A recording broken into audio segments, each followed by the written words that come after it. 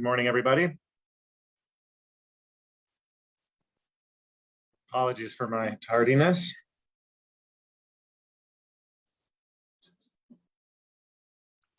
I see a phone number says beyond in 5. Is that Sean? Do you know? Or it's not a phone number I recognize. Yeah, it's Sean. Okay. So Sean is present? No, it said he would be on in 5. Oh, okay. Well, that was about 5 minutes ago. So I don't know if he's out there. It's a phone. The phone number is, I think Beth should have it too, but 303-478-6168, I think. It's pretty fine print. It's a public number.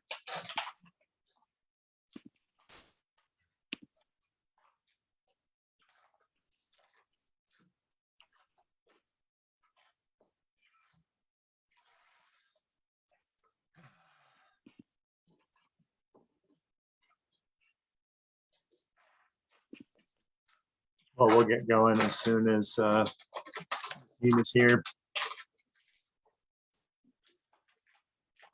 Good to see you, Cindy and Becky.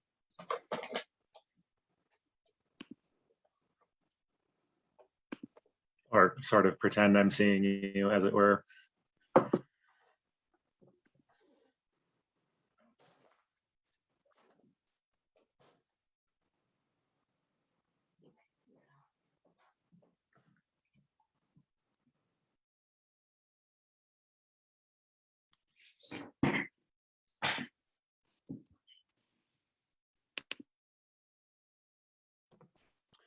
Randy, to give you a heads up, one thing that is on my list for commissioner update when we get there is CCI's asked us for our priorities on the 3 legislative proposals we submitted. And so I'm going to take this moment to give it some thought.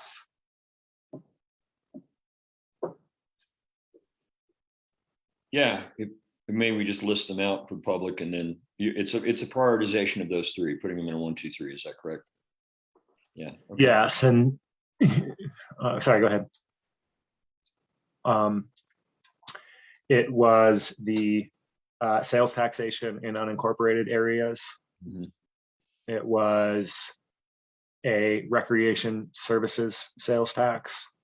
Right. And it was short-term rental platform Transparency and accountability. Right.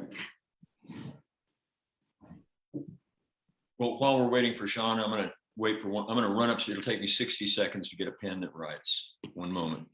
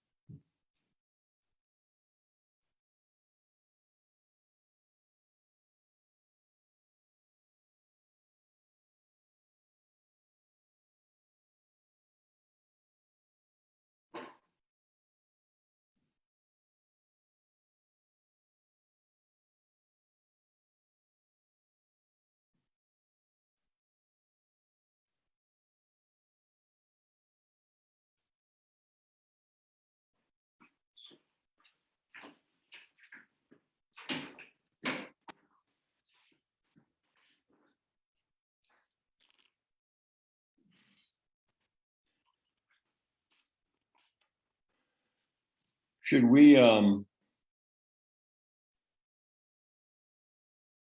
ahead with public comment and that work session? Because we're kind of strapped for time. What do you think?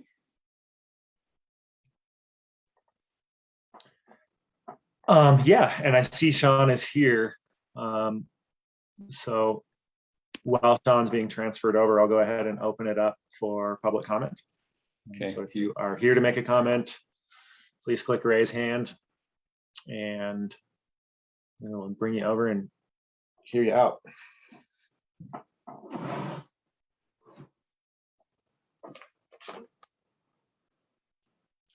Okay, I do see a raised hand here. I bet you see that as well, Beth.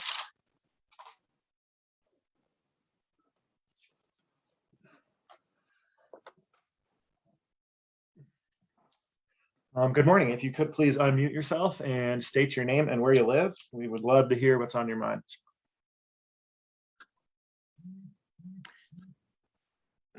Hello, good morning. This is Deanne Powell. I'm here as a person who loves Colorado and Clear Creek County and want to emphasize that I really support the county contributing funds to acquire the plateau in Empire. It's really important that we keep this ground open and available and a good place for the sheep and the elk and everyone to live happily ever after, including us. So please support this. It's coming up in a few minutes. Thank you. Thank you. Okay, so the next thing on our agenda is a work session to present Clear Creek County's comments on the I-70 Floyd Hill environmental assessment with Amy. Thank you. Good morning. Right, so I wanted to present our comments and offer a little bit of background and go over the material in the letters that you have included in your packet, and to try to focus the material in the letter, which is pretty long and technical. So just to give a brief background, the Floyd Hill PLT and technical team, project leadership team and technical team has been meeting for, I think it's been at least 4 years that the group has been meeting to arrive at and review some design alternatives. Those design alternatives informed the ideas that are reviewed in this EA, this environmental assessment. So the comments are relative to the way that report came out. The comments are developed by the transportation team, and they are meant to be to reflect our county's interests in really what has been a pretty long process of reviewing and arriving at the design alternatives. The design alternatives were built with the perspectives of a lot of different subject matter expertise and community perspectives. And overall, our impression as a transportation team of the environmental assessment was positive. However, it did not cover every single bit of our concerns. And that is really what the comments are meant to reflect. So I want to just briefly share screen, and I did create a little slide deck, very brief, just to help put in front of you visually a brief summary of our material for your review. Can you see that? No. Yes, there we go. So we are really talking about 4 main points in the draft letter that you received. It is a fairly long document. We had a couple people on the transportation team, Cindy Neely and Joanne Sorensen, reviewed the EA itself, which is a long document on its own. And then there are several very lengthy technical reports that are in the form of appendices that support and accompany the environmental assessment document. And Joanne Sorensen focused on 2 of those, one about air and one about water. So the four main topics that we are addressing in the letter that you had before you are these. One is advancing our objections to the alternative that includes the southern frontage road. And that really is around two ongoing concerns that we have about the land where that frontage road might exist. And that is one of the reasons that are about the root of our objection to putting a frontage road in that area, which are about the historic assets that are present there and about the land's use as a recreational asset.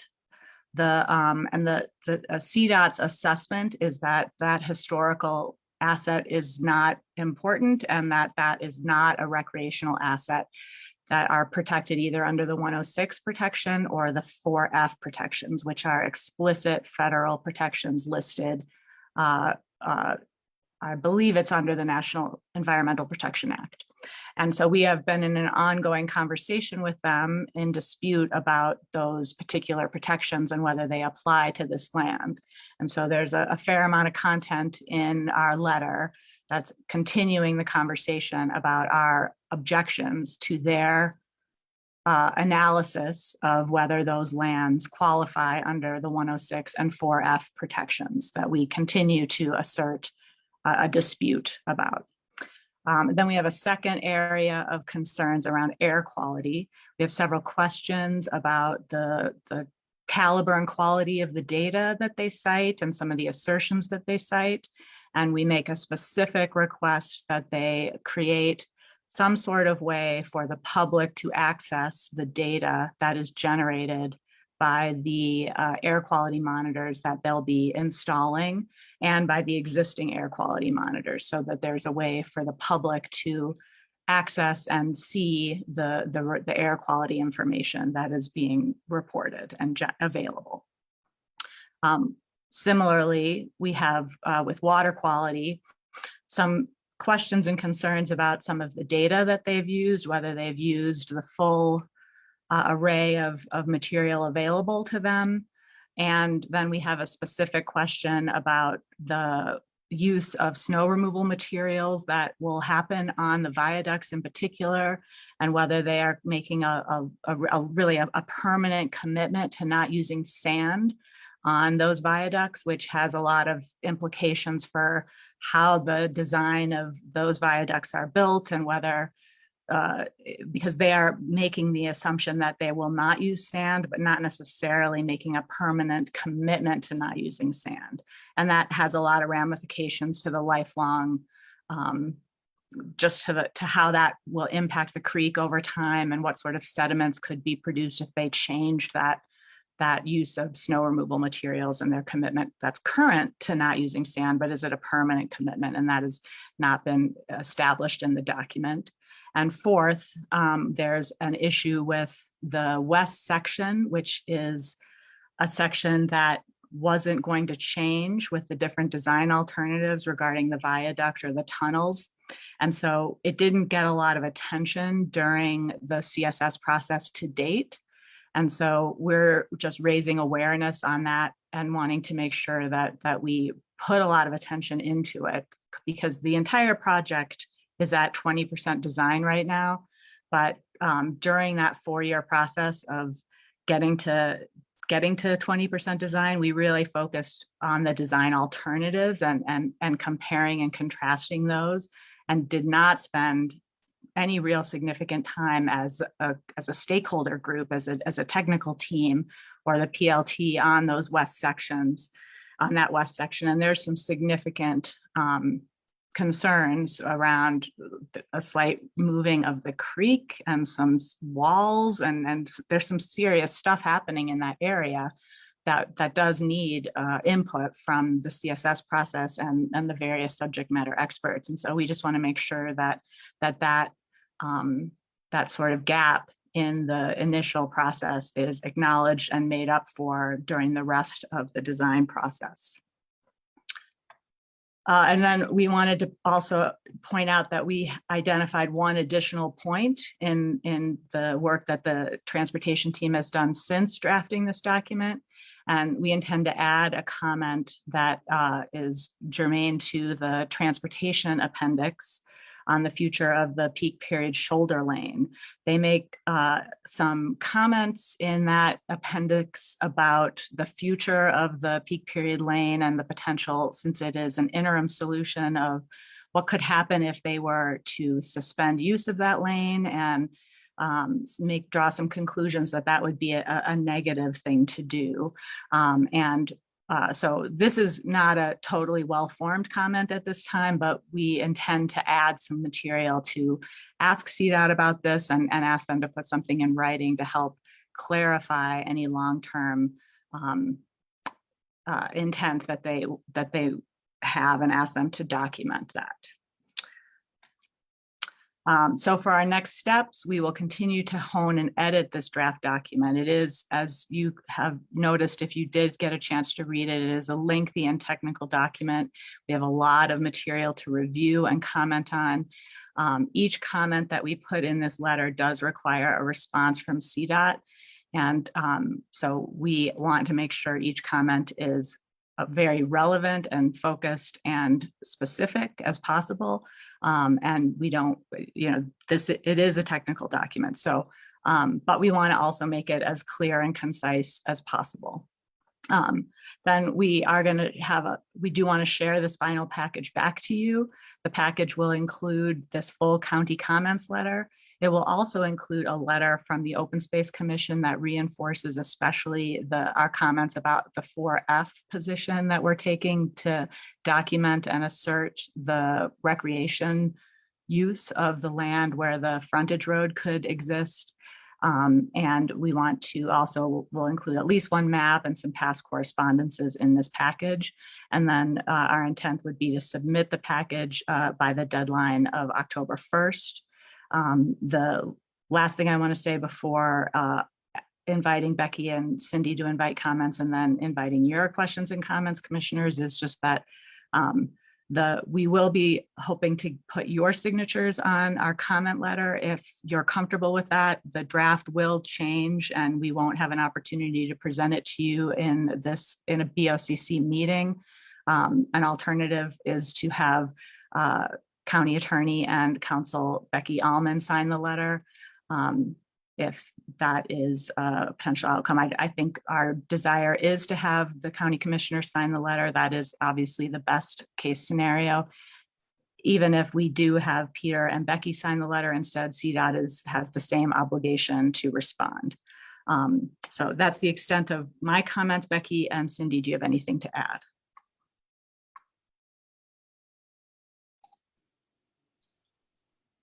Cindy, anything? I'll defer to you. Becky, I would, No, I think that was a good presentation, Amy, and I appreciate the slides. I think that captures everything well. And I do want to assure you that this comment that we're looking to add that we discussed yesterday at the transportation team meeting is frankly going to be 1 or 2 sentences.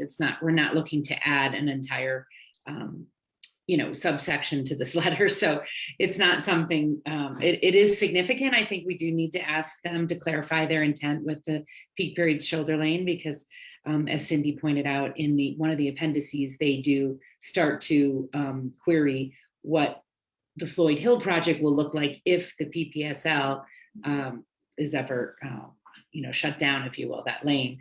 And I think the answer is that's not something they want to see. So we think that's where they're headed, and we'd at least like them to start clarifying and putting it on the record, frankly, because as you know, I believe it's 2035, that lane, the PPSL project is supposed to be shut down. So it's not suitable for a full-time lane, a third lane. And what we don't want to do is have somehow inadvertently backed into a 6-lane highway project. So we just are going to ask them a very simple question to clarify their intent at this point. So it's not going to change dramatically from what you've seen here, which you've already reviewed. And I am going to go through, as Amy said, clean it up, and I'm going to number each and every comment.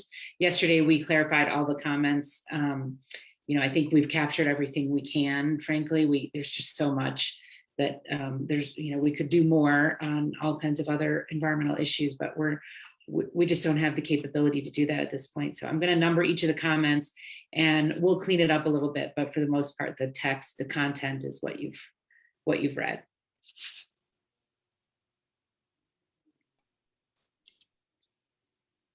Any questions or comments, commissioners? Thoughts on the signatures also?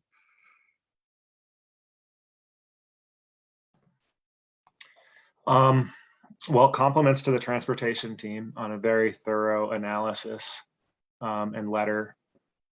I was kind of thinking about the way you describe those retaining walls in the rail bed, and the fact that I've looked at those pretty much every time I'm not driving and going through that corridor with kind of wonderment, like those are there and they're in great shape and they're amazing. And I imagine I'm not the only one that looks at those and has a sense of wonderment for Clear Creek County and its history. So that's my only real comment, and it's just maybe color commentary.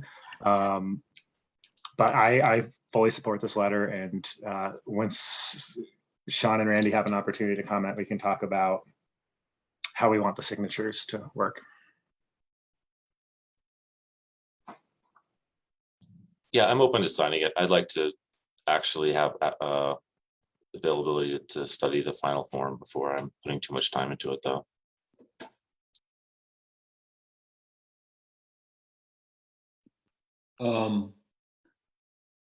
Yeah, I think the main thing is there are two main issues that stick out to me that I think deserve. I mean, the air and water quality things are pretty self-evident. I think the reality for Clear Creek is that those are historical assets, and we can debate. We could and we have in the past debated a little bit. The appropriateness of those types of historical assets. But the fact is, the law exists, and the legal remedy is available to us, regardless of whether we value the historical rail bed and the retaining walls, and the differences of opinion on that. But the more importantly, it's a legal remedy to us. That is, or as importantly, a legal remedy to us to allow us to protect the future of our Greenway corridor through that area and potential open space park. And so the Section 106 and 4F parts that we think they got wrong deserve objection, so that we're on the record for that purpose. The second really big piece, I think, is that as the design develops, the other 80% of the design, and the contractors and engineers bring some ideas in resolving that design, it's very important that the CSS process continue as robustly as it did up to this point. And we want to make sure that they do that the tech team and PLT continue to remain engaged through that other 80% of design, and we need to assert that to them as well. And that's that extra piece on the end beyond the 4 bullet points. To me, those are the two, really big issues. And then outside of those 4, the future of the PPSL is really a big deal, because we saw, we understand that when the Floyd Hill project is complete, then that's going to release latent travel demand and put some more highway almost indubitably onto the highway, put more traffic onto the highway again. And there may be a call to expand hours or to go full time on that highway. And we've already had people ask for that. And because it is a safety compromise every time we open that highway, with no shoulders to pull off or anything else, or any ability even for law enforcement to pull people over, and it's definitely a degradation of safety. It can't be a long-term, full-time, or permanent solution and seen that way. And so when you combine that fact with their comment that to close the peak period shoulder lane after 15 years, which is its designated lifespan right now, when you put those two pieces together, we end up with something that would not be even the equivalent of a 1960s Oklahoma highway, that I grew up with as a kid. And that's not something we would want to see as a permanent or even semi-permanent solution with indefinite lifespan for this county, which is why it's so important to maintain, I think, that the highway is used as a decongestion tool. It's pretty likely that at 15 years, we won't have built an AGS and we won't have gotten close to thinking about ripping this out and putting in a maximum program, full bore 6-lane highway with full shoulders, FHWA compliant. So it's very likely that we will be asked to continue the peak period shoulder lane at that time to derive the benefits of the Floyd Hill and other projects. And we just need to be prepared for that in that discussion and what compromises we might be willing to make at that time. And understanding those safety considerations and the limitations of the usefulness of that highway and safety, I think, is really important. And that's why I think all 4 of these particular segment areas of comment are very important as well.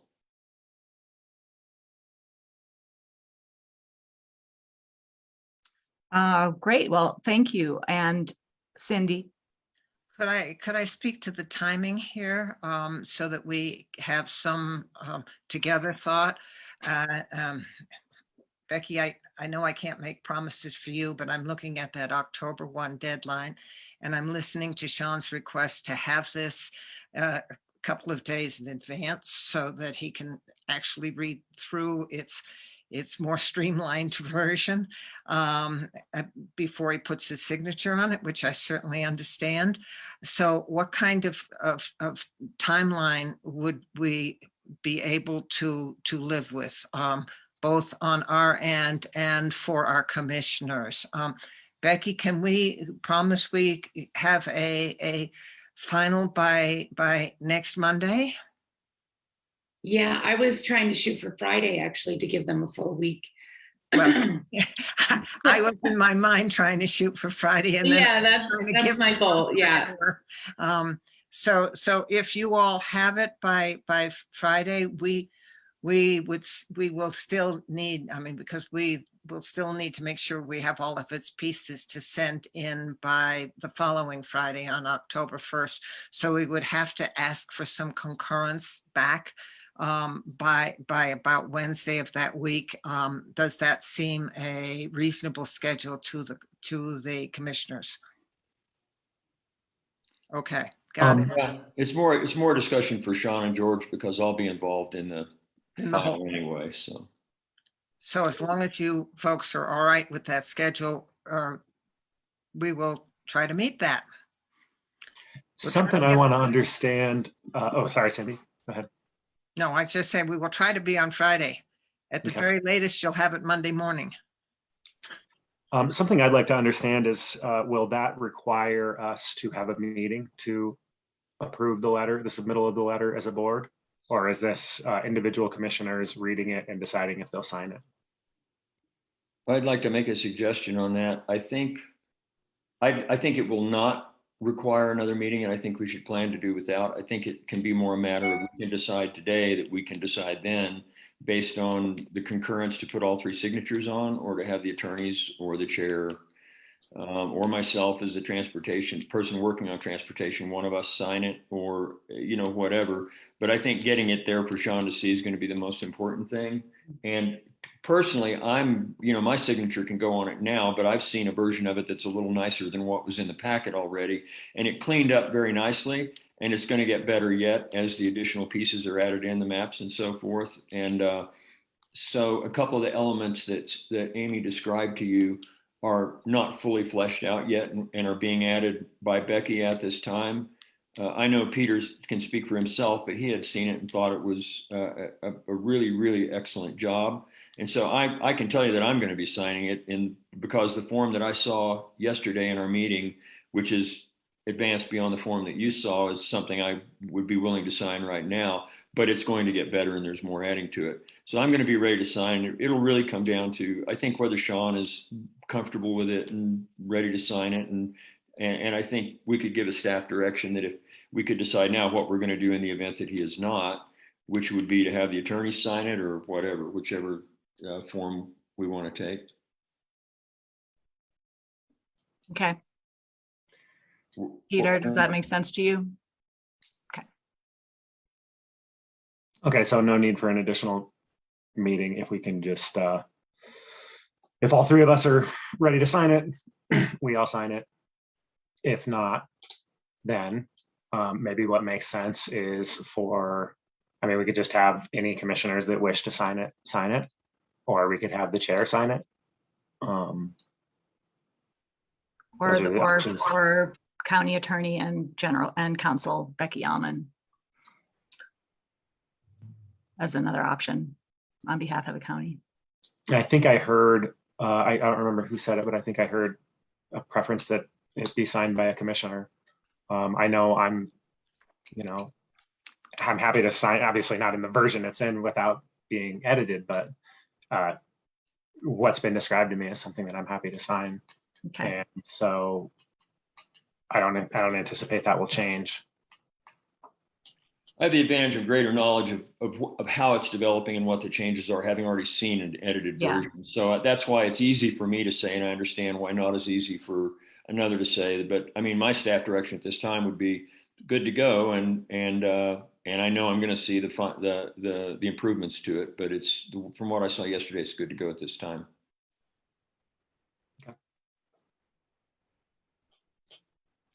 Sounds like we have what we need. Thank you. Yeah, I agree with that direction. So thank you, transportation team. Thank you.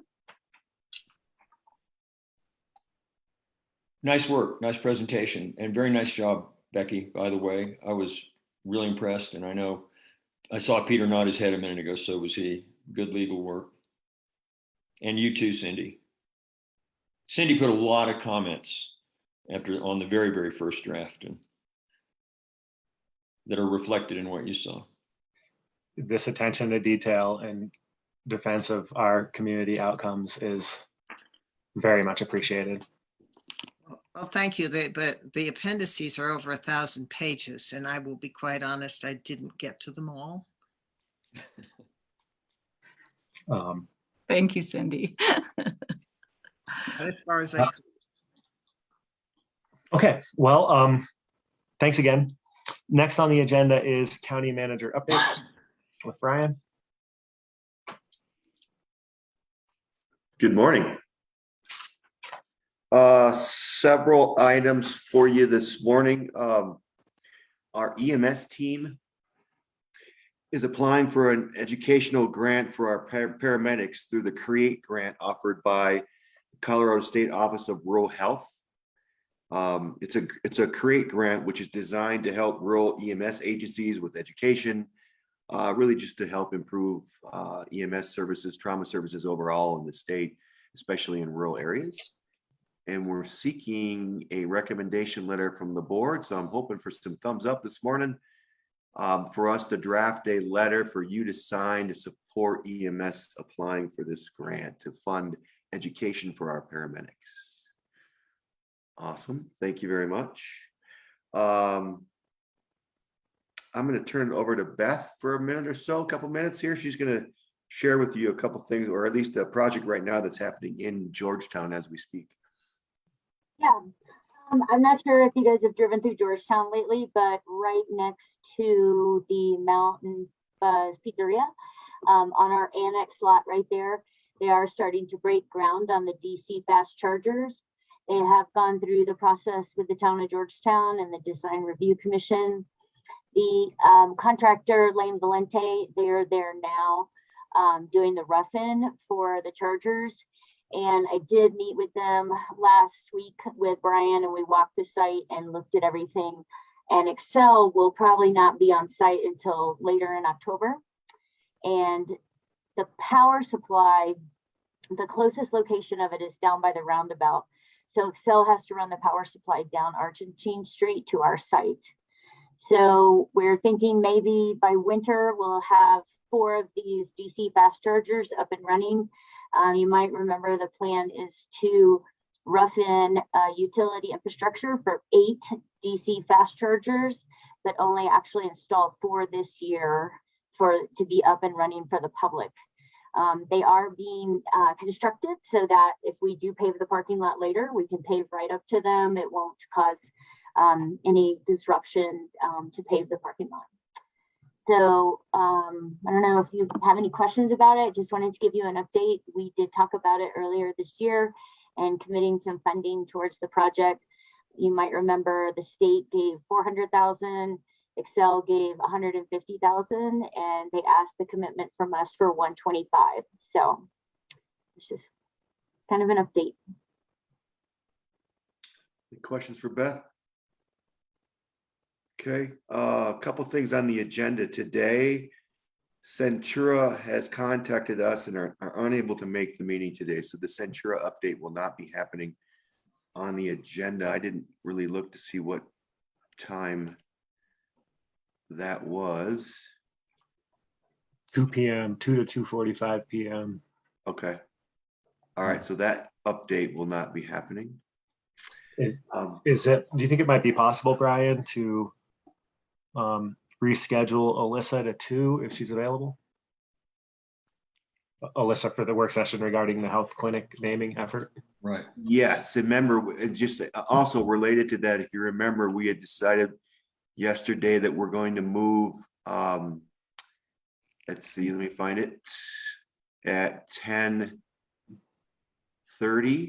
We were going to move my item on the budget transfers, as well as Alyssa's on the COVID budget expenditures, back to the end of the meeting also, in order to provide more time for the Douglas Mountain Ranch discussion.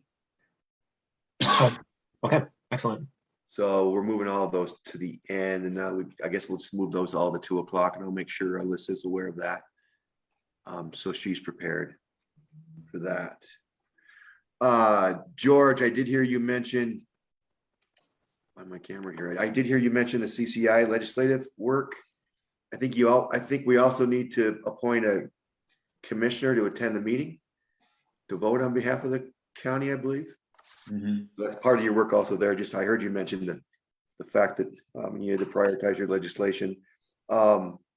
I don't know that we actually have to, do we need to appoint one commissioner? I know usually we have one vote as a county, but more than one commissioner can attend. And we usually work that out pretty easily, but. For this specific meeting, they ask for that document that Beth put in front of the camera. We nominate a single commissioner to attend and vote. Okay. Other commissioners can attend, but the commissioner we nominate will have the vote. Okay. And It was a heads up there for during your update.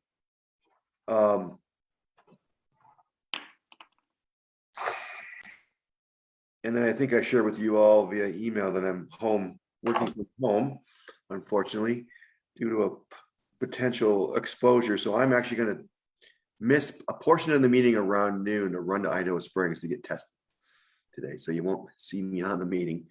And then I am going to miss the next meeting on October 5th. I will not be, I'll be dialing in probably for at least for the beginning of the meeting, but may not be at the entire meeting. I will be out of town. And I think, am I forgetting anything, Beth? I think that's it. okay. Not having seen the agenda for the 5th, I would be happy to move that meeting if it can be moved to accommodate your schedule, Brian. Okay, I know there's several items on there. Let's take a look at that. I'm pretty sure I could at least be at the meeting in the morning. So that would be probably hopefully the most of it. On the 5th? Yes. Yeah. Do you want me to share it? I do have one publicly noticed item. It's our notice of final settlement with Alliance Construction for the health clinic. That is in the morning. We also have an update from the school district on their ballot issue that morning. So, Right. Yeah. 9:15, is that right? 9:15? sure. And then that's also the day that we do our regular quarterly updates with CDOT, Forest Service and open space. That is a tough one. We schedule those a year in advance. So I don't know. Yeah, and again, I'll be at the majority of the meeting, so. Okay, well, then sounds like we're going to stick with the 5th. That's fine with me. And we can consider if we have an abbreviated meeting for that purpose and leave anything off, keep it light, then we could always, if we needed to, we could add a meeting for the 12th, I suppose. Well, you're actually reminding me of another item I wanted to bring up this morning, and that's that we do need to find time for a special meeting. I'm hoping we can schedule just a special meeting to discuss budget as opposed to doing that in a regular meeting. So maybe finding an off Tuesday to have the budget conversation with you all in lieu of doing actual regular meetings. So Is sooner better than later on that? yes and no. We're not quite there yet, but we're getting close. So I'm thinking maybe that third, I guess, maybe it's the 4th Tuesday in October. We'll have to take a look at the agenda and we'll shoot you some dates. 26th, I think.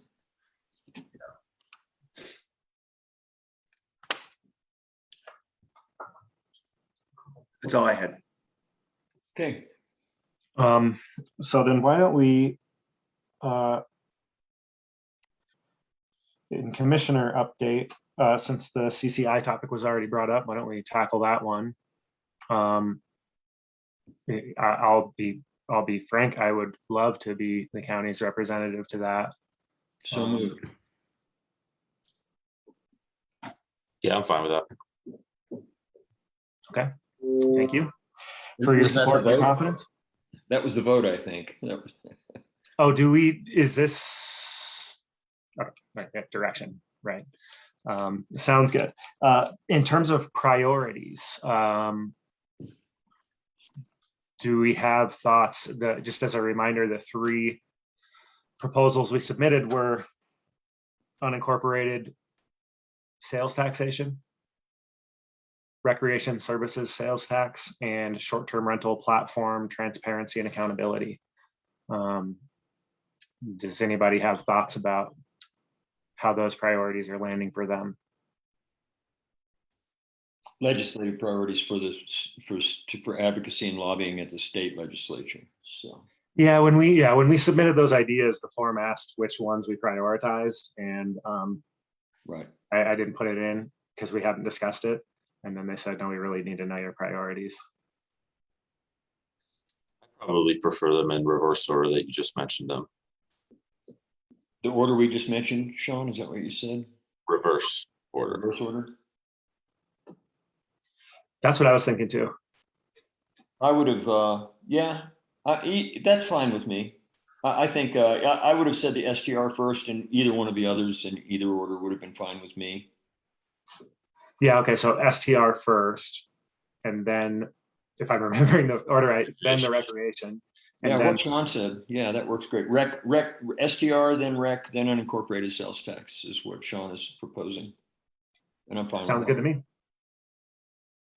Okay. The Tourism Bureau has made a request for us to sign a letter of support.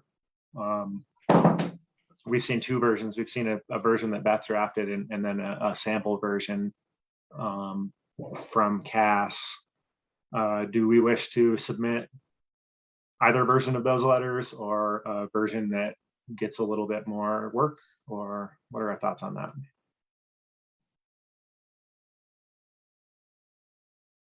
What are your thoughts on that? I think it'd be great if staff would present us with one version for us to consider.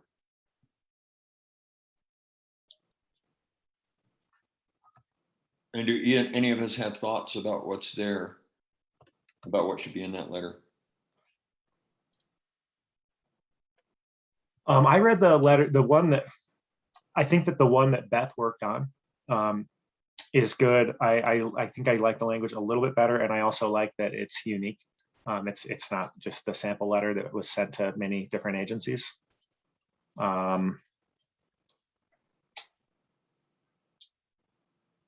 I don't know that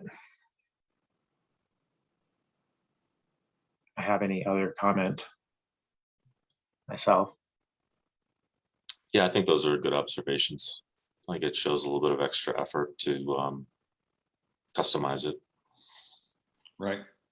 And I agree with the choice of between the choice of the two. I agree with that. One thing we could do if we wanted to is give ourselves the lunch break to send Beth any comments, and then just take this back up at the tail end of the meeting. What's the deadline on the letter? When did they want it out? It's today. Today. Okay. All right. That's good enough. I can do that. Okay. So then we'll do that. I'm gonna do my best to remember to take this back up, and probably could use some help.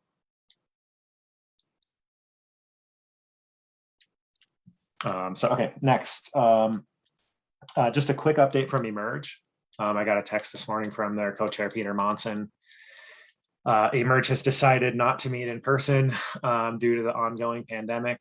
I want to thank them for choosing responsibility. And they are going to do a newsletter. The newsletter will go out after the election, and which is a little bit different than how they've done it in the past.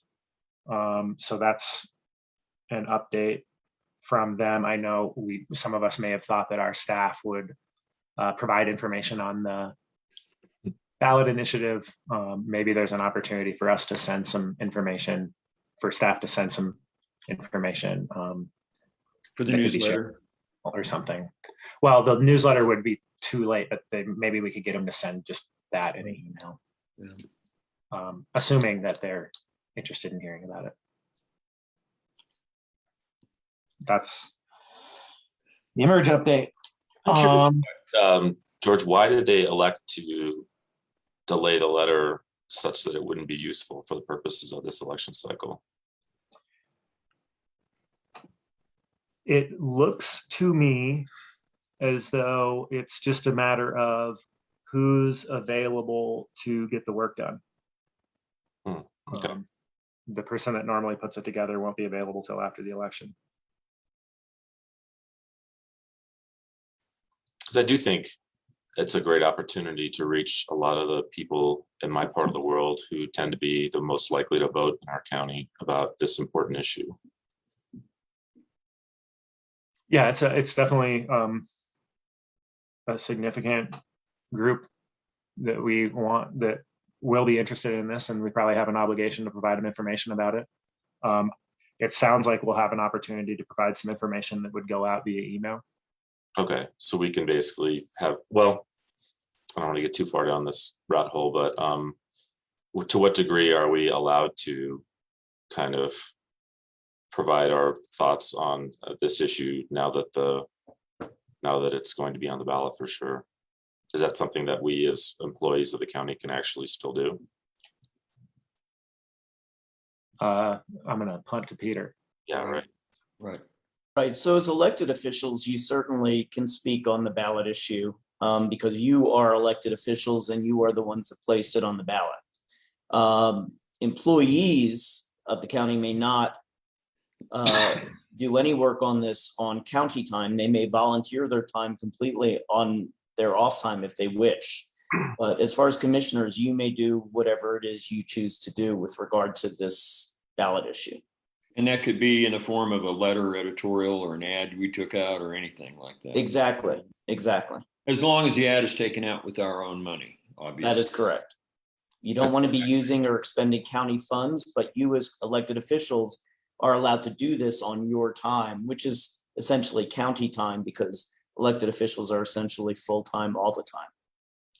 So my suggestion is, I think what Randy was heading toward, why don't the three of us put our heads together, see if we can come up with something, and then send it to the Courier, send it to the Current, send it to Emerge, send it to anybody who's willing to propagate it for us. I think that's a good idea. I was thinking the same thing if we had a common theme. And then I think individually, we can also each do things like a letter to the editor or anything else beyond a particular piece of boilerplate that makes an article. So we can get duplicate coverage, maybe more than one issue or something like that, for example, of a newspaper or whatever. When you do say put your heads together, of course, that means just directing individually any type of comments or thoughts to me so that I can compose with staff anything that we need, and we'll work it out that way. Is there one of the commissioners that wants to take it on themselves to actually do a first draft of the letter to shoot across to Peter? And then Peter can disseminate that for edit comments or something like that, kind of like the EA we just looked at. Yeah, I'd be happy to do that. Okay. Thank you, Sean. Just a couple of things. I was under the impression, Peter, that while the county can't advocate for this, staff can provide information. and answer questions about it. Is that correct? That is correct. They cannot advocate, but they can do their staff function, which is answering any type of question that relates to it. Okay. They just cannot advocate. That's the key. So that brings up an interesting question. Is there an informational piece that, separate from an advocacy piece that came from the commissioners? Is there, like a frequently asked questions or facts piece or anything like that that staff can put together as a separate piece? Or is the very fact that you did that and disseminated it to the public implicit advocacy? I would prefer that staff not work on the ballot initiative at all if they can avoid it. If they have to field questions from members of the public, that makes sense. But at this point, what happens really is that's taken by any type of volunteer in the community that wishes to do this, to work with some sort of committee that is formed, and then they can do the advocacy parts of that. They can do those frequently asked questions. And again, staff can do this on their off time as volunteers if they wish to, but they may not do it on county time. So I'd prefer they stay away from doing any work on the ballot issue itself. Fair enough. The only other thing I have on my update is that I would welcome, as soon as it can be scheduled, a work session for us to reflect on the feedback we got from the community about the LDS church property. So that's it. That's the balance of my list. Yeah, I think we need to put that. I agree. We need to put that on the schedule. Can we plan for the second meeting in October? Sure. We'll make that happen.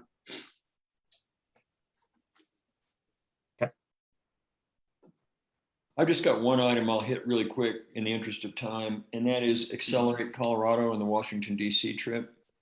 What I've learned right now is that the two senators are in D.C., that the House of Representatives may be called back and be there that week and be available to us if we were there, but that is an unknown that will probably flesh out by the end of this week. But then, so the value of the visit would be kind of funny if we were to fly to Washington, D.C. and stay in a hotel only to be Zooming with representatives that are back in Colorado. It makes no sense. And with, COVID, I mean, I'm not really afraid to travel, but, if it's needless and if it's not of great purpose. The other thing was that we were told that we can't get a refund on the money. But I talked to Ellie with Accelerate Colorado this morning, and they said we can roll the whole thing forward the way we did this year and apply it next year. So I just wanted to let that inform the conversation, the decision of whether to go or not. They need to know pretty soon so they can confirm.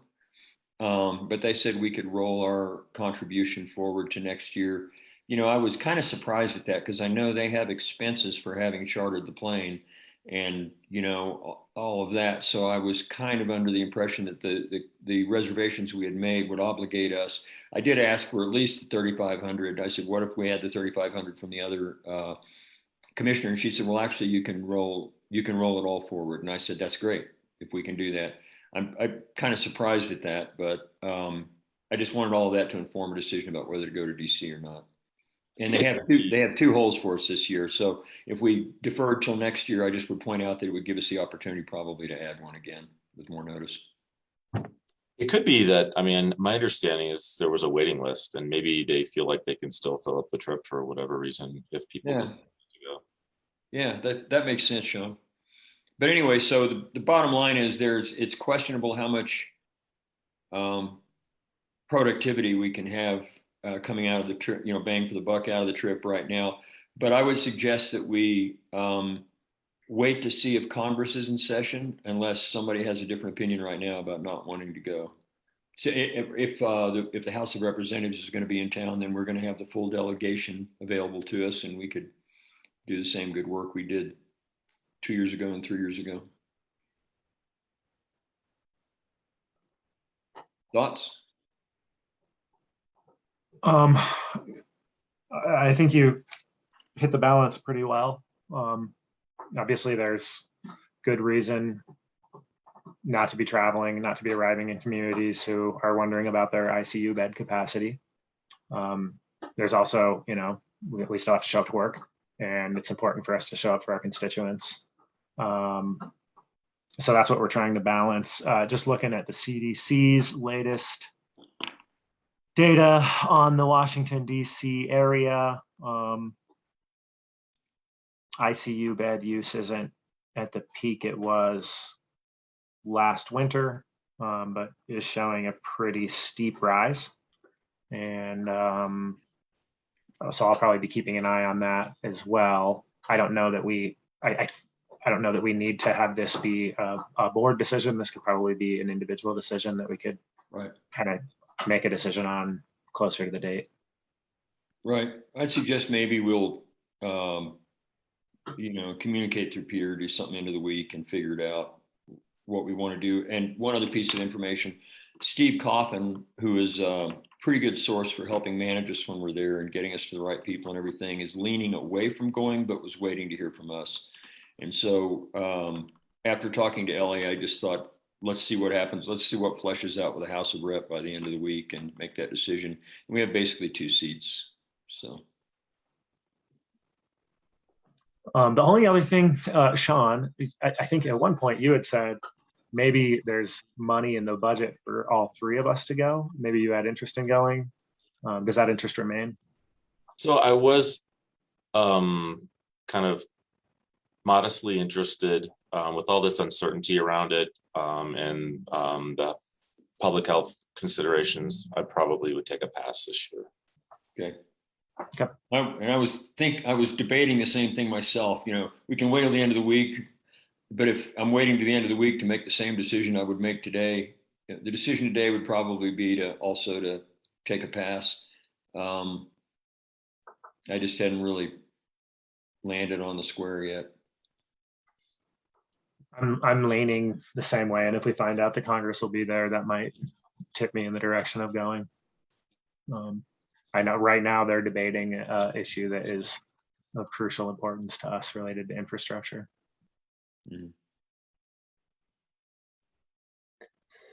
Okay, what else?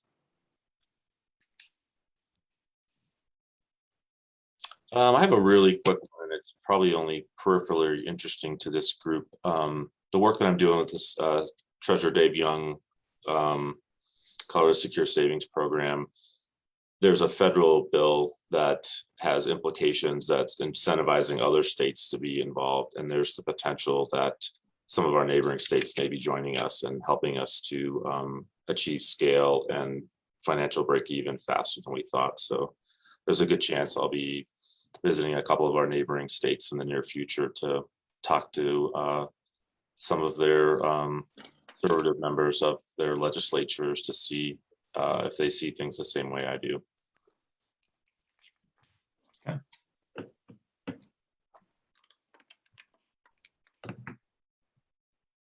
That's it for me.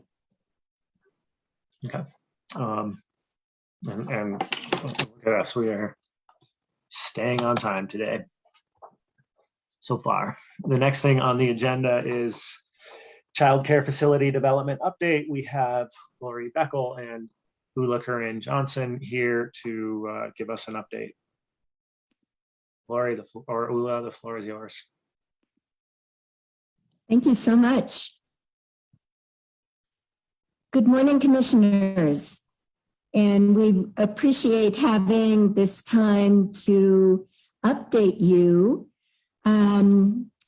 Beth, we have a PowerPoint to guide us expediently through the kind of the updates. And then we really would like to have just a discussion with you about what's possible here in Clear. I really want to also just acknowledge Beth. Beth was the driving force behind the needs assessment that was done in 2019. It was an excellent needs assessment, and some of our preliminary slides will set the stage for the need. I think you all have seen copies of the needs assessment. It's important for you to know that Clear Creek County is currently considered a childcare desert. And that is a term that is used by the early childhood folks in the state when the need is so great. And it's basically what we have used to develop where we are currently and to continue to move forward. So this presentation will be done by myself. I'm the Funding and Finance Committee Chair for Expanding Early Care and Learning in Clear Creek County. UC is a person that we were able to find some funding for from the Economic Development Group in Clear Creek County, and she serves as our project coordinator. Tiffany Stout has been incredibly useful. She's a licensing expert and has been with us in looking at the buildings and helping us develop a lot of the strategies we're currently working with. And then Carla Cole is new to us. She is a local design and build expert and is kind of part of this presentation if there are questions about that. So UC, why don't you take it away and just set the stage for the need that we're hoping to begin to meet in Clear Creek County. Thank you, Lori, and happy Tuesday, everyone. So just to recap why this whole initiative came around, a needs assessment study was made, like Lori explained, and thank you, Beth, for initiating that. And it was identified that about half of the need was met by child care centers 2019. And that gap would even would not close unless we put more capacity into our county. The need in 2030 would be about 64 and could be up at even over 100 slots short.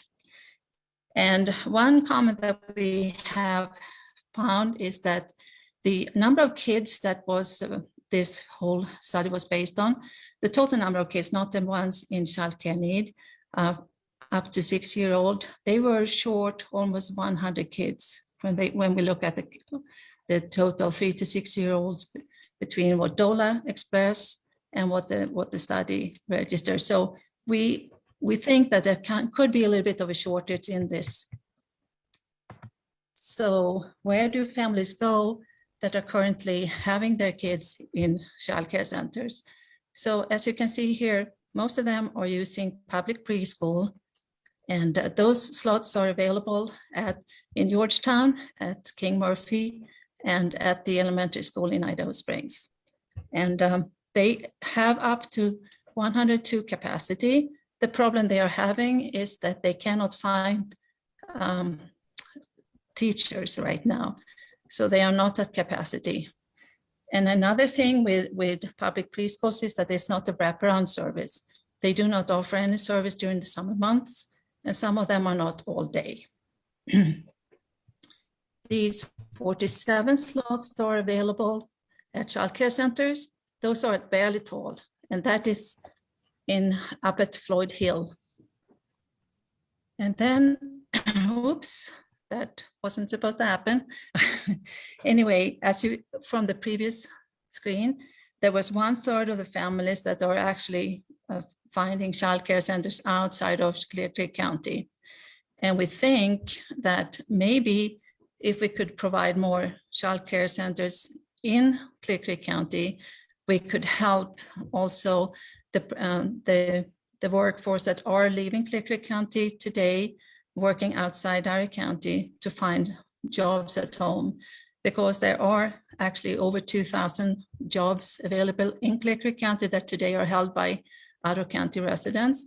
And we feel that if we could provide better childcare, maybe some of the families could find a job closer to home. So that was our update on what the numbers are and how deep the need is.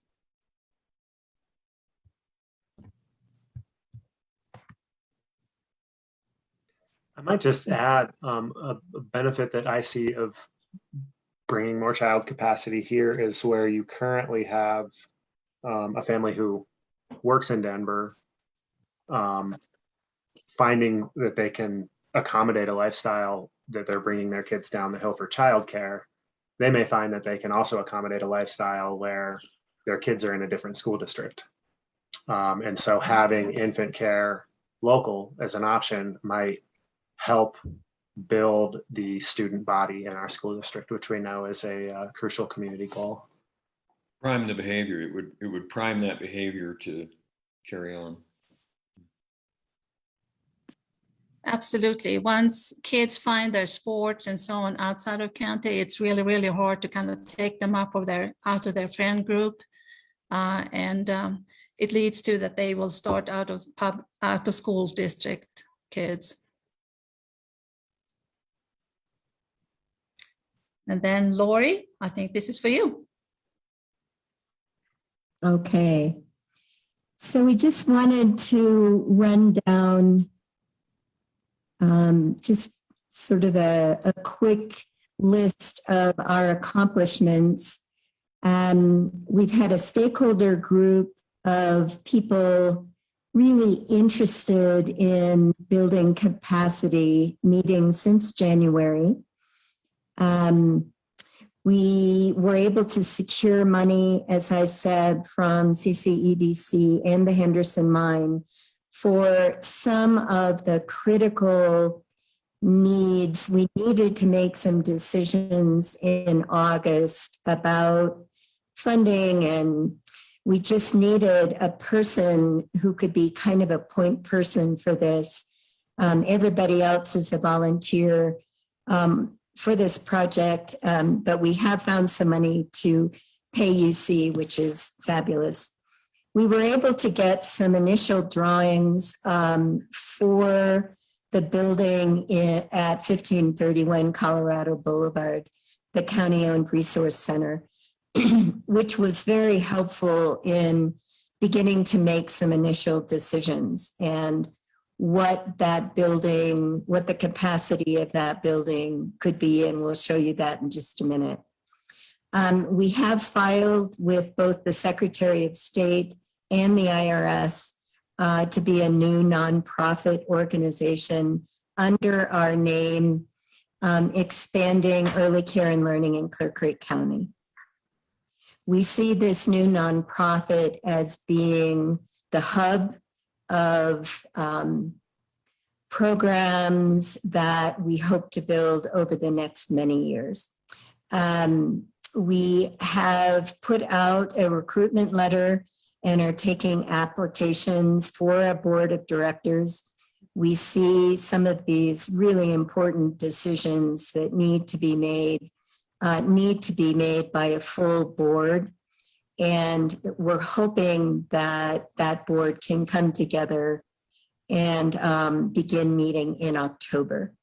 And then we've made site visits to both the 1531 Colorado Boulevard property, as well as 2 site visits to the LDS Church property. Okay, next slide, please, Beth.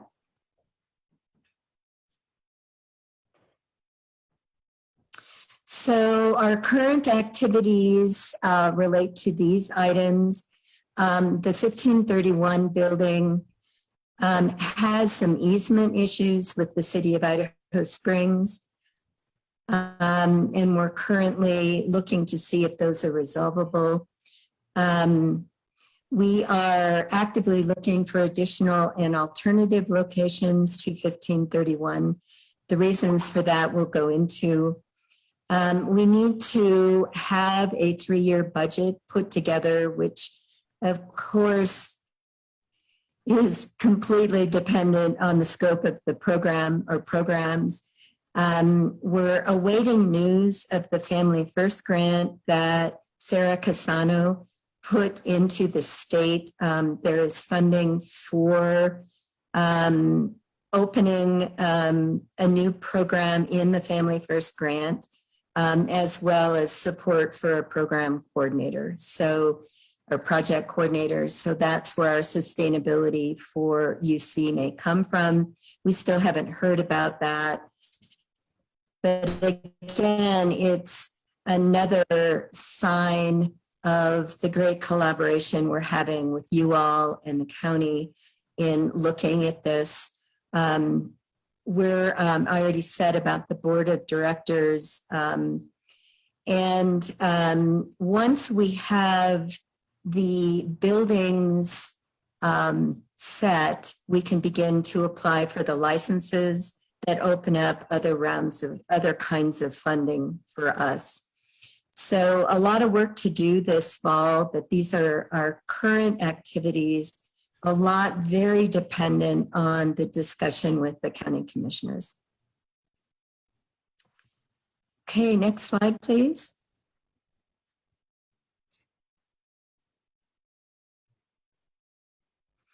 So this just gives you some of the information as we've looked at 2 locations, realizing that we're very clear that the LDS Church has not been made available for this purpose. But we did look at it prior to the proposals that were solicited for this property, and we have looked at it once since, just because we did want to have information related to how it would contribute to programming in Clear Creek County if it was made available for childcare. So this just gives you information as we've looked at these 2 sites, and there may be others, but these 2 sites, the plus in front is how we see this location being a plus, and the minus indicates some concerns we have about the locations. So certainly 1531, the location for that is terrific. We've had conversations with Peter about once we have an entity going ahead and signing a lease with the county. So again, another a concern about that building is the size of it would only allow us to serve 26 infants and toddlers. So there are some restrictions on the capacity that we need in this county if we were to go ahead with that building. The cost estimate that we've received is very high, and we have concerns about if it's accurate, over $1 million to do the renovations required to license that building for infant and toddler care. We need to raise $363,000 in matching funds for construction if we were going to go for the Buell grant to do the renovation on 1531. The Buell grant will also fund only 1 location. They are not the only source of funding, however. They are the ones we had in mind. New sources of funding are really are coming in, and we learned of new information from Tiffany this morning. The other thing for the budget of expanding our total budget, which will include running perhaps several programs, is that infant and toddler care is extremely expensive, and that typically programs can only run infant and toddler programs if they have pre-K programs as well to offset the cost.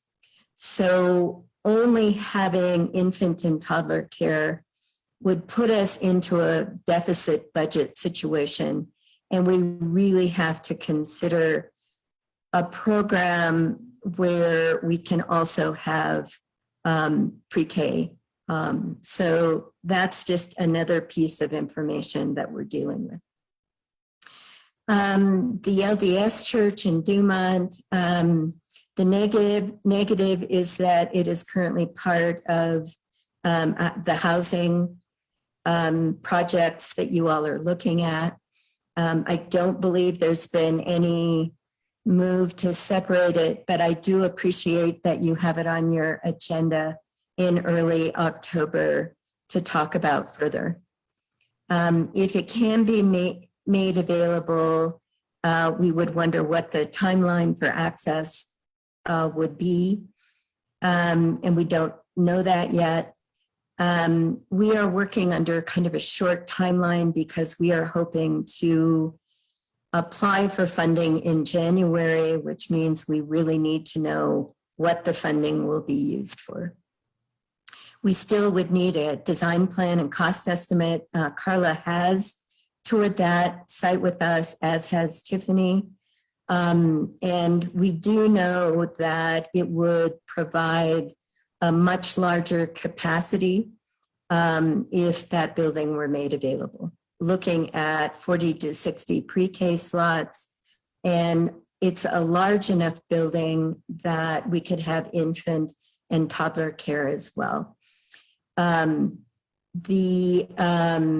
may be less expensive to renovate since it already has classrooms and not offices that we would be making into pre-K classrooms and possibly infant toddler classrooms.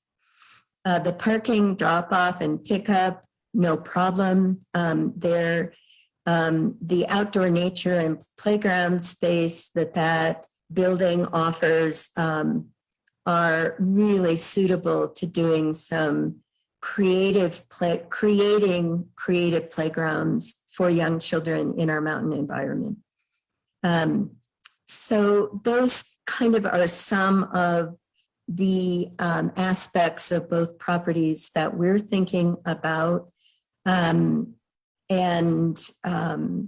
kind of wanted to just bring you up to speed and kind of what our thought process is at this point. Any questions about kind of the information or to these two locations?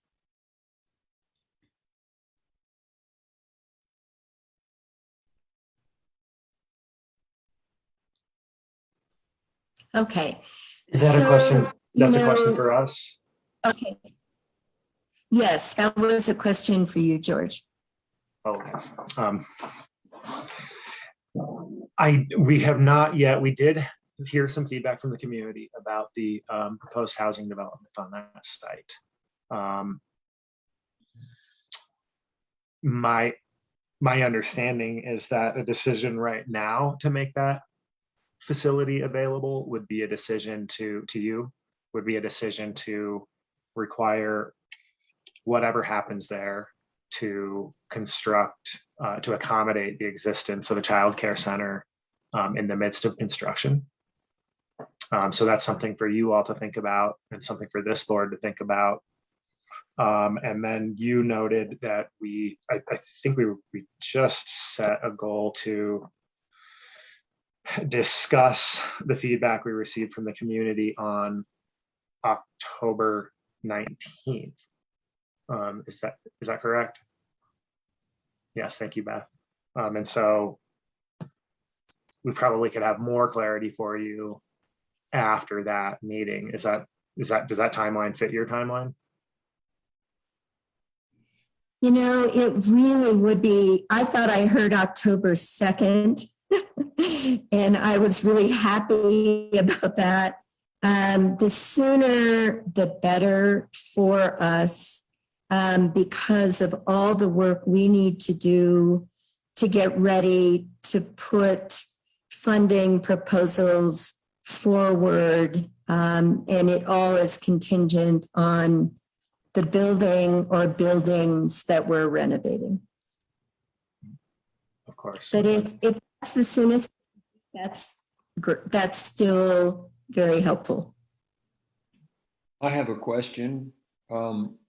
Is the proposal to use the LDS church to let it then coexist with a finished housing project if there were a housing project approved there? Is that correct? Is that a concept that is being floated? Okay, that helps me understand a little bit.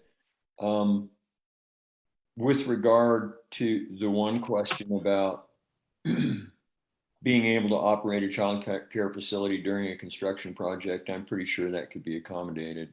I'm positive of that. Having run a bunch of construction projects is all I'm sure it can be figured out, the logistics of that. But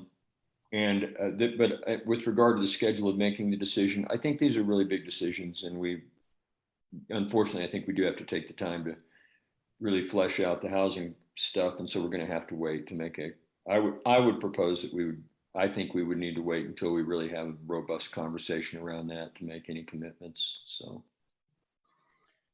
One thing I agree with that. That makes sense. To that, first off, thank you so much, Lori and your crew, for continuing to pour your own volunteer hours into this. I don't really know to what degree we can have any official conversations with your group until you have some type of a legal status. I don't know that we really have the ability to make any kind of offers or commitments until you achieve some sort of incorporation, be that 501c3 or whatever you have in mind. So, I mean, I would highly encourage you guys to push hard on that one. So that is already illegal. It's already a legal company. We are seeking 501c3 status, but that may take up for a couple of months more. But it is a Colorado nonprofit company. Have you applied to the IRS for your 501c3 status? Yes. Yes. How long ago? How long ago did you make that? 2 weeks. Okay. 2 weeks. 2 weeks ago. We have the letter, the IRS letter with our EIN number. Yeah. And we have a certificate from Secretary of State of good standing. Okay. Yeah. So you have not achieved 501c3 status, right? And my limited understanding is when Team Evergreen applied last year, they didn't hear back from the IRS for 10 months. So I think it's going to be a while before, because having the incorporation status from the Colorado Secretary of State obviously is not the same thing as achieving your 501c3 status. The other thing I would say is, I think Randy's right. I mean, there's a lot of big decisions this board has, and including kind of identifying what the priorities are in our community. We only have a few pieces of developable land, one of which we're going to talk about shortly, but the LDS church, and there's workforce housing, there's all kinds of needs for land that can be put to use for the benefit of the people who live here. And I don't know that we've really had that conversation in terms of where we're landing with seniors and workforce housing and childcare or any of that. Actually, I'm pretty sure we haven't. Well, I think childcare is like healthcare. It's a very important need in the community. So, I mean, for me, that's a foregone conclusion. It's more said. than workforce housing. Excuse me, Sean, please. Thank you. I'm speaking for myself. And with regard to the conversation, though, like I said, it's a big conversation around the property at that site. And so we're moving towards some decisions on that. And so all I was saying was, as far as the scheduling of, I was responding to what Lori was saying earlier about needing, that sooner is better than later to find out, and that would be helpful. And all I was saying was, I think we need to take the time to have the robust conversation about the full site. And that probably, I don't know how we can have that scheduled to happen before probably the 19th or probably the 19th, I'm guessing, maybe the 12th or something, but 19th we're set to go right now. So that's all I meant. Yeah, and I mean, my observation of this board is so far, of all the important things in the community, we have them all tied for first, right? And at some point, we're going to have to come up with the courage to decide what's really first. Oh, Appreciate the challenge. for what it's worth, what I hear is robust agreement among the two of you, and I agree as well. One thing, as far as 501c3 status, I know those rules quite well, having formed a nonprofit myself without legal advice. One of the things in the IRS rules is an acknowledgement of the time it takes between incorporating and building that legal entity that exists, which has been done, and getting the actual 501c3 status. The IRS actually allows a organization that's incorporated as a nonprofit at the state level to operate as though they have 501c3 status for a period of 18 months before they even have to apply for 501c3 status. And so I'm very confident in this organization that exists and its ability to get 501c3 status. It's clearly an eligible charitable activity. And so that's kind of neither here nor there, just my comment on it. And maybe a question I have for the childcare group, kind of along with an opinion that I have, which is that I don't see any harm to the county of you all moving forward to evaluate that facility in the interim. And that would be a decision of yours about how to best use your resources in an uncertain situation. But if you wanted to go in there and put in the time of putting together that design and cost estimate, and somebody else on the board agrees with me, I would welcome you to do so. And if I could just interject, just to clarify, the board can have conversations with this entity at this time to explore these proposals. It's not limited by the fact that it doesn't yet have the 501c3 status. That isn't an issue as much as it is a created entity under the Secretary of State's office as a corporation. So I think we're good. If you do want to engage in entertaining any type of proposals, you can. Obviously, any actual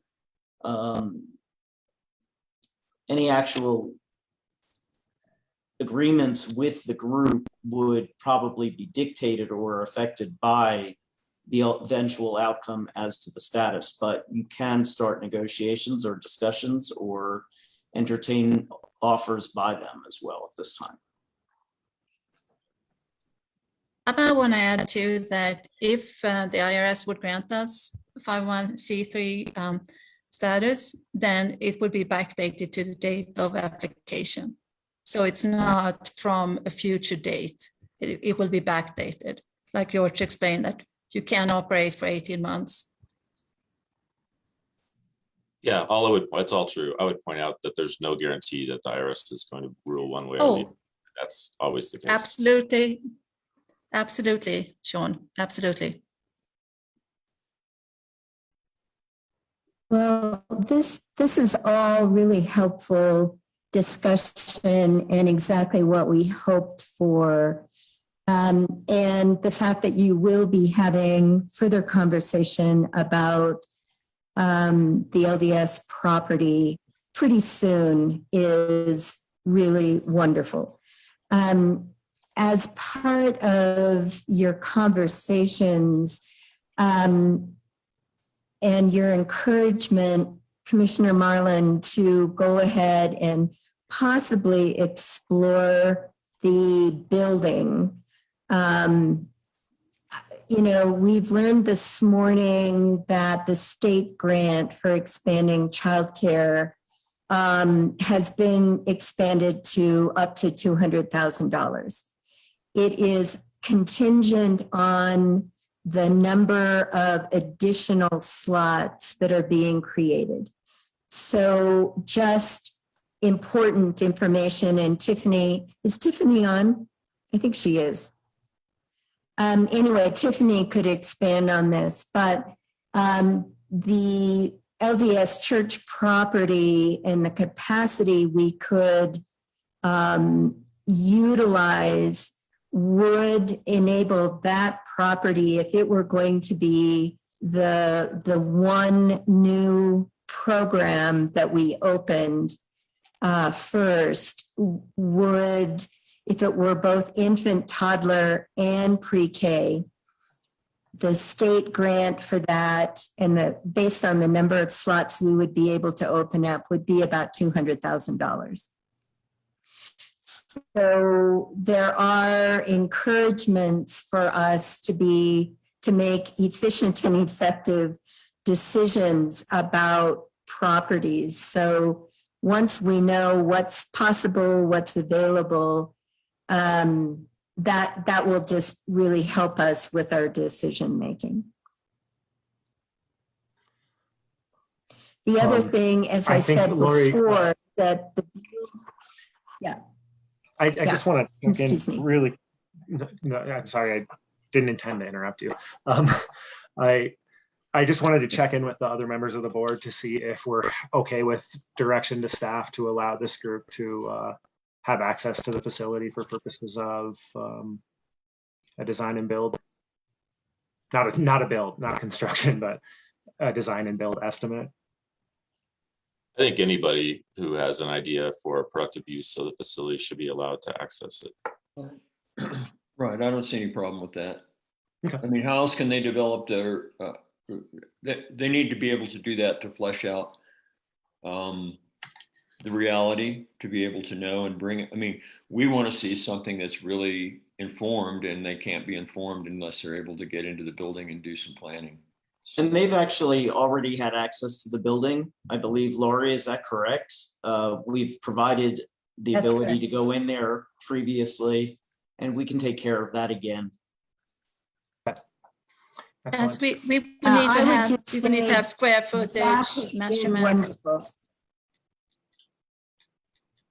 Yeah, Zach has been absolutely wonderful in getting us information. I think we're still looking possibly for some of the, if there are any site plans and building plans related to that building. But yeah, I think we're all sort of kind of looking at, does it make sense to try to open up 2 new programs in different sites? Is that an efficient thing to do? There are things, as you've seen, that recommend the 1531 building. To Commissioner Marlin's point, giving families with very young children a place that they belong in our community as they start their families is a wonderful way to root people here. And so even if it's only an infant toddler program, is that enough to recommend the costs associated with that renovation?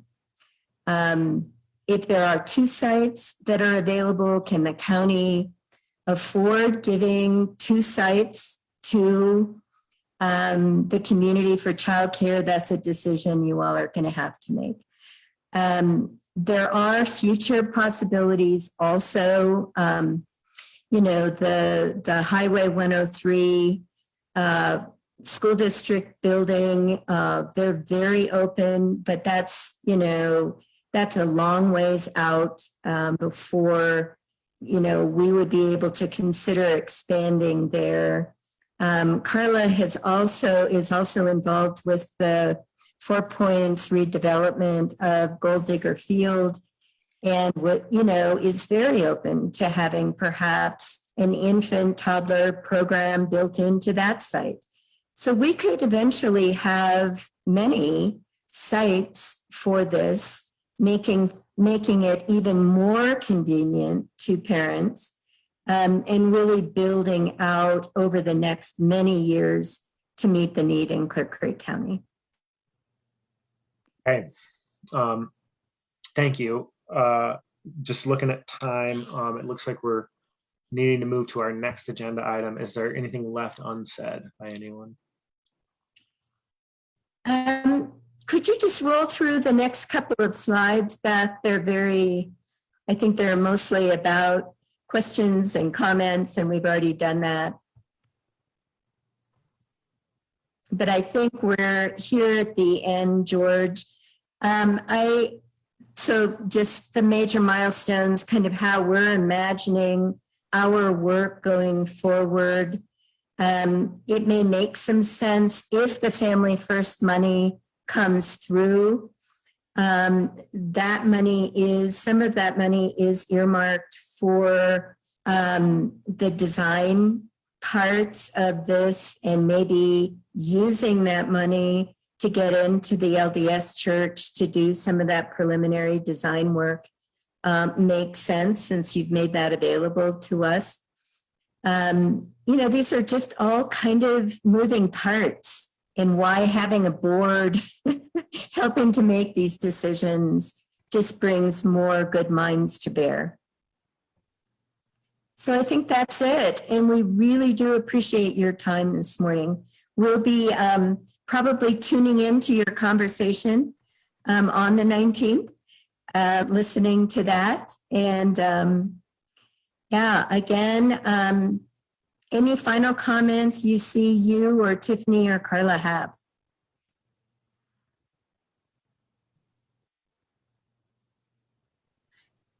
No, just very thankful Otherwise, for thank you giving. very- Okay, thank you for your time and your effort on this. I think Sean said it, for your volunteerism. Right. Nice to see you, Tiffany. Nice to see all of you, but I just haven't seen Tiffany for a while. You too. Thanks, everybody. Okay. Next on the agenda is consideration of approval of renewal of hotel and restaurant liquor license for Echo Lake Lodge Concessions.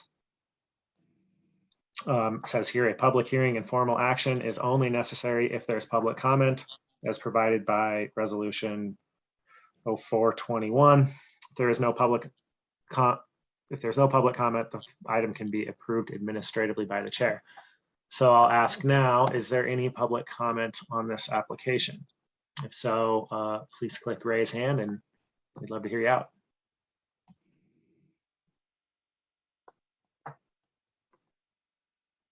Seeing none, I'm going to close public comment. I think what that means is that I can approve this administratively. I did read through the materials. I note that all the referring agencies recommend we renew this, and I approve its renewal. Thank you. Thank you. I appreciate the instructions written onto the agenda. Next, Board of County Commissioners consent agenda. Before I read it, are we asking to pull anything off for conversation?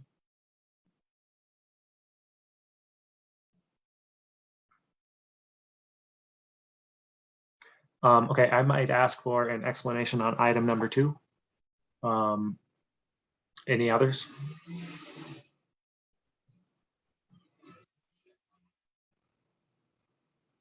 Okay. So I'm going to go ahead and read items 1 through 4.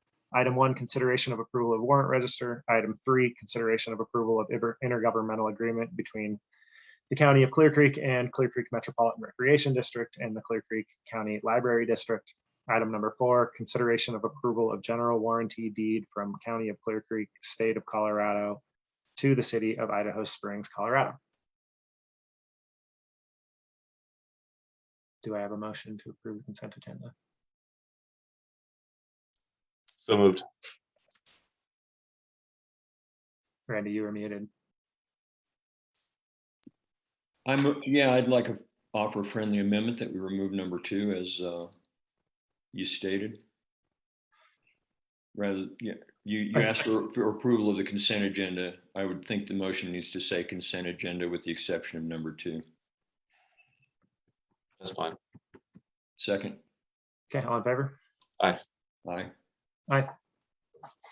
Okay, so I just, my question on number 2, just really quickly, I read through the concept letter, and I'm curious, are we being asked to submit this concept letter, or is this concept letter already been submitted and we're approving the creation of a new draft application? The concept letter has been submitted and was why we were invited to submit a full application. And so the full application includes a 5-page version of the concept letter. Basically, the 2 prompts that are included in the concept paper remain the same for the full application. It just is a 5-page limit instead of a 2-page limit. We are also asked to include the resolution that's before you today, as well as support letters and a wildlife review as per their relationship with CPW.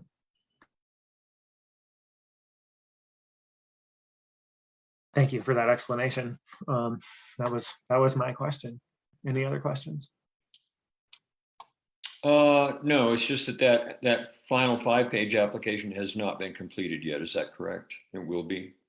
That's correct. I am in the process of drafting it. The full package is due September 30th. It is a fairly tight timeline. The concept paper was submitted August 23rd. We heard from them with their invitation to submit a full application on August 31st. The due date is September 30th. Okay. Okay. Well, I'll just speak first. I'm in favor of applying for the grant. I'm in favor of getting these funds and doing recreation planning here in the county. And I fully expect that what we do with this will also integrate with and learn from, and inform what's going on regionally with NOCO too at the same time. And that would be reflected in the work that we do. It would be to flesh out, as we've already planned, the local planning to integrate with that and expand on and improve the collaboration that's already going on. So. Okay. Oh, sorry, Sean, I see you're unmuted. I agree with that. I'm almost always happy to accept money from outsiders. Or anyone, yes. Okay, in that case, I would welcome a motion. I move that we approve item number 2 on the consent agenda. Second. All in favor? Aye. Aye. Aye. Thank you, Amy, in advance. You got a tight timeline. I'm sure the product is going to be great. Thank you. Additional Board of County Commissioners action items. I'm going to go ahead and read item number A, which is what I meant is I'm going to read this paragraph to consider approval of resolution number 21-73. However, I would love if one of the other members of this board would like to read the resolution itself. I'm happy to do it if. Scrolling.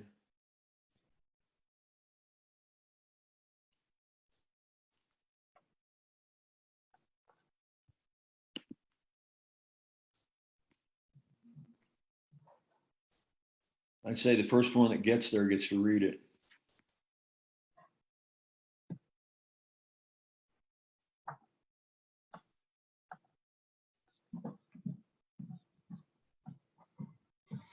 Okay, it's on page 125. I'm happy to.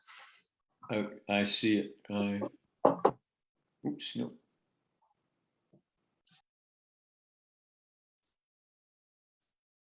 My intent is to not be the, have my voice be in balance with others. Go ahead. I'm happy to read it. This is resolution 21-73. A proclamation to recognize the National Day of Remembrance for Murder Victims, established September 25th with the purpose to inspire communities, raise awareness of victims' rights, and address unmet needs of survivors. Whereas the annual National Day of Remembrance for Murder Victims pays tribute and honors murder victims and their surviving family members, and whereas in 2007, the United States Congress designated September 25th as a National Day of Remembrance for Murder Victims, whereas this commemorative day honors those whose lives were lost as a result of homicide, whereas these crimes leave a lasting impact upon loved ones, survivors, and community members as a whole, whereas incorporating communities' existing experts and trusted sources of support into efforts to fully serve survivors will develop a criminal justice system response that is truly accessible and appropriate to all victims and survivors of violent crimes.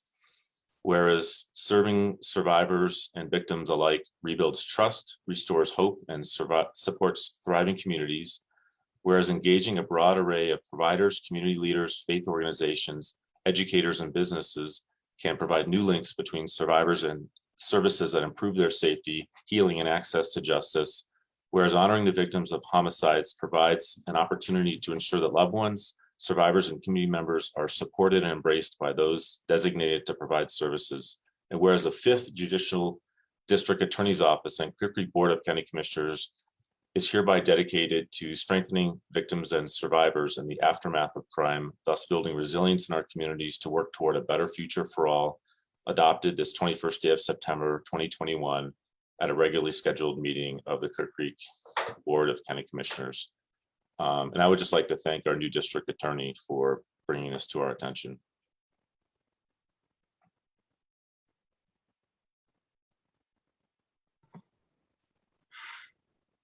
Thank you for reading that, Sean.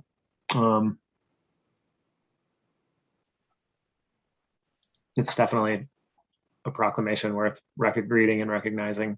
I can think of some folks in our community who have been or been related to victims of murder. Our hearts go out to them, and we look forward to them healing a little bit more every single day, and probably never making it all the way there.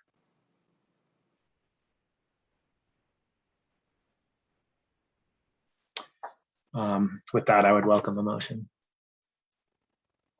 Randy, you're muted. Thank you. I was reaching for it. I move that we approve resolution 21-73 just read by Sean. Second. All in favor? Aye. Aye. Aye. Motion passes. Thank you to the district attorney for making sure that this was brought to the community's attention and get the moment it deserves. Next on the agenda is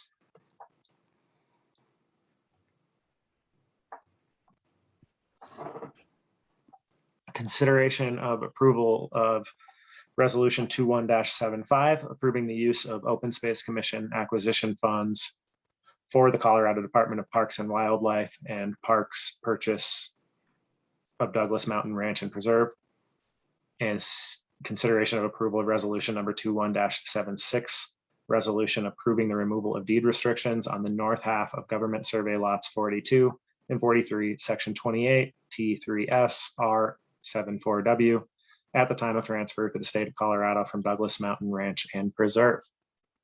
I believe, Amy, you are presenting on this. Thank you. I will start, and I have several people here to help me and offer some additional comments along the way. We have a couple folks from Malt, Jean Beaudry and Dylan Sonderman, who helped spearhead the opportunity. Fred, Martha, and we have Kim Rogers from CPW, who I have not met yet. So I'm going to start by just providing some visual aids to provide some orientation to the location of these parcels and just help provide a little context for exactly what we're talking about. So I am going to share my screen once again. So what we are talking about is the parcel of land here in red. This is the Douglas Mountain Ranch and Preserve, and thanks to Malt for providing these maps. And this is an opportunity to help CPW make this purchase, make a purchase of this area here in red. And one of the reasons this is an important purchase is indicated here by this orange line. This orange line is the Bighorn sheep migration path. And a couple relevant things to note here. These yellow areas are open space designated lands that the county owns that are an important part of preserving and providing bighorn sheep habitat. The blue areas down here are Georgetown State wildlife areas that are also very relevant for providing bighorn sheep wildlife habitat. This is really where bighorn sheep move, and they're basically accommodating I-70 here. This is how they manage to work around the Interstate 70. Another relevant thing to note is there is a planned early action project in association with the Floyd Hill project to build a wildlife overpass right about here. And this will also really facilitate and improve the wildlife migration path along here. Obviously, you are familiar with the Douglas Mountain Ranch and Preserve is my guess because of the proposed project a couple of years ago to put a quarry on this location. That project was met with a lot of public concern and objection that ultimately contributed to the project not advancing. So this obviously has there's a lot of reason to utilize this for to advance the wildlife concerns and conservation opportunities here. So I wanted to just provide that orientation. There's a zoomed in version here to just give you a little bit of a closer view. These are all just different kind of individual parcels in here that have different zonings. And I'm gonna ask you to take a look at try to tattoo on your brain some of these little lines in here, the triangles and the rectangles, and then take a look at this zoning map. You can see these same triangles and rectangles here. The light blue areas, the colors are a little hard to interpret, so I apologize for that. But these light blue areas up here are M1. So these are mining, zoned as mining, M1. This little guy over here, which is part of the area, is a commercial, zone commercial. This guy is a buffer area, and I'll talk about that a little bit more. And then down here, oh, that one's not in it. And then these yellowish areas are MR1, so these are zoned residential. All part of this. I know someone had asked me about what the zoning of some of these areas were. So I wanted to share that.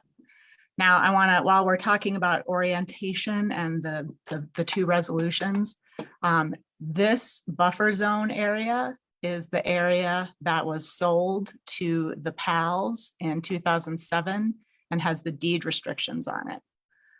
Here's a map from that bill of sale. I don't know if that's the right term, from the resolution with that transaction from that time, and it's this little guy in here, and that's why that is zoned as a buffer zone, which is a conservation zoning category that is intended to maintain preservation-ish kinds of things, she said with expert language.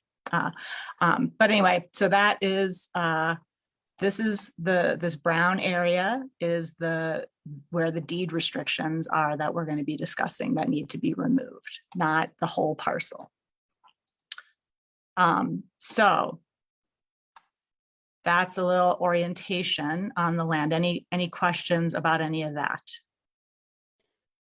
The parcel with the number 27 over the top of it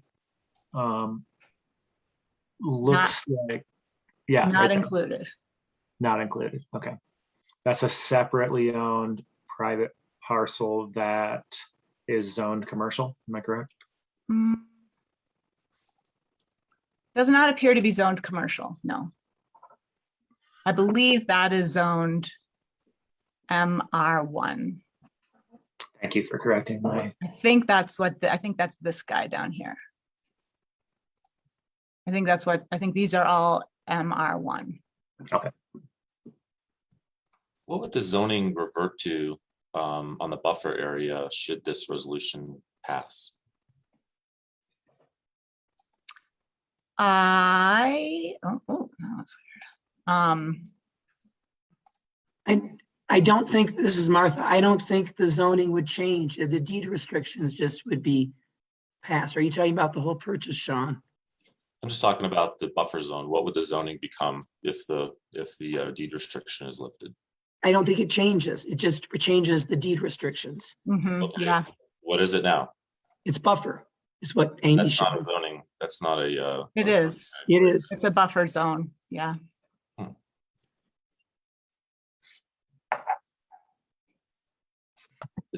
Is buffer zone essentially, at first I've ever heard of that categorization. That means nothing can happen there? Let's see.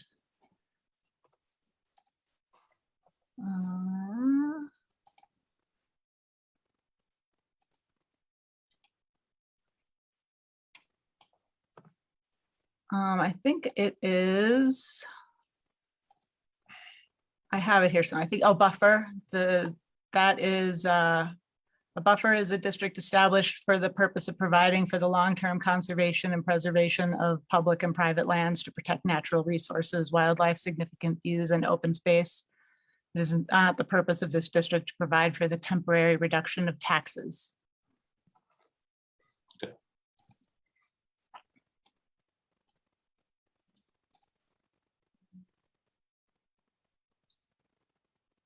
So at one point, Clear Creek County owned it and basically accepted a down zone.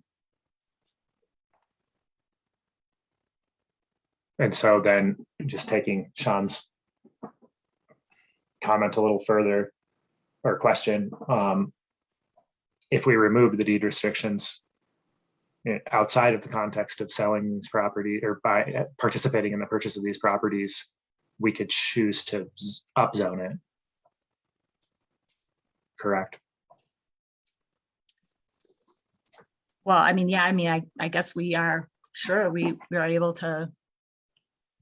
If we, yeah, I mean, I guess. But the deed restrictions are being proposed to only be removed if it gets sold to CPW. The point of putting the deed restrictions on was that if the land was in private ownership, these were developed in conjunction with CPW, excuse me, to make sure that whatever was done on that property was to the benefit of the sheep herd and not to the detriment. Okay, thank you. And I'm not proposing that we would, or that I would support doing that, just wanting to make sure I clearly understand what the board's options and authorities are. I guess I have kind of a general question, and maybe you could address it now. Maybe we could bring it up at some later point in the conversation. But the thing that it seems like we've gone, could you go back to that picture? Oh, sure. There was the gravel pit application, which I understood met with a lot of resistance, and I understand that. And then now we're talking about kind of swinging the pendulum all the way to the other end. From my understanding is for the entire parcel to say it's not even to have humans set foot on it. And maybe I'm exaggerating that a little bit, but I'm wondering why we didn't entertain some kind of a conversation that struck more of a balance between the needs of all the stakeholders in our community, where potentially some of the land could be set aside to allow for the herd migration that's been described, and other parts of the land could be responsibly used for addressing other needs of the community, rather than essentially taking all of it off the board in one fell swoop. Well, I mean, I think one of the responses to that is that this is a privately owned parcel, that the county does not get to necessarily make that decision. We are not at this point taking a look at privately owned parcels to decide how they should be developed. Like that's not our approach to things like affordable housing or how we're trying to utilize land to meet the county's needs.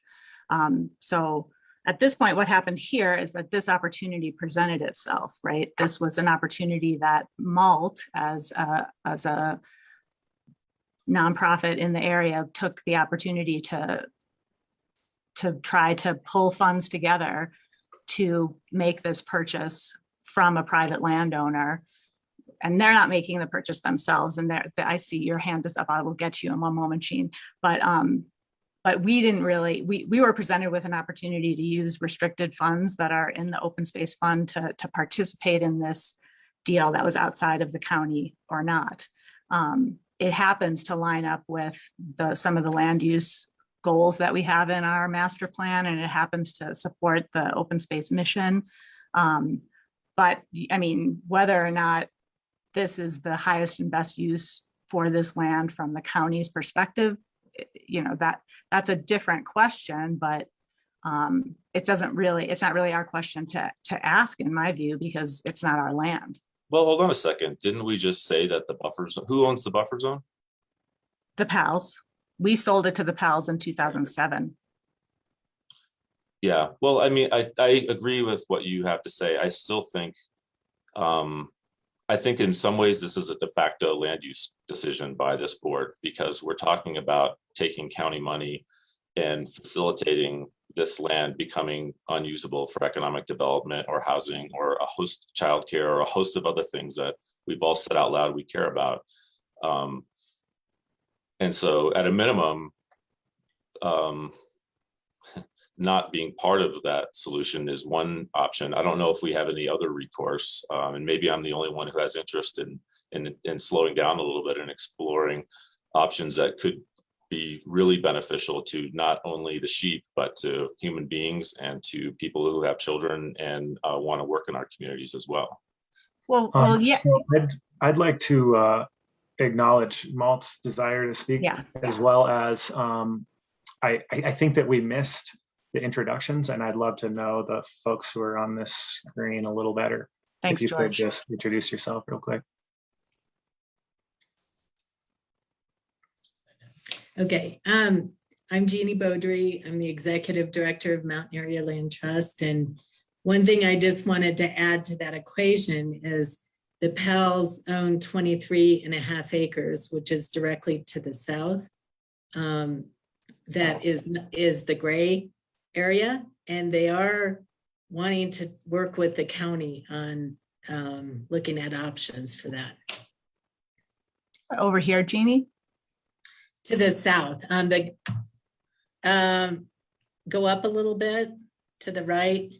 Along the Junction Road, yeah, right there where the cursor is. There's 23.5 acres that are not included in this proposal that they're retaining, and they've expressed desire to work with the county on things like affordable housing, workforce housing, different options for that parcel. So they wanted to retain that so that they could do something that would benefit humans, as Sean is speaking to. Right. And so, we've been working for almost 3 years on this project. And I also wanted to point out that the private land that's in between, that is a residence, and we have spoken to the owner of that, and they are very much in favor of this whole thing and will work on conserving their land also, and a trail possibility along the river, which people have been using in the community for years. And it would be it's been identified, it's in that canyon, which would not be as impacted by the bighorn sheep. So lots of different uses kind of going on. It ticks all the boxes in terms of everything this project has, and that's why it's scored so high with CPW. It was a statewide competitive project, and with GOCO, we've been asked to submit a proposal, and it's again ranked extremely high and would bring quite a bit of funding to the county. So it's kind of a mix of trying to meet everybody's needs, including, you know, the bighorn sheep and safety needs on the highway, because the bighorn sheep are getting killed on the highway and causing accidents. And we all know US 40 and I-70s, the traffic's getting worse. So, you know. Thank you. Thank you. Yeah, and I want to invite Kim Rogers to just quickly introduce yourself as well. Thank you. Good morning. My name's Kim Rogers. I'm the real estate section manager for CPW.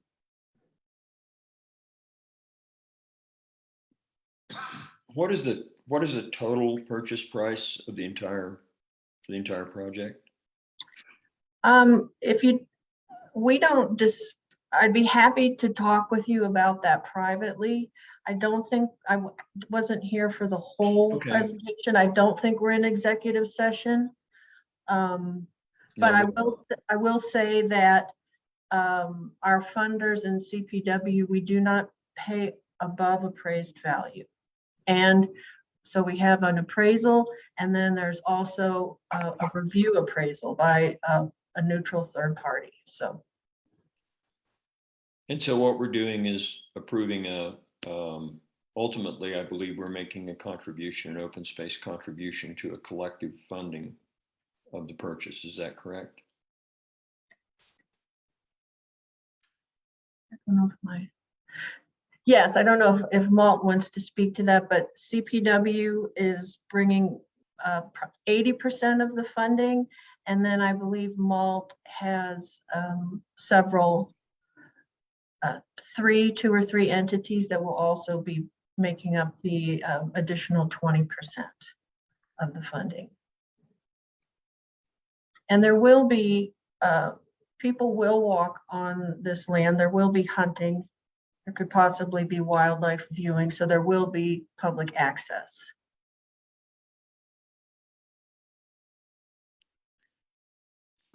That gets to a question I had about the nature of the public access and what kind of rules will govern the use of this land moving forward. Is it subject to any recreational development, or is it constrained somehow? Well, we have regulations for every property. So this would become a state wildlife area, and that an SWA, and that designation means it has habitat, but then it also allows for public access. And so the public access would always be secondary to the preservation of the conservation values, habitat values. Hunting can actually enhance, the health of a herd. And so we would have the flexibility over time to adjust that based on the needs of the habitat and the herd. But it wouldn't be developed, there's not going to be a huge visitor center or a campground or something like that.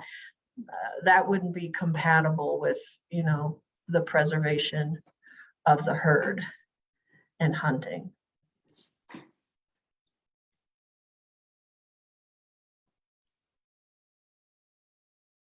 Okay, so then in other wildlife areas, do we see? Wildlife viewing is one of the things that were listed. I don't know if there would necessarily be a trail.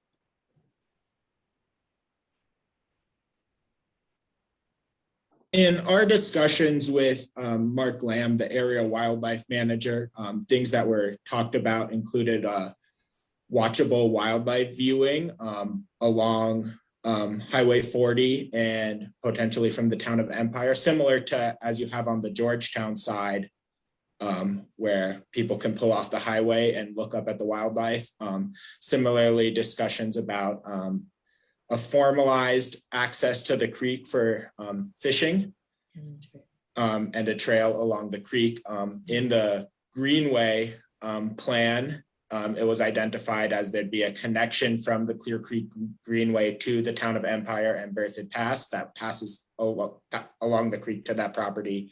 And Mark, as the area wildlife manager, expressed that he would likely support construction of that trail along the creek. In terms of trails on the plateau, that would be for CPW to decide, in conjunction with their biologists and their study of what the bighorn sheep herd requires in terms of privacy. So there would be public access to the property. Its exact extent would need to be determined still. It was also, this wildlife corridor was identified by CPW as one of the key migration corridors in the state. It's not just, there's very few that are kind of identified as being absolutely critical, and this is one of them that is. And they, the wildlife officers have identified that they crossed right at that corner where CDOT would put, this overpass valued at like $10 to $15 million right there. Mhm. They would not be able to do that if this property was not acquired in this way. So.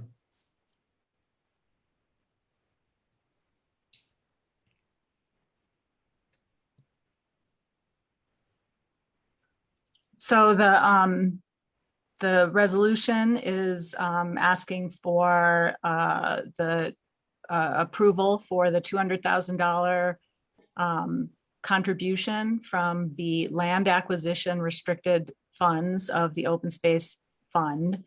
And then also the resolution to lift the deed restrictions that would off that small buffer zone portion that would allow CPW to manage the whole portion freely without those deed restrictions on that section that were there to make sure that the privately owned people managed it according to the in the most preservation friendly manner possible. So those are the questions before you. What other questions do you have? Well, I note that the 200,000 has been reduced to 154,500. Is that correct? It's actually the appraisal has moved around a little bit, and what the final version of the resolution, and we apologize for a few different versions coming before you, but what we think is the most appropriate way to phrase the number now is a number not to exceed 200,000. Okay, so I'm looking at multiple versions. You Right. definitely are, and that is on us for going back and forth a little bit there. But that is we are asking for a number not to exceed 200,000, depending on where the actual final appraisal comes out. It could end up being a little bit less than that. Okay. I have a couple other questions, but before that, I just wanted to make sure CPW and Malt that you understand. I mean, I'm probably you can tell I'm a little frustrated by this conversation, and my frustration has nothing to do with you guys. I really appreciate the partnerships that we've had with CPW and Malt. The Floyd Hill Open Space, I think, is a great example of that. And so here's what I'm frustrated about. I'm learning that, Malt has been working on this project for 3 years. This is the very first public meeting this board's ever had to discuss this. And we did have an executive session within the last 2 weeks. But prior to that, I personally had no knowledge of any of these conversations. And so I'm kind of wondering, how long has staff been talking to our partners about this without informing the board? And or open space. I'm frustrated with open space for bringing this to the 1 foot line before this saw the light of a public meeting. Well, I think the Open Space Commission probably first started talking about this in May of 2020. Martha, do you want to say anything about that? I'm going to say, excuse me, sorry about my voice. Part of the question that makes it hard to bring it to a public meeting, Sean, is that when somebody's doing real estate negotiations, they don't want made public. And we were approached by Malt when they needed us to see if we could secure funds. Discussions with Malt and the landowner were all still private. And so that complicates our ability to come to you in a public forum. So we have been working on it since, as we talked about, April, May, and Malt had approached us. And so we were waiting to see if actually things came to pass. There were a whole lot of hurdles. And when it reached the point that we probably should have brought it to you earlier, but when CPW approved it, we still had a lot of questions out there as to whether adequate funding was still available. So it wasn't necessarily ripe. So Martha, you only discussed this in open space and executive session? Correct. When we vote on things like that, we bring it out and we talk about property X. Because we can't make decisions in executive session, just like you can't. Mr. Chair, if I might, I really think this is an issue of us having better expectations with respect to how we work with our appointed boards, that this should have been a conversation at least brought to you in my one-on-ones or your previous county managers one-on-ones with you with respect to knowing that this was out there as a discussion point. I think some questions about whether or not we had fully discussed the development potential in this area. I think it's clear from our master plan that the master plan identified some development here. So we've got an adopted master plan that identified some development, and we've got a recommendation here that may not be completely in alignment with that master plan. But having the knowledge that these conversations were going on for the last year would have given us then the ability to have the conversations we needed to have internally to be prepared for the direction that you're being asked to give today. So in the end, that's a staff error. That's an error on our part. And that is something that we're going to work to correct so we don't make this error in the future, so we can have a more fully vetted discussion about the decision that you're being asked to reach today. Thank you. And yeah, the last thing I'll say for now about that is I'll go back to my previous point. And I appreciate there's other land that we have no control over, which may or may not become part of the solution for the pressing problems we have in our county: childcare, housing, workforce housing, the list goes on and on. I would have loved to have the opportunity to have a robust discussion about the possibility of right-sizing this ask to not take so much of this land as Brian had mentioned, had already been identified in the master plan as its obvious potential for development due to its access. I understand there's also some pretty attractive water rights or ability to secure water that come with this land that I'm not sure whether that's going to disappear should we decide to preserve this. The other thing that comes to mind for me is just the opportunity costs. I know that we're collecting some tax on it now. It's probably not a lot, but my guess is that's probably going to go down a lot or perhaps to zero.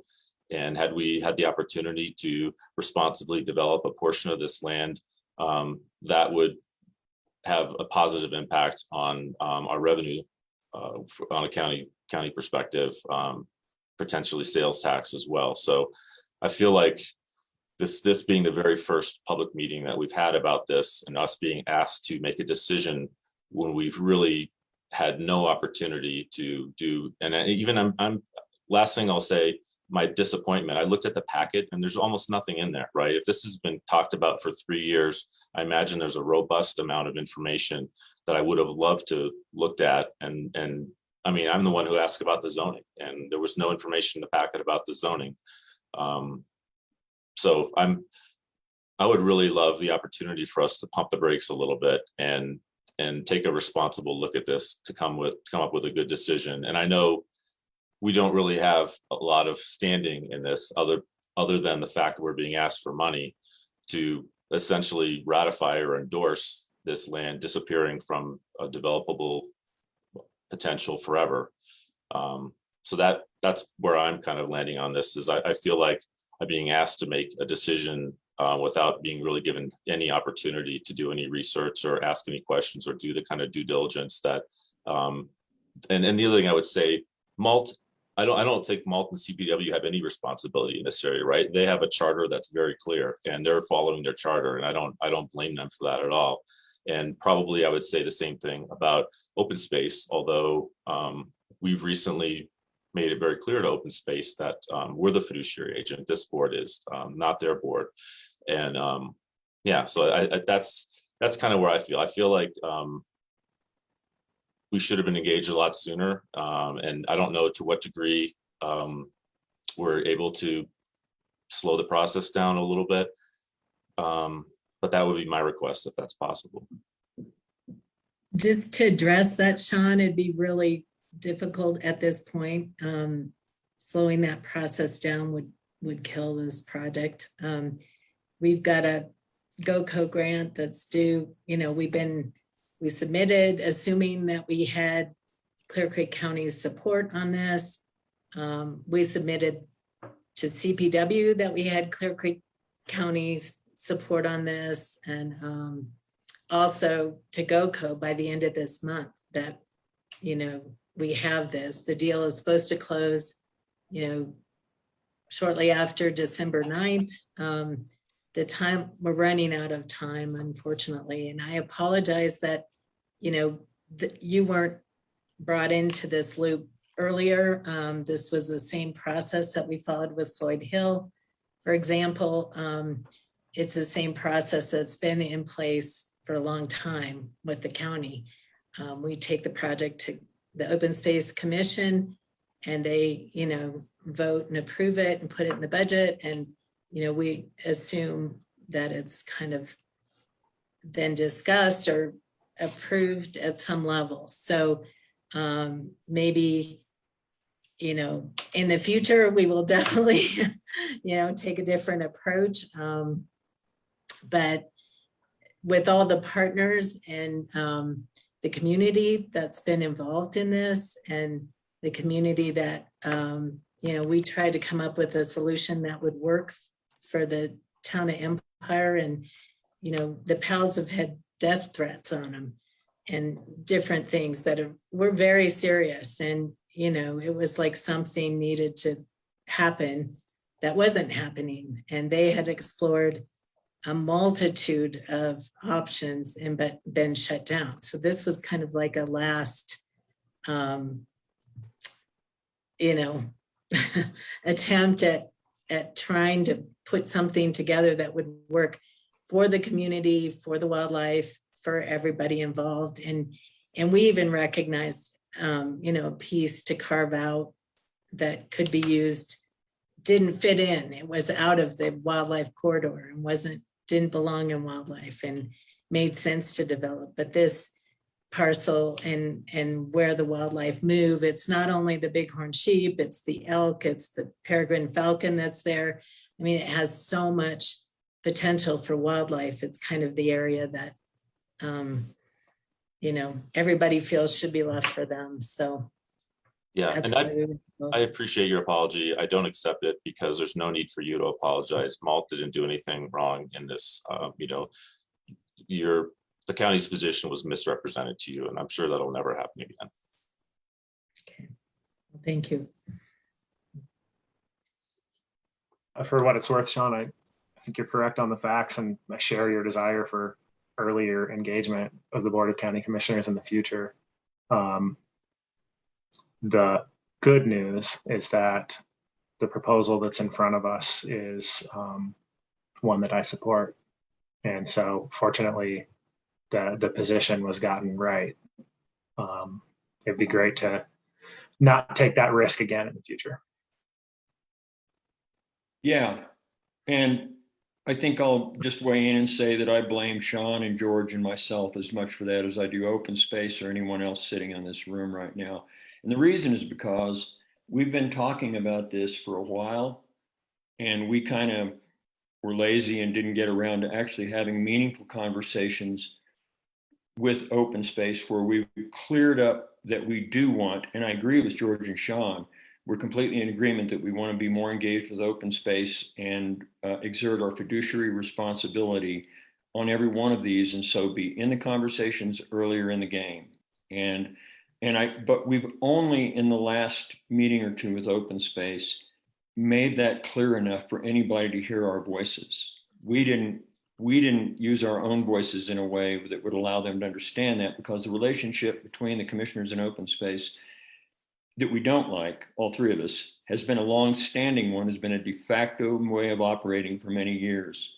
And so I think to drag open space across the carpet on this, I personally think that they've done an excellent job of finding a way to leverage and only spend somewhere between about 5 to 7% of what it costs to see this land help fulfill other aspects of our master plan that are also important, which are the preservation of important open spaces and view sheds like this one. And so I will say that, yeah, we're going through some growing pains in our relationship and understanding how to operate better and collaborate better with open space, both directions, and work as a team with them, whether it's supporting us on our transportation policy or whether it's working on things like this and these funds and management.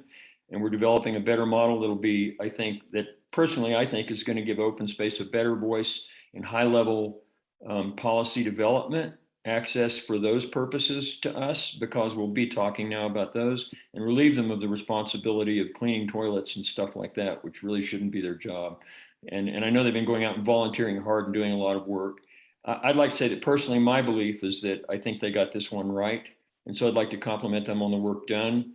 And the reason I say that the reason I brought up all this history of how we've only now finally gotten around to, courageously articulating what we thought and what we've been talking about developing with open space is that it just took us a while to figure out how to say it and try to do it without blowing up and insulting them after all their years of service and volunteerism. And so we're doing that now, but this thing started a couple of years ago, and we only finally had a discussion with them a month or two ago in which we really started narrowing down on what we wanted to do with this relationship. So, we've all got a piece that we can blame ourselves for in this. And mostly I just like to move on with the subject matter of the agenda item. I have one comment and then one question. And I mostly agree with everything Randy said.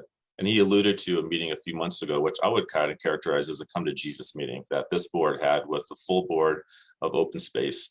That was a great opportunity for them to come clean on the secret negotiations that they were having behind our back.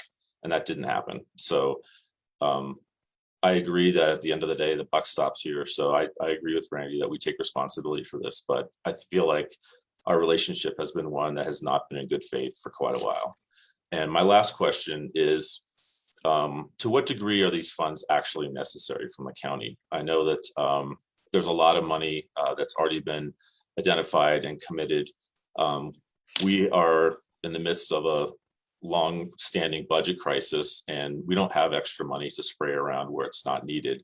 And so my question is, will the project happen without this money? No, not Really? It can't at this point. It would be very difficult. You don't have any other sources like the money that you've already raised? We've gone to the community, we've gone to GOCO, we've gone to CPW.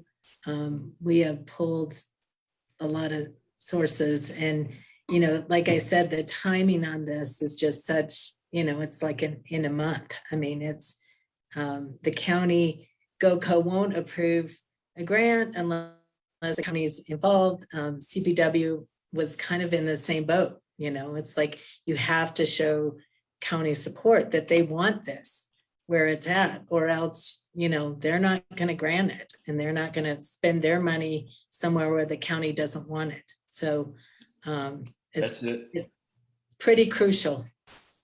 It's not only the money, it's that we endorse the concept and stand behind it, and are therefore willing to put our money where our mouth is and be partners and collaborate. At the end of the day, it's a message we send by approval or non-approval of the concept. The federal and state agencies I have noted in working with them, do care a lot about collaboration and what we think about things before they'll even weigh in. A lot of our recent discussions have been like that, whether at NOCO or over renaming or anything. They consider us to be their partners, and if we are in objection on a particular thing, then they're less likely to come forward with the money. Right. I think it's appropriate to take the statement by Malt that Clear Creek County participation is necessary in good faith and at face value. You've been great partners to us in a lot of other land acquisition scenarios. And so that's kind of my opinion. And Randy, I just appreciate your spirit of accountability. I completely agree with what you said, and want to share in it as well. And then I want to acknowledge Kim Rogers, you've had your hand up. I have my eye on the time. We are in the midst of the slotted time for the COVID update. So anybody who signed in for the COVID update, we were discussing participating in the acquisition of a property known as the Douglas Mountain Ranch and Preserve. We'll get to the COVID update as soon as we can. Kim, what did you have to say? Thank you. Oh, thank you. I wanted to address Commissioner Wood's comment about taxes. We have an annual program where we invite all the counties where CPW owns property to submit an application for the Impact Assistance Grant Program. And last year, CPW paid over $468,000 to different counties in Colorado total to account for the fact that we own property there. In Clear Creek County last year, we paid $2,400 approximately. And so if this sale is successful, you want us to pay you for that when we send out the application, we would absolutely do that. Thanks for that clarification. And Kim, you made another comment in the chat that CPW is only purchasing what the Powell's family owns. Is it possible to put up that diagram of the land and identify which portion is that, or is it just everything except for the buffer? I think that was referring to a question that Matt Taylor put in about the mineral rights that the county owns. So it would, I think Kim was addressing that the CPW was not purchasing the mineral rights because the PALs are not the owner of the mineral rights. Okay. Ron, the piece that has the buffer is owned by the PALs. The county sold it to the PALs, and I think it was 2005. 2007. 2007. Okay, so CPW is buying the entire red shaded picture that we saw before. Yes. And then CPW and or Malt's position is that absolutely not 1 square foot of that land is appropriate for other use such as housing or other development? No, I don't. I mean, it could be developed if it wasn't, become part of CPW's wildlife management. That plateau could be developed, but it would go against the will of the community by far. As one thing, it would also be a detriment to the wildlife as another thing. So, it was the town of Empire that, like in a day or two, mobilized their whole community to be opposed to any kind of development on that plateau or any kind of mining on that plateau. So they would like to see, it's the entrance to their community. And they got people in Georgetown and Idaho Springs who also supported that effort. And that was our response, was we were contacted to see if we could help in any way. I got you. So that's kind of a political equation rather than a technical one. And I guess I would make the observation that in my limited time in government, I've yet to run across any community that wanted any scale of development happening anywhere near their community. So I think that's kind of a universal given. Right. But it also makes sense because of this being the critical wildlife corridor. So Sean, I do think, so there are, like in our master plan, we do have a couple land use principles that do encourage us to place development in existing municipal areas and preserve rural character, for example. But we don't have a set of principles to determine how to even evaluate really what an appropriate location is for a housing development. And that would assist us in evaluating land for housing in a consistent way, so that every time something like this comes up, you all as commissioners are faced with kind of making one-off decisions. And I think that's one of the goals of our housing consultant group that we're that we are bringing on right now. It's also one of the goals that we're trying to do with the work that you have assigned us with the strategic objective around the community master plan and trying to figure out how to use the principles in that document for strategic planning, how to elevate long-term planning so that we are able to sort of ask that question. But the making decisions about housing in rural locations is a complicated one and not one that is a straightforward answer, as we're learning on the LDS property, which was a purchase that we made perhaps without having those tools in place. And so I think that gets back to the reality that this was, we didn't enter into this discussion as a decision about whether to purchase this property as a county. We entered into this opportunity as a choice to put $200,000 to contribute a portion of money to of restricted money, right? Money that can't be used for just whatever we want to use it for, to contribute to this project, to add into an endeavor that existed already. And so the question is, do we want to use some restricted money to assist in this project that is already happening? And I think that's, that's a pretty narrow question. And you're responding to these voids well, I'm not telling you what you're responding to, but maybe what you're responding to are these voids that are in place and that we are moving forward on. We're taking actions in other areas to try to build some better systems so that we can approach these questions a little more systematically and systemically. Yeah, what was our public engagement process leading up to our position here? That's a rhetorical question. We didn't have one. We did not have one. No, absolutely not. Yeah, and the last thing I'll say about this, because we're not going to reach consensus on this today. Brian mentioned the fact that I believe this particular plot of land or region of the county was identified in the master plan as having potential for development. So I think that there is some discrepancies between opinions there, and I'll leave it at that. I think that we've had significant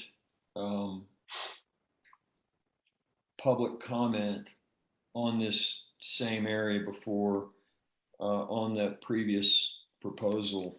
And so I think we have a pretty clear indication. I think it, as was mentioned earlier, of what the community looked for. I think they brought that to us pretty specifically, and actually it was not as much, I think, that community opinion against it, as much as it was that community opinion supported by the determination by CPW at that time that there were really significant wildlife impacts to that kind of development. And I think that was what made the biggest difference in that outcome. But I think it also speaks to, in looking at all the data that's been shown to us today, I think that speaks to why they've taken this path to try to then secure that land for that purpose, to stabilize that wildlife habitat. And to me, it's pretty clear and pretty reasonable amount of both public input and technical input that we've had on the wildlife up to this point through other processes. And I'm, personally, I'm satisfied and I'm ready to make a motion at any time. Go ahead. Real quick, Randy, or we can do it while the motion's on the floor. I note that Brian has had something on his mind, and then I have a comment I'd like to make. Well, I think we've driven this one into the ground. I feel like we failed you on this one. We didn't get the opportunity to do our analysis on this request at the staff level. Can I still call myself new at 3 months as your county manager, but I'm building a budget right now, and I really wish I had more revenues put in that budget. So what's a hot commodity in this county at this point that I'm really understanding after 3 months? That's flat ground. And so because of the way this process ensued, we were not given the opportunity as staff to do our analysis on whether or not we think this was a good recommendation or not. So this was a failed process. And to be honest with you, after listening to this entire conversation, I'm quite frustrated about it and want to ensure that from here on out, any decision with respect to land in this community, we're given the opportunity to do the complete analysis that you deserve as the elected body. So you've got all the information at your hands to make the best informed decision possible. In other words, you would prefer that we had your opinion to factor in. Correct. Is that what I'm hearing? Good. And Okay. when, in our opinion, in the end may have been, you know what, for many reasons, it's not developable. So we do recommend this, but we won't ever know that because we weren't given the opportunity to have that conversation. And that's what needs to change moving forward. Thank you, Brian. So what I want to do is I just want to show, we've been talking about this future land use map in the master plan. I just want to put it up on the screen for everybody watching. You can see here, this is the area that's being discussed. Looking at the key, that light green is identified as open space. There is some multiple use value here. You'll also notice that it's crosshatched, and the crosshatching indicates either 1 or 2. I'm not sure if that means there's 1 or 2 constraints on development. Knowing the topography of the land, it probably has something to do with slopes, and there may be another one. I don't view this color is rural residential, which I think is like defined as not being dense, which I don't think is really a high priority. At least I'll speak for myself. And then I just will note that there's a little bit of multi-use over here. And a tiny section of it doesn't have any constraints, but the rest of it, I'm pretty familiar with that topography. It's a pretty steep slope. So I think that this plan is largely in keeping with the master plan. We should also acknowledge that the resolution, so to speak, where they do these little blocks, doesn't really allow for the kind of granular analysis that I would have appreciated as well. So I wanted to put that up for folks to see. I think that this is the result of a very robust community outreach process. And then I will note, and Randy said it as well, that in the process of the Bureau of Reclamation, I'm not sure if I'm getting that agency's name right, there was a lot of robust comment from our community. I did go and review the records of that. I think in that case, we can interpret that comment as informative, instructive to us in this context as well. So for those reasons, I'm ready to support this proposal, and I have no further comments. Yeah, that's another way of saying, and just as good or better of saying what I said a moment ago, that I think we have, and Brian, I can understand with only 3 months, you're not having the history to be able to comment on this particular piece of ground. I agree with you about flat ground. All ground has values of different kinds. And anyway, with that, I think I'll make a motion because we're well past we've kind of blown our schedule here. So I would like first to move to approve Resolution 21-75, resolution approving the use of open space commission acquisition funds for the Colorado Department of Parks and Wildlife purchase of Douglas Mountain Ranch and Preserve. Second. Got a motion and a second. All in favor? I've got one comment. I think this whole process has been a travesty. And if this ever happens again, there needs to be major consequences and disciplinary actions that take place. I'm not going to support this because I don't think we had the opportunity to truly evaluate it. I think that this is a vote for sheep over people. And I think there was a great opportunity for us to vote for sheep and people. And I'm disappointed.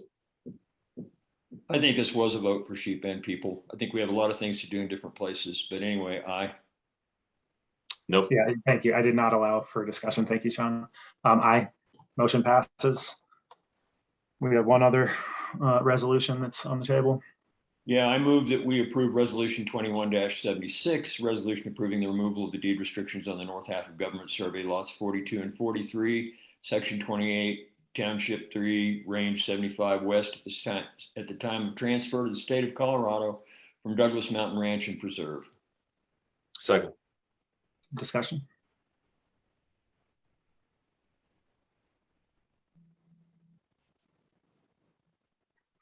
All in favor? Aye. Aye. Motion passes unanimously. Thanks to everybody for your time in this. I know that meadow means a lot to a lot of people, including myself, and it's a good day. Thank you. Okay, next on the agenda, and apologize to everyone for our tardiness, and heads up, we are probably not going to be able to consider approval of COVID-19 budget expenditures or resolution 21-80. We are moving those to 2 p.m. This is our COVID-19 update. Tim Ryan, the floor is yours. Thanks. Good morning, everyone. So let's start with the numbers. Nationally, we're now over 42 million plus confirmed cases across the US. Case rate has increased. It's now 148,202 per day as a 7-day average, and that's been all over the map.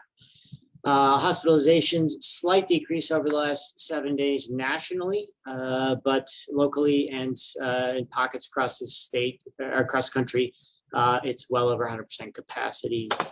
Fatalities, we've lost 676,059 Americans to COVID. Our current rate of death is 2,001 per day as a 7-day average. That has jumped significantly. 2-week test positivity rate, 8.7% across the country. Contributing factors to the current rate and spread is the unvaccinated. Vaccination rate across the country, we're now at 55.3% are fully vaccinated, 64.5% with 1 dose or more. Here in Colorado, similar trends. Current number of daily cases is now in excess of 1,652 as a 7-day average. 2-week cumulative incident rate is at 416 per 100,000. Hospitalizations, 83% of those currently hospitalized are the unvaccinated. Currently 45% of ICU ventilators are in use. Poudre Valley Hospital, just as an example, in Larimer County has been at 100% occupancy for the last 3 weeks running.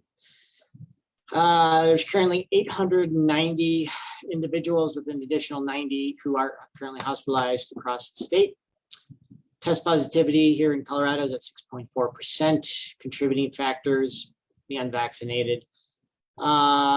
Fully immunized in this state is at 69.44%. Additional, or 75% are with 1 dose or more. Here in Clear Creek County, 7-day case average, or 7-day cases has been 2,650 over the last 2 weeks for a sum total of 675. We've added an additional hospitalized individual over the last week. Fatalities at 4. Our 2-week cumulative incident rate is at 513 per 100,000. Test positivity rate is at 9.4%. Contributing factors, the unvaccinated and the lack of mask wearing in all sorts of settings. Fully immunized in this county is at 61.9%. 1 dose or more is at 66.4%. Testing updates. We have testing starting next week in Georgetown on Monday from 10 to 2. And here in Idaho Springs, Tuesday and Thursday from 10 to 2. We have vaccine clinic this Wednesday. The booster doses have not yet been fully approved. That is likely to come in the next week or 2, and it sounds like it's only going to be for 65 plus folks who are 65 and over. Update on the kids. Pfizer is likely to submit their data in the next week or so. Hopefully get that approved and we can get our children vaccinated under 12. Any questions?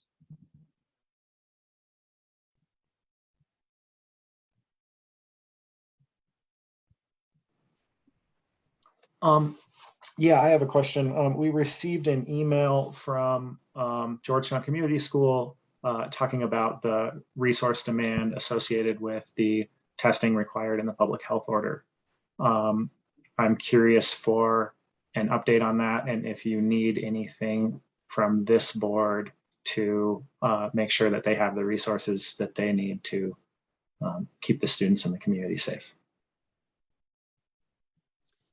Well, they have a part-time nurse there. Last week, the numbers I received was they tested a total of 6 individuals. In addition, they have the Monday testing that will be available next week.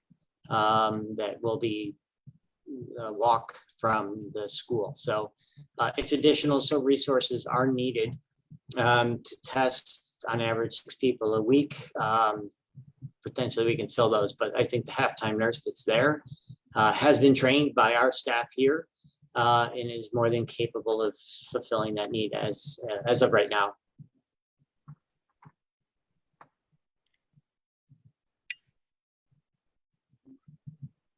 Brian, you have anything to add? Yeah, Mr. Chair, board, Tim's been off. He had took the first couple days off in many, many months for Tim, much deserved. So I've been leaving him alone. So I've not had a chance to brief him on my meeting with the school, and I'll have the opportunity to do that Saturday, and I'll give him a call so we can chat a little bit. He's just not aware of any of my conversations. Okay. Thank you for that. I don't think this really requires direction, but I would welcome us doing anything it takes for them to have the resources that they think they need to meet the requirements that we have placed on them to keep the community safe.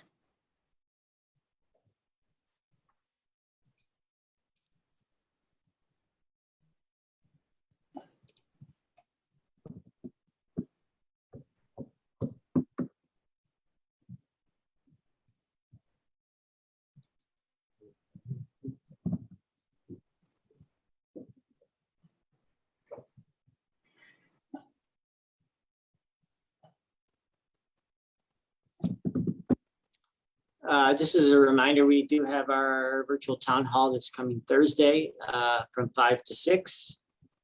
Please submit your questions to the email that's on the webpage and the Facebook page, and we'll get those answered on Thursday.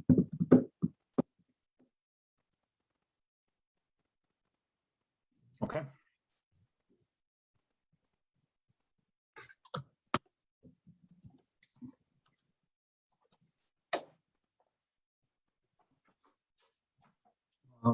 Any other questions, comments, concerns? Not today. I'm trying to allow the same break, you know. The one Brian referred to.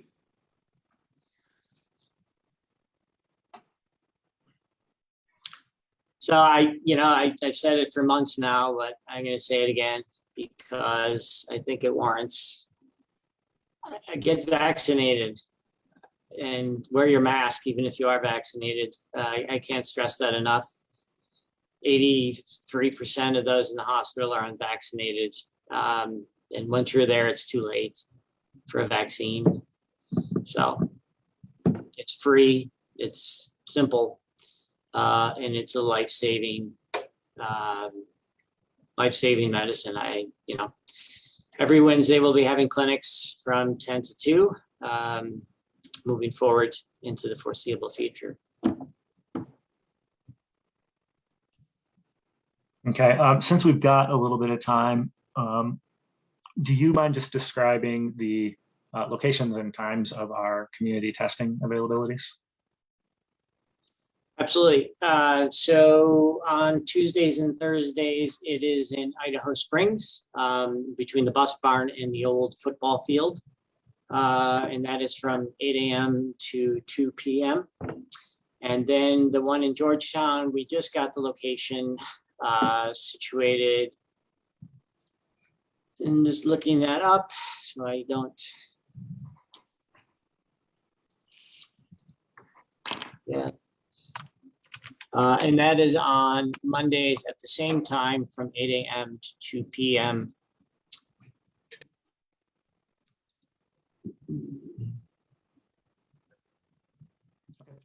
Thank you.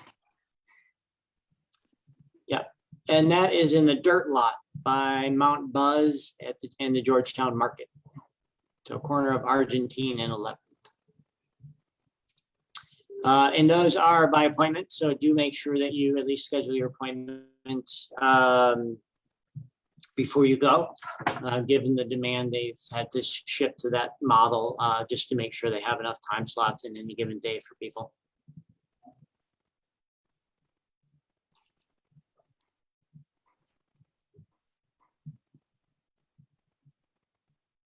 Okay.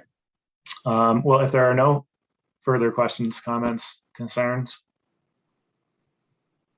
pausing for a moment. Seeing none, thank you for your update, Tim, and for your continued work, and to your team. Why don't we go ahead and take a 3-minute break and reconvene for the semi-annual update with the Clear Creek County Tourism Bureau. We're back on schedule. Just like that.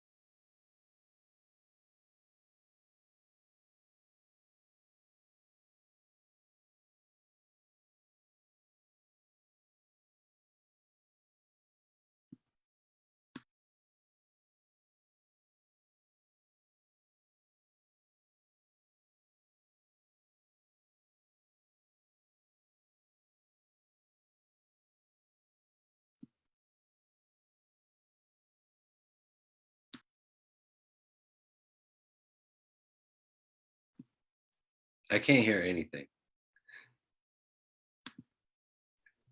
I have myself muted. There we go. Now I got it. Everybody will get started in just a moment.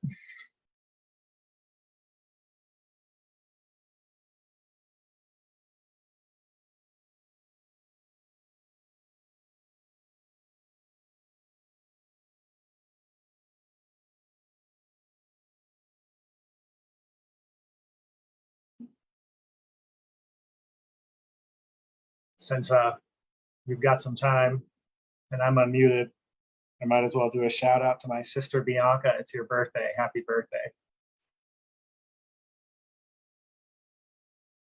And thanks to my wife very much.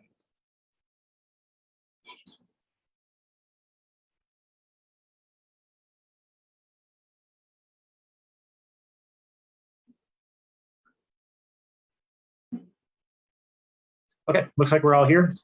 This is the semi-annual update with the Clear Creek County Tourism Bureau. We've got Cass and members of the board. Maybe just for the benefit of everyone, if you all could introduce yourselves, that would be great. My name is Alan Blado. I've been on the board for a few years now, and I own Liquid Descent Rafting. Greg Books with Boston Adventure Park, also been on the board for a few years.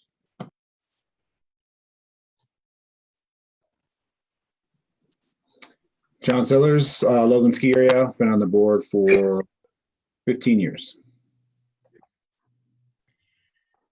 My name's Cameron Marlin. Oops, sorry, Nicole, I just interrupted you. Why don't you go ahead?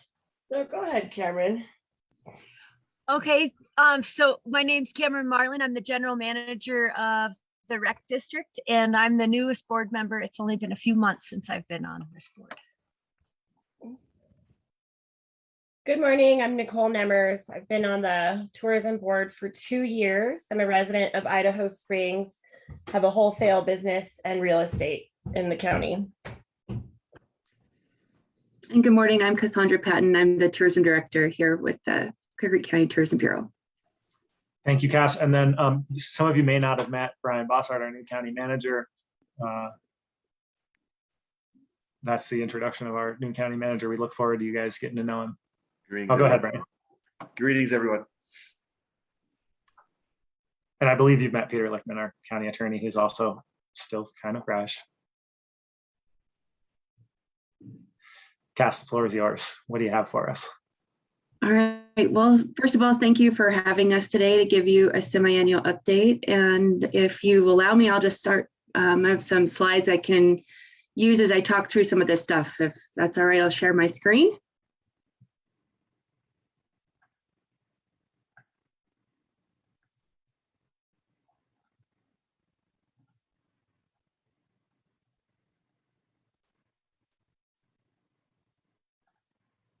I don't know. Let's see, hang on one second.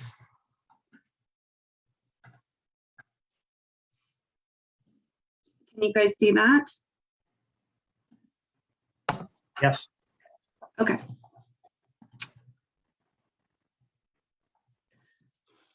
Okay.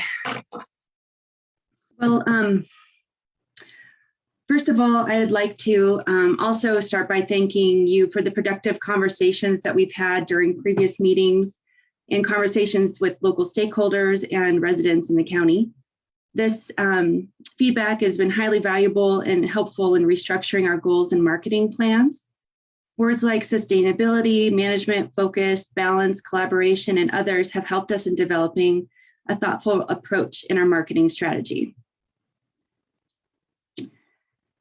So with this, we're working to shift our focus in our marketing strategy to ensure we're promoting tourism that benefits local economic development and preserving the county's heritage and communities. We agree that it's time to look at both destination marketing and management and have started to take a few steps in that direction. A few of the things that we are doing are refocusing advertising dollars to drive visitation during shoulder seasons. We've cut back on our peak summer messaging and extending our advertising to broaden visitation to slower months. increasing efforts to disseminate visitors around the county and keep them in the county longer, encourage exploration of less popular areas of the county. We've developed educational messaging such as maps, brochures, and online content to promote responsible behavior, and we'll continue to do additional educational materials, and targeting visitors to spend more time in arriving during the slower months, while managing expectations of both our visitors and the locals. So with a phased approach, one of the exciting things that we're looking at is, understanding that need for balance of tourism management and marketing. And through that process, we applied for a grant that's called the Restart Destinations Grant through the Colorado Tourism Office. And we were awarded this grant, and the program actually just kicked off last week. And it's a marketing plan with supported advertising, messaging, and focused around recovery efforts and sustainability. And it's funded through the $2.4 million CARES Act Recovery Assistance Grant. And through this project, we'll get 75 hours of mentorship and technical assistance through the Colorado Tourism Office, as well as some additional marketing support. And finally, a full day recovery workshop that will be geared towards our stakeholders in the county and help to further align our recovery efforts with the Colorado Tourism Office Roadmap to Recovery Initiative. And ultimately, the goal is to just drive faster recovery and develop an action plan. So we were partnered up with Amy Cassidy, who's going to be our Colorado Tourism Office mentor, and she will assist us in our role in recovery and help us create a plan to support this countywide recovery efforts, which will be expanding on ideas and visions, ways to support our economy, and the opportunity to promote sustainability. So basically, we're doing 3 different meetings to work towards this recovery workshop, and that workshop will be held December 2nd, and we'll be sending out invitation to the community to invite all tourism stakeholders that are able to attend. And that will be at Tommyknockers on December 2nd. And it's a full day event. So I'm really excited about that. And then now that we've defined some of our new goals and our objectives, we're working to promote what's most important, where we should drive our time, our resources, and make the most positive impact and immediate response. And so the CRAFT program will help us with that, and we'll also develop our long-term strategic marketing plan. And so this illustration is just some of the things that have been kind of floating around about ideas and responses that we can approach when we're looking at collaboration and understanding the needs for the county.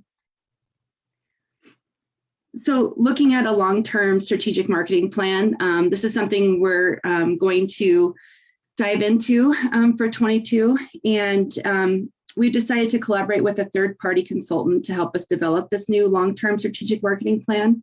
And as we transition from destination marketing to disseminating guests around the county and destination marketing, we thought this would be a valuable tool, as our last plan was developed in 2012 and was when the board was reformed. And so this will be a valuable resource tool for us and serve as a roadmap for the next 5 years or so.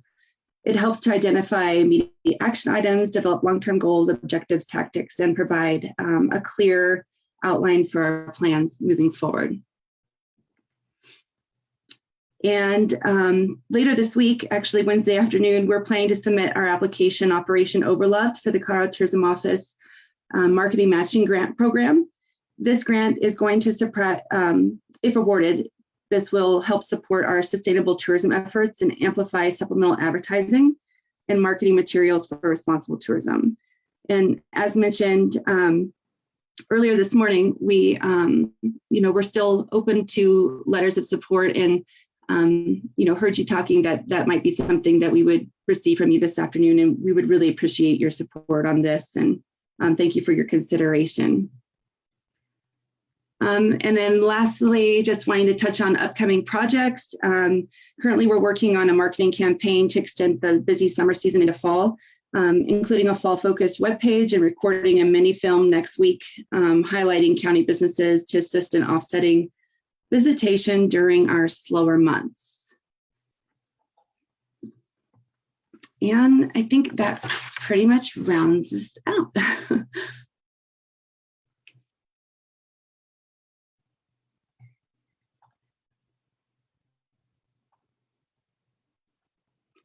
Sorry. You'd think after all this time I'd be used to screen sharing and all that. But I'd like to open it up to any questions you might have. And I'm sorry if I went through that pretty quickly. I know your time is valuable and I just wanted to kind of give you an overview.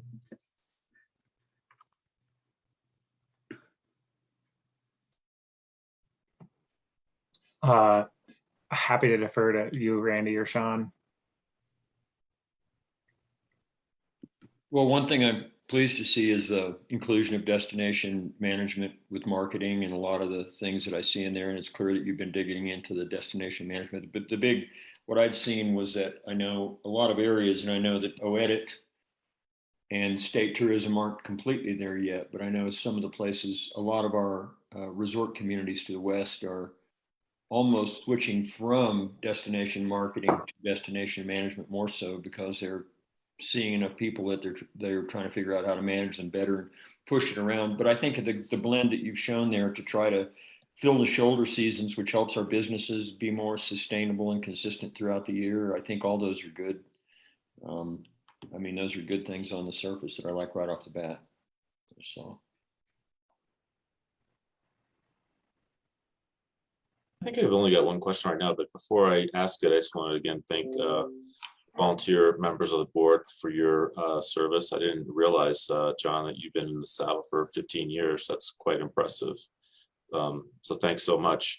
I think must be 6 months ago, the last meeting, I asked about what you knew regarding your revenue projections. And I was kind of focusing on the new hotel in Georgetown, which I thought had the potential to add perhaps even tens of thousands of dollars for the new tax revenues. Have you guys got any more clarity on that? And if so, any more clarity on how you're planning on deploying those dollars?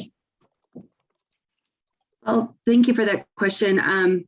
I think I'd like to back up and thank you for bringing in a assistant to help during your financial sorting through all the finances since Brent has left. And I sat down and met with the finance team to kind of go over the finances, and we were able to receive our full funding for Q1 and Q2. And we're projected to receive Q3 here in October, and then we'll receive Q4 lodging tax in January. So we won't have an official feel for how lodging tax will finish out the year until January. So when we come and meet with you in March, we'll have a better understanding for how the new hotel has impacted our lodging tax. Do you have any feel for how Q1 was year to or 2020 to 21 for Q1 and Q2? It's not, to answer your question in a short answer, no. There was a lot of delay in receiving Q1 income. And, so we were kind of sorting through that and looking at some of the spreadsheets that were given to us by the finance department. So we'll still need to analyze that and get back to you on that further.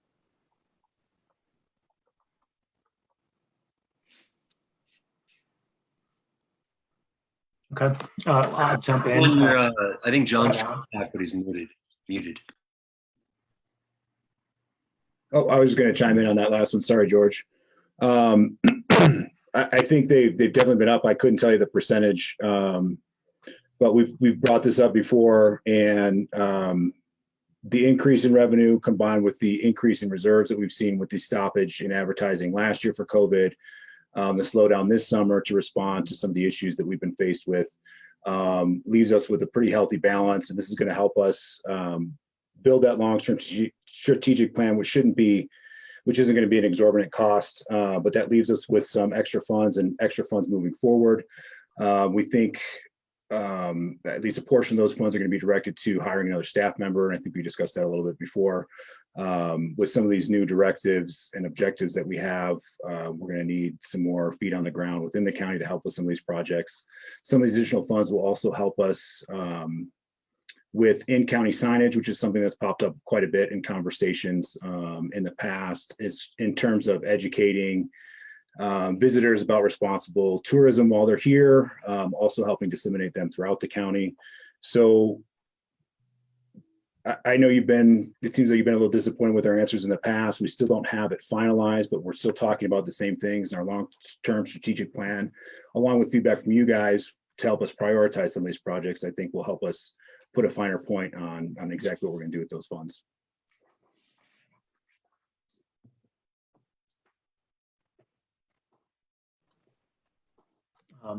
I'll jump in here, and I'm grateful to see this shift in the Tourism Bureau towards destination management, towards using marketing as a tool to attract the modes of visitation that are best for us and put them where they can best benefit us.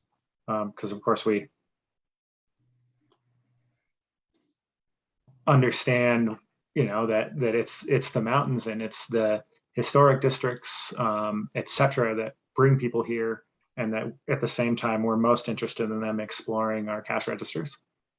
A couple of questions. We've talked about, one of the things in my head is trying to understand where in the community there's excess capacity to direct folks to, observing that there are locations in the community that seem to pretty regularly be at capacity. Have you made any advancements in understanding where there may be excess capacity, or how we could get at that question? Well, I think that's certainly going to be a component of this craft grant exercise that we're doing, and I think Cass can probably chime in and echo some of what I'm saying here. But that's one of the goals of this project, is to gather stakeholders and determine where we're overburdened and where we're underburdened, and try to figure out how we can help direct people to those places that are a little less visited. We've got a pretty good idea in some of our conversations with you guys in the past and with just local stakeholders. So we'll put a little, again, we'll have a little bit more detail on that after we complete this craft process, and that'll be certainly incorporated into our plan for next year.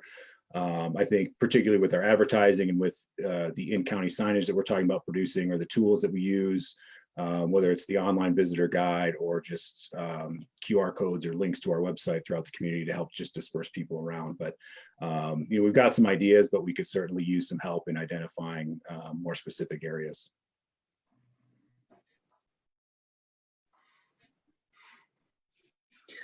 And I think, that hits it really well. And then, revisiting when we redid the map, the recreation map a couple years ago, and worked with the county mapping team, we picked trails that we thought would be appropriate. We didn't put every trail in the county on that map. And I think, similar methods will be used in this program too, and in just taking into consideration and using thoughtful approach in our marketing. And Operation Overloved was the term I came up with for our grant application, because our 14ers have been written about in the press, saying that they're being loved to death, and that many parts of our county are being overloved. And so we thoroughly understand the need for the management approach and the dissemination of visitors to our county. And so I think that is what drove me to title the grant Operation Overloved. And although that's one arm of what our plan going forward is, I think it's going to help direct our path and create that roadmap, and then the long-term strategic marketing plan, and working with a third-party affiliate to help us draft that will be also very critical in our path forward, and making sure we take into account many of the things that we're still discussing in this conversation also.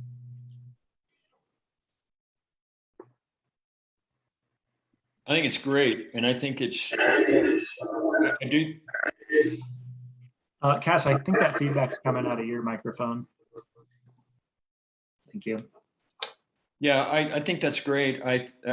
Great that you would engage in helping to direct from hotspots to other locations. I think that pretty well has to be done in collaboration with the land managers who are also developing those same things. For example, for the tourism board to decide which hotspots and what the management strategies are on their own would be, it needs to be in concert, I think, with both our local recreation management, which is developing right now, as well as with the directed in large part by what comes out of our external land managers, like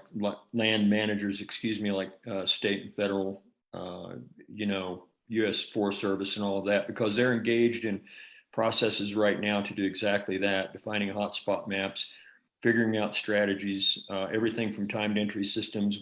I was in a discussion just yesterday on timed entry systems and how to do micro versions of that, similar to what's happening at Mount Evans, so that we can learn from it and evolve how to use it usefully in the future when we realize there are places that we want to try to, manage supply and demand like that. So I know they've got pros working on it right now, and that will help inform us, I think, a great deal.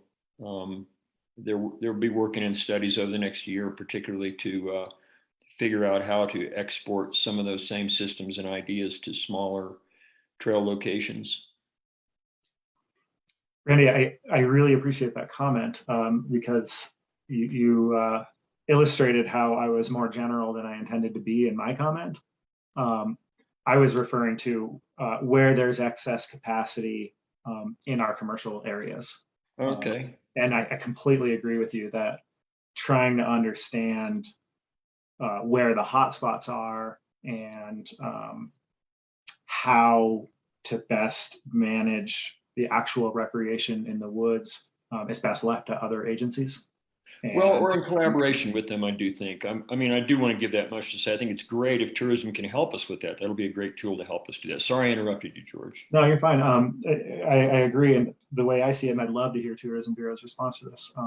The way I see it is Tourism Bureau has a clearly defined lane of knowing how to market really well. And that's where, there's a lot of value to be added. And my hope is that would be informed by the land managers, just as you suggest, as far as, information about which modes of visitation are best for us economically to be marketed to, which locations in the woods are best to be marketed to, etc. I don't know, how does that land on the Tourism Bureau, that comment? I think it's spot on. And I think, as we've talked about in some of our other discussions, the collaboration is going to be key, whether we're talking about, the municipalities or the recreational areas. We're going to need input from everybody on where we need to focus and where we need to direct people. So, like I said, we've got ideas, and I'm sure, we're accurate on some of those, but we're going to defer to the experts and the locals and everybody else that can provide us with feedback on those when we make those sorts of decisions. We're not going to make those on our own, and collaborate with the land managers for the recreational stuff, and collaborate with the towns, the municipalities, and the residents and business owners for the economic stuff. And I want to be clear that it's not a criticism. I'm just thinking you really caused my head to kind of explode with new opportunities as we kind of bring the high level management that's happening at the forest level and talking to 5 counties at one time and all the different state and federal entities and industry even, is that when we replicate that model at the local level, when we bring that down into our local recreation planning, there's a communication and education piece, stewardship and all that kind of stuff that are in your presentation that you worked on. And then the micro kind of management version of that is where we begin to try to, control the ebb and flow into certain areas that are beyond capacity.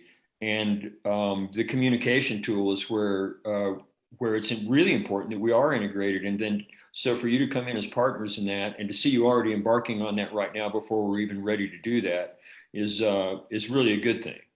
But I just wanted to bring it together that it's going to be it'll need to be a collaboration, to be informed by the land management professionals, that are looking at wildlife habitat and all those things about what the good ideas are in different places will be really important to inform what you do, and then what you do will therefore in concert and collaboration will make what the land managers are trying to do so much more powerful and effective to work as a team. So yeah, and it's definitely we look at it as a positive thing. We need people to help define the direction and our goals, and then we can go out and execute that based on the feedback we receive. So I think that's an important part of it.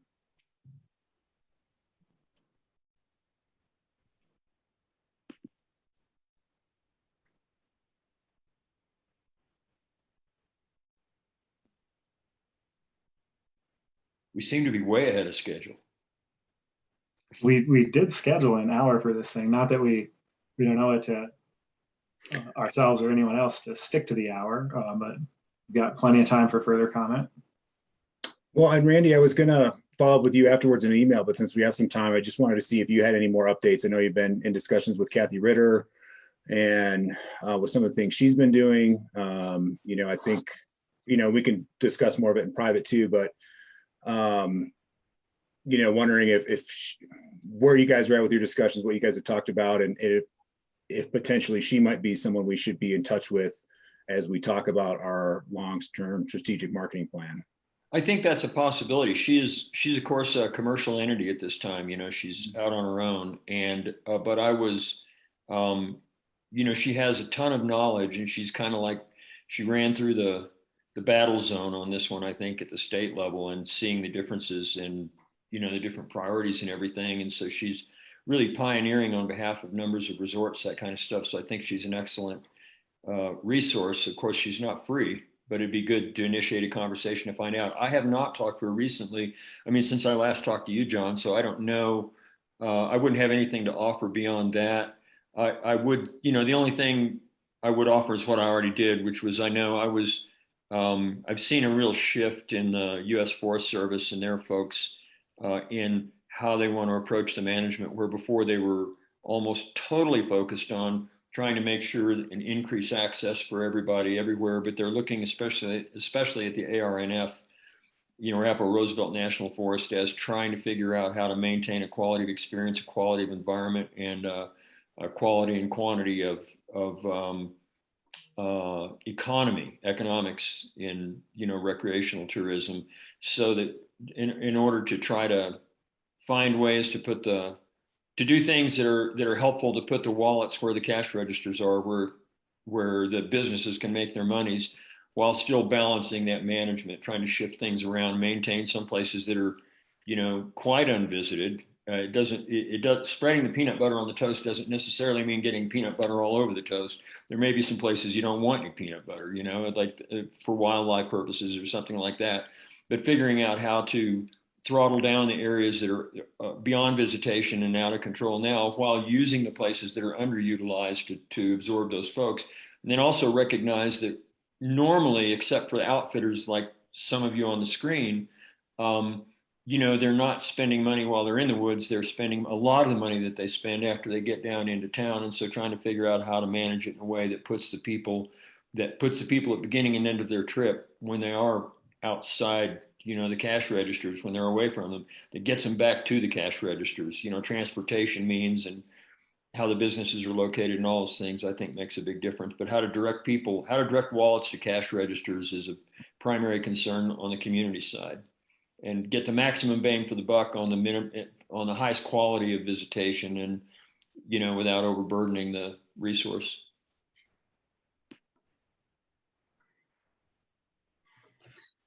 That's exciting, Randy. And I don't know if I've had the chance to tell you that I'm just really excited to hear about your conversations with Kathy Ritter. We had the opportunity of having her and her staff up in the county for one of their one of their team building exercises, and really got a chance to talk with her one-on-one and introduce her to people in the county. And, she and her staff, brought the care to Colorado and the partnership with Leave No Trace, and kind of, firmed all that up when she was, the leader of the industry here in the state. And I really admire her and what she's done, and it would be an absolute honor to work with her. So just letting you know that, I really feel strongly what she's did for the state while she was here. And, interesting observation for myself, just bringing some out-of-state guests into the county to ride the train and have lunch, and sitting and having lunch in Idaho Springs after riding the train in Georgetown, and realizing as an observation while you're sitting, wondering what they should do afterwards, where we should take them, what stores are close by within walking distance, for an elderly person in general. But it doesn't have to be that. But it was an interesting observation that got my mind thinking too about QR codes, or even doing tabletop displays in the restaurants, for example, like we did when we did the twin tunnel construction, to help people understand that there's more to do after they finish their meal, and after they ride the train, or after they take a gold mine tour, or after they go rafting, or after they do whatever their activity that brought them to the county, and then they finish with lunch. To have something at the lunch table that tells them and redirects them to something else in the county to, like you say, put their wallet at another register. And we're really taking different perspectives and views, and utilizing them in our careful approach to marketing. And so any kind of feedback or insight you have to share, we're more than happy to hear it. And like I say, you don't know what's going to come out of just a random lunch with a friend coming to town. But I mean, if you're in the mode and you're thinking about tourism management, it does help, and help you draft and create new ideas, and to help move us forward. It may be. I would be excited to hear what the outcome of Kathy Ritter's process would look like for us as well. Maybe there's an opportunity to, and I haven't looked through the grant that you are preparing an application for. We intend to submit a letter of support to it. So you should expect to receive that. Is there an opportunity to engage Kathy Ritter in that grant? She indicated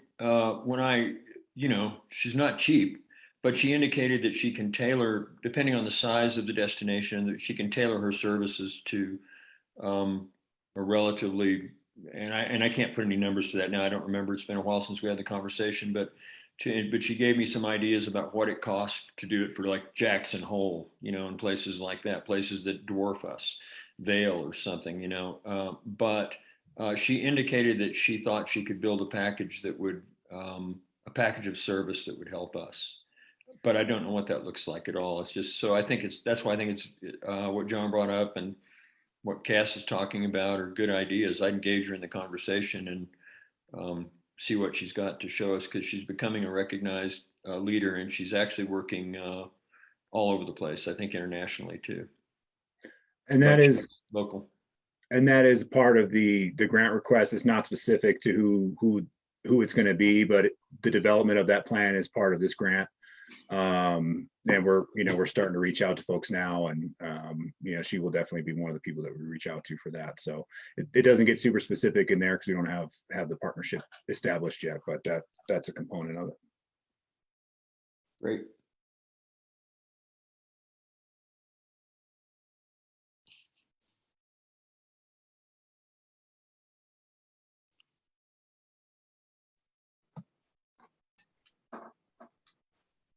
Okay, what other comments, thoughts?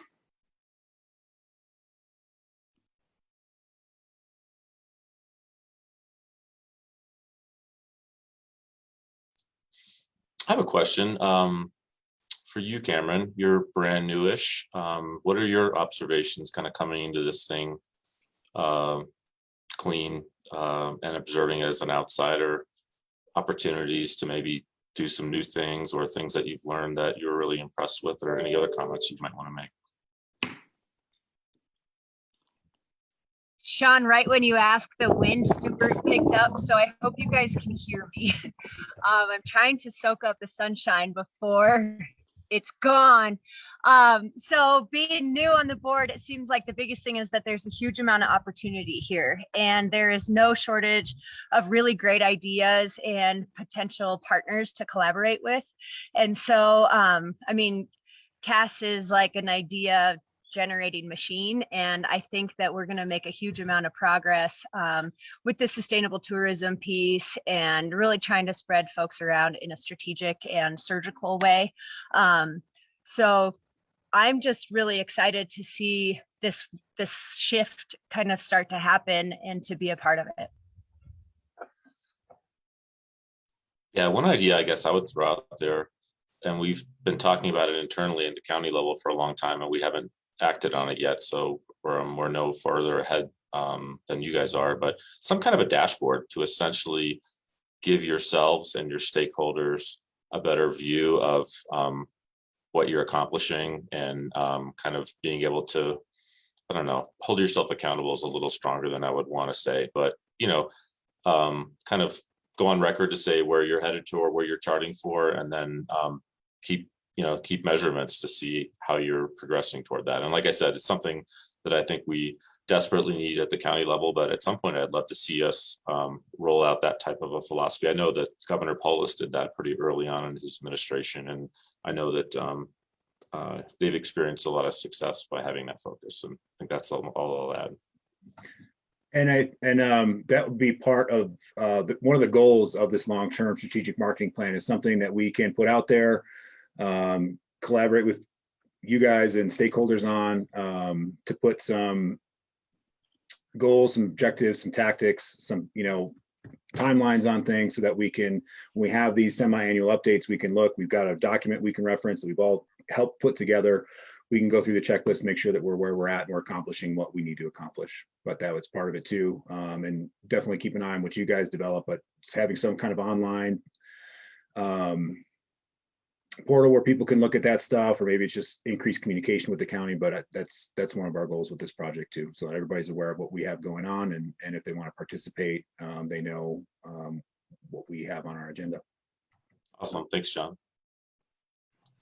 I just want to add, Sean, I thank you for that. I was curious myself, and I sat down and created a Word doc with just over 10 pages of accomplishments in my 10 years. And it was really exciting just to kind of go through and look at everything that we've done as a board, whether it was through the $245,000 of grant support we've received, or whether it was through just the lodging taxes that we've received, annually. And just the waves that we've been able to make, from going from, no county sign being blown over by, the wind to, installing 3 county signs, or not having a visitor guide and making one, or, not having, a website that referenced everything, or an itinerary builder, or, our heritage tourism campaign, or bringing CJ Minor to life, or cartoon maps, and so on. And I think you're right. I think it would be fun to have a dashboard and to kind of showcase, what the tax dollars have attributed, and what we've done, and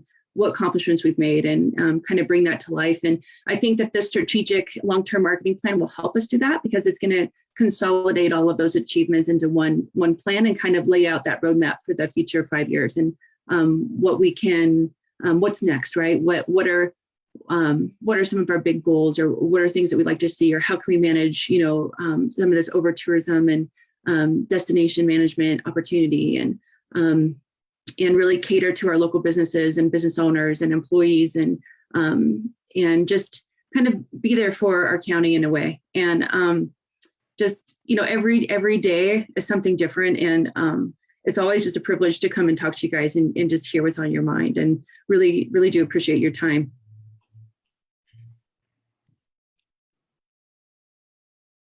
Thank you. And we appreciate yours and your efforts. I'll speak for myself. I appreciate yours and your efforts, and particularly appreciate the growth mindset that you just expressed. It's always a process of just solving today's problem and looking forward to tomorrow's, and really, really happy with the progress between these 2 updates that we've seen.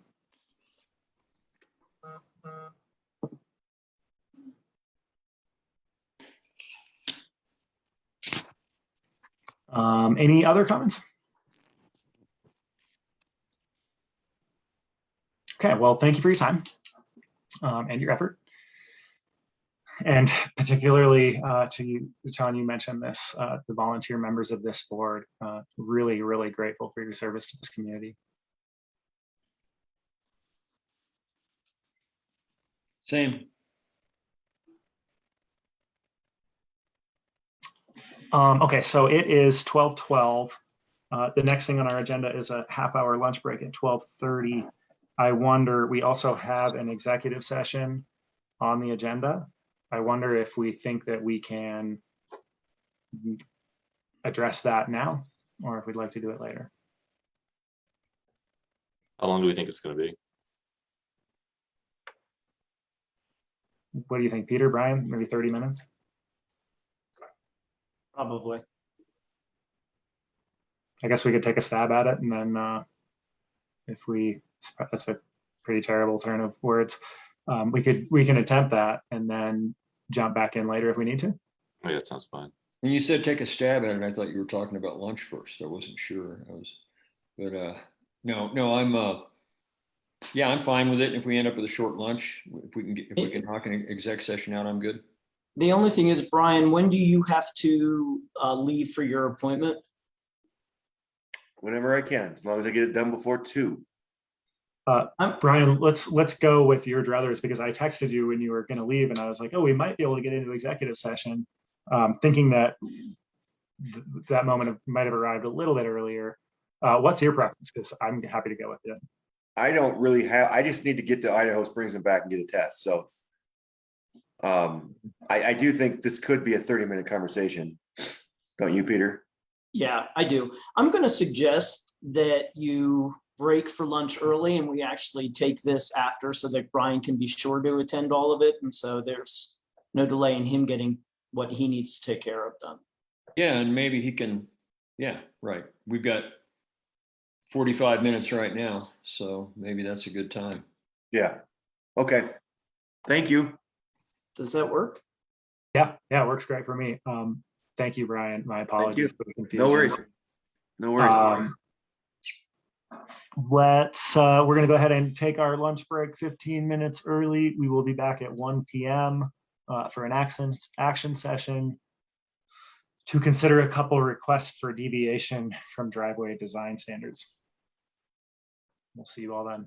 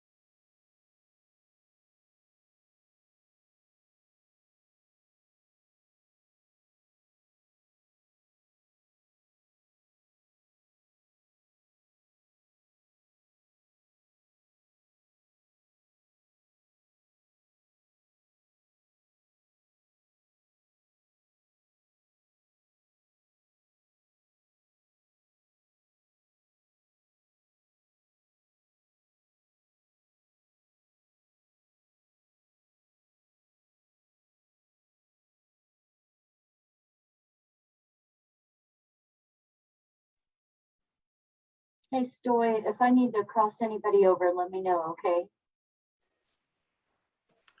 Okay, yeah, I will let you know if we see Sarah Buller on there now. She's up first, and then will be Della and Della Francis Morris. It will be the second one for the board to consider there. Okay. Just crossed over Sarah. So I'll keep an eye out for the next group. All right, thank you. I'll give you a reminder when we get there. As another reminder, George, did you want to talk about the tourism support letter? My understanding is that comments would have been submitted over lunch, and that'll give you an opportunity to make those changes if any were submitted. And I know I didn't. I went to log into my email over lunch, and the email server appears to be down, or at least my ability to connect to it is not available right now. So I haven't been able to read it.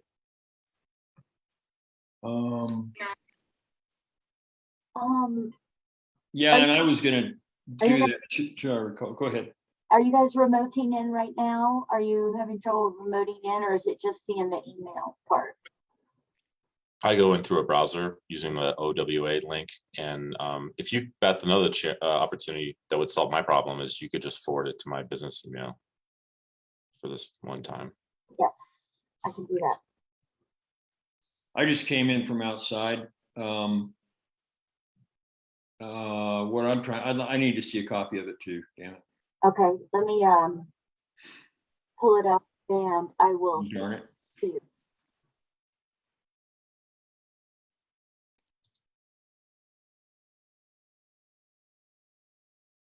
Okay, and so then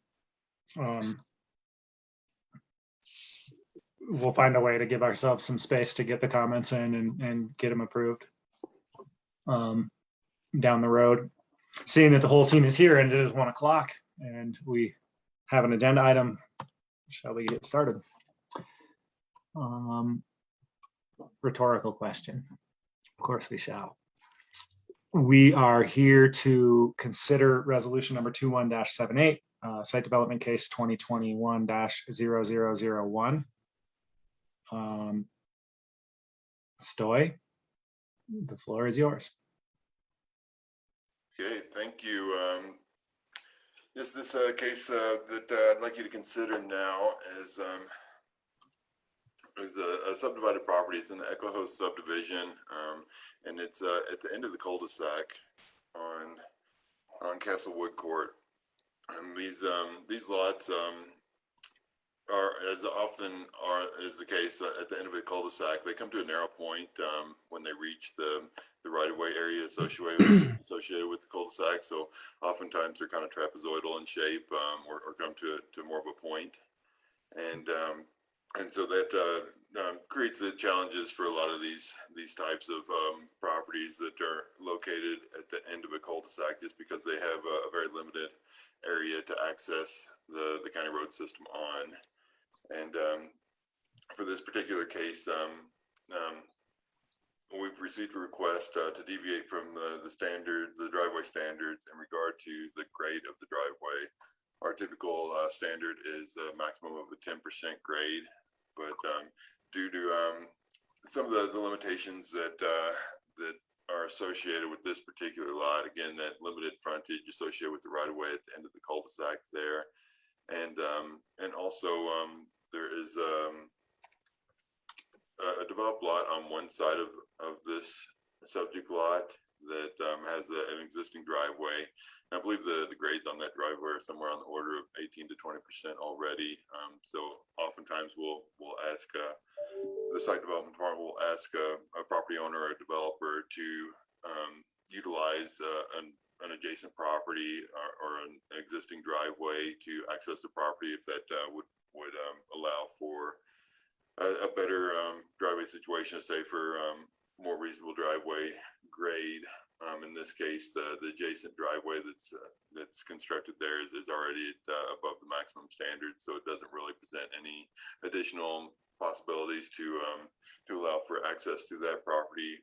The property on the other side has a significant drainage that runs through it, and this property is undeveloped, but this drainage kind of bisects right through the middle of that adjacent property, and similar condition with that it's got limited access to the right-of-way area would allow for some additional length to utilize that property to create some kind of switchback or something to access this property, but just due to that large drainage that's there and you know, the limited amount of length that would be potentially added to the driveway there, don't see a whole lot of feasibility in utilizing that property for additional driveway length there. And so due to the constraints on both sides of this driveway, as this property owner looked at the driveway and meeting the driveway standards, it became clear to them that it was going to be a challenge to get a 10% driveway through the right of way and up onto into their parking area. There's a fairly steep grade existing, 20 to 30% grade that comes directly off the edge of the road and up through the right of way before they reach the actual property boundary from the edge of the road for this particular property. And then again, due to that, narrowing of this lot as it approaches the road, there's not really applicable front setback. Due to the zoning regulations, will typically push a house back on the order of typically 30 feet, I think, is the setback for this particular subdivision and zoning. And because of the shape of this lot, the front setback does not really apply in here, and it's really just subject to the side setbacks, which if you take that same 30-foot setback from the sides, it pushes the buildable area to a starting point, in the order of 50 feet from that front property line. So just due to the way that the setbacks and the zoning are applied to this property, it forces the house to be pretty far away from the road and the front property line, and it's going up an existing approximate 20 to 30% slope there. And, without being able to use the adjacent properties, there's not a whole lot of room to realign the driveway or align it in such a way to create switchbacks or something like that. So it's not real pretty, but there was not a whole lot of choice. Nothing else presented to us, and nothing else that's really stood out to me other than going straight from the road up to this property. And again, trying to get a 10% driveway and overcome the existing 20+% slopes has presented a challenge. Sarah Buller is here with us now. She's the property owner for this property, and she submitted this request to the site development department. And then, looking at this, she did worked with her and her design engineer to go through some other alternatives. Didn't really come up with anything, like I said, from either their side or my side as other feasible alternatives for this. Sarah has looked at and the conceptual plan that she's provided to us, and in her narrative, she has lowered the house there to regrade the footprint of the house, which is going to create a 10+ foot cut behind the house and a large foundation stem wall that will retain the slope behind the house. So she has cut taken the existing grade down over 10 feet to allow for the parking or garage area to be dropped there as much as possible. Once we get really a look at a walkout house situation much deeper than that, then it starts to become unfeasible there. So I feel like they made a big effort in trying to lower the grade of the footprint of the house as much as possible there, the parking area of the house, and so I don't see a whole lot of additional room for improvement on this. So asked Sarah told Sarah that we would go ahead and take this to the Board of County Commissioners here and have you take a look at this one, and want to before we get into any additional recommendations from site development, want to see if there's any questions, or certainly give Sarah the chance to to speak if the board would like her to do so.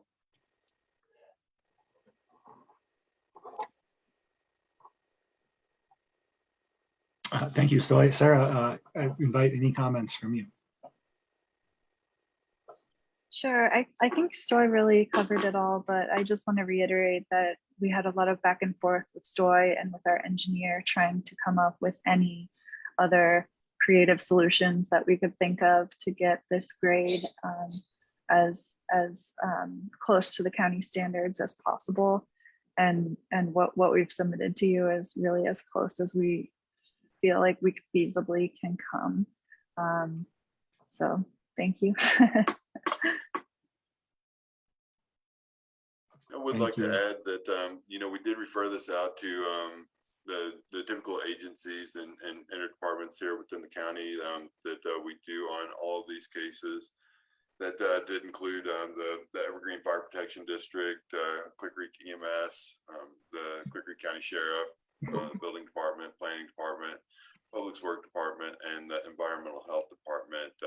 We did receive one response to that referral request from Evergreen Fire Protection District, and I've listed their full response in there. That they cite some fire code information there that is pretty technical, and I'm not familiar with, but they would apply some of this fire code and different standards for the development of this. The big thing that applies to the site development and building department is that they did ask that the house be served by a monitored or auto sprinkler system because of the grades, not only for the driveway, but due to Castlewood Court, which on the approach up through this cul-de-sac and up to the property, the subject property there is approximately 18% in areas as well. So due to the road and the driveway deviation request, Evergreen Fire Protection District is, I believe, will require that the property be sprinklered, and as a condition of the approval, if the board chooses to approve the request for deviation to the driveway standards here, that is included as a condition of that approval, that the house will have this monitored sprinkler system, and the building department as well as the fire district will verify that is completed as part of the building permit process. Thank you. Any questions from the board? No.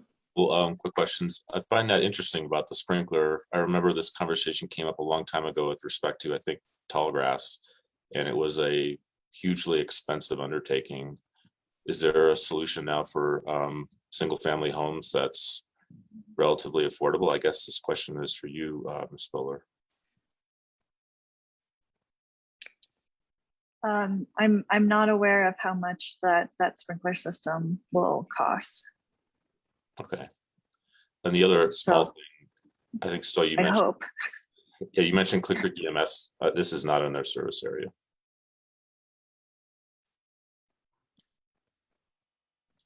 Right. Okay, is there another typical emergency service that gets directed to that we need to be referring these? Evergreen Fire, you already did it. They do Okay, integrated it's served by fire the Fire and Protection EMS. District. Yeah. Well, thank you, Stoy. I mean, a very thorough job as usual. And I see that you recommended approval, so I have no further questions. Well, Randy, I think I heard you indicate you don't have any questions, nor do I. No. I looked at the map and I see the recommendation, and good catch, Sean. Okay, well, I intend to support this request and would welcome a motion. I move we approve resolution 21-78 SDV 2021-0001 request for deviation from the driveway design standards contained in the Clear Creek County roadway design and construction manual for the property described as Echo Hill subdivision lot 66, filing 2 located off Castlewood Court. Second. Okay, motion and a second. Any discussion? Hearing none, all in favor? Aye. Aye. thank you for your efforts, Stoy, and Ms. Bowler for your efforts. We look forward to welcoming you into the community. Thank you. The next case on our agenda is consideration of resolution number 21-76. Wait, let me get that right. 21-79, site development case 2021-0002. And I have, it appears that the packet does not include, unless I'm misreading it, does not include that resolution. We may need it to be put up on screen. Yeah, I've only got a single page in the packet I'm looking at. Same. It's the agenda request.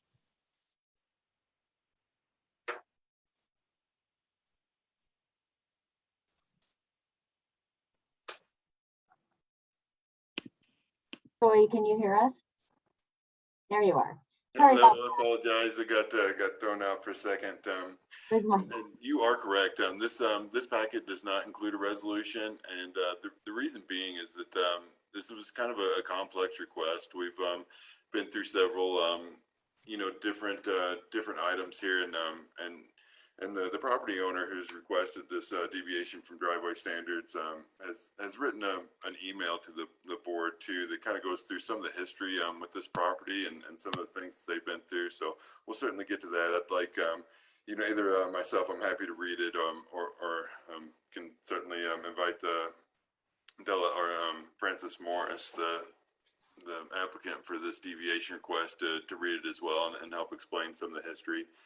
But it is a complex site and has some unique surroundings, and was not completely sure how to prepare the resolution for today's discussion. And so I'd like to get some direction on the board, as you consider this, and we'll be happy to draft up continue to finalize that resolution and get the language in there that the board desires, so that we can proceed with that as soon as possible. But I didn't want to put a lot of language in there due to before we had a chance to discuss this today. Okay, that makes sense. And welcome, Greg and Della. So please proceed with your presentation. Right. For this case, this is a similar request. This is a request for deviation from the driveway standards. The specific request that was received by the site development department was for the grade on the straight section of a driveway, kind of this the last 80 feet or so of this driveway that would access the parking area and up to one of the northern boundary the northern property boundary for this lot. And so that was the specific request. But in reviewing the request and the plans associated with this, the site development department has kind of gone through and worked with some surveyors and previous plats that were done for this property, and reviewing all the information we have, as well as the county's adopted road map and list. And I think there's a little bit of disagreement between the site development department and our applicant here as to where this deviation request should begin and end. And we can pull up a map to kind of better detail what we're looking at there. But when I was reviewing it, I felt that they were really requesting a deviation from the driveway standard, not only for this last 80 feet, but the portion of this driveway that continues on to what the county has adopted as the public county road known as Viking Trail. And so we can get to that, but again, really just looking at a request to deviate from the grade standards for driveway design. And this is again, accessed off of Viking Trail, which is a non-maintained county public road, and just a request request for deviation from the grade standard. Again, we'll get to a little bit more of the history there, but there is an existing residence that I believe has been occupied for some time there. It was constructed, from my understanding, before the county required building permits, and so it's an unpermitted building. It's I think it wouldn't be considered illegal, but just unpermitted because of the date that it was constructed there. And a similar situation with the driveway. It's an existing driveway that's been utilized in the past, and I think is currently being utilized, but was never permitted by the county per se. And so we have the existing conditions there.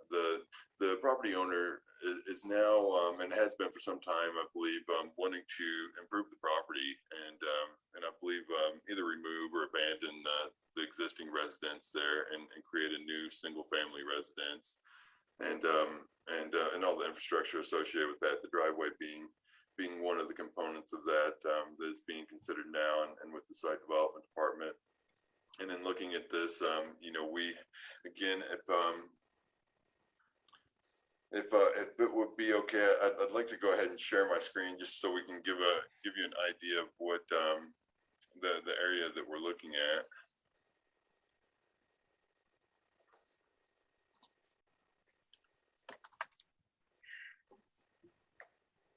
And are you able to see my screen, the map there?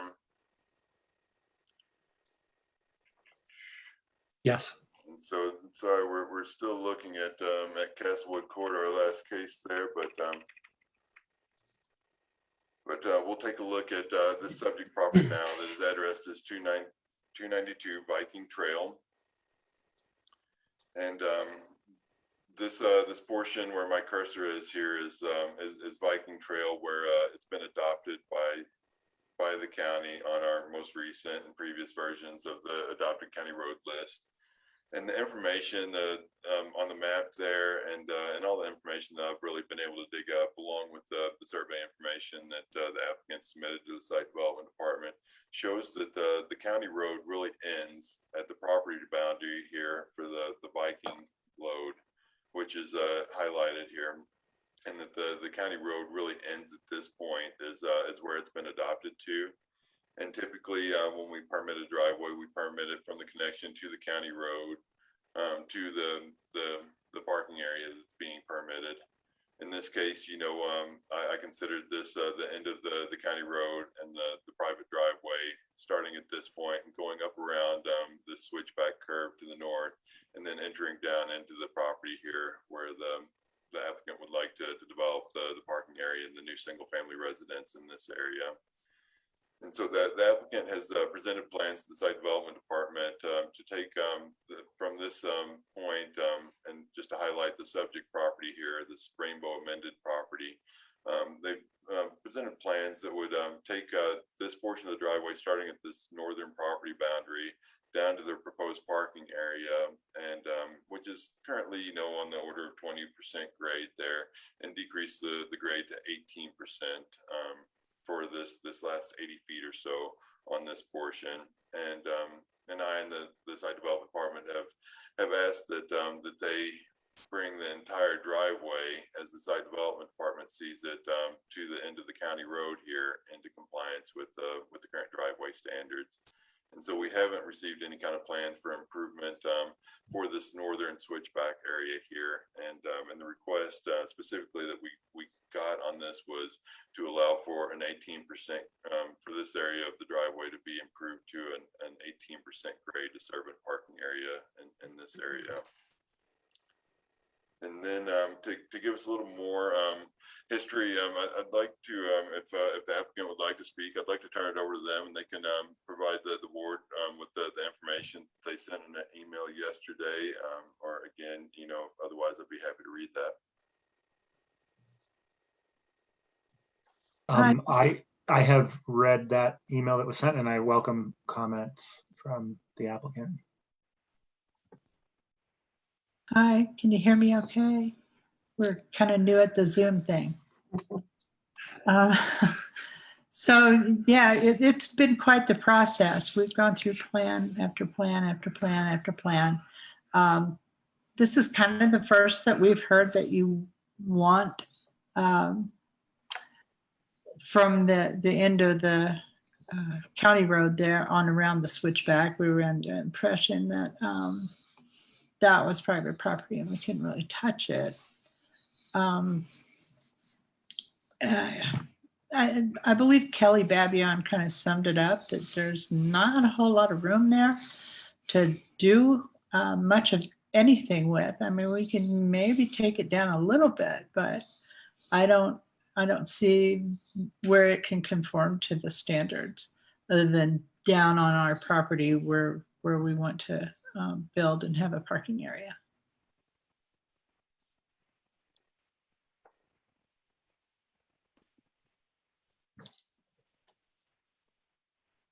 Thank you. And I don't see in the packet any description of a response in writing from the fire chief of the Clear Creek Fire Authority.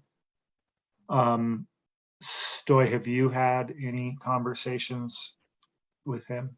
We did, and I apologize. It is, I believe, in the staff memo there, but we did receive a response. In this case, this was referred to the Clear Creek Fire District and Kelly Babion and his crew there. The response that we received from Kelly was, "I am familiar with this property by inspection for past open fire permits. There is no way to build a compliant roadway. From an emergency response perspective, I have to state, emergency response involving fire and ambulance vehicles may be significantly delayed due to road grade and weather conditions."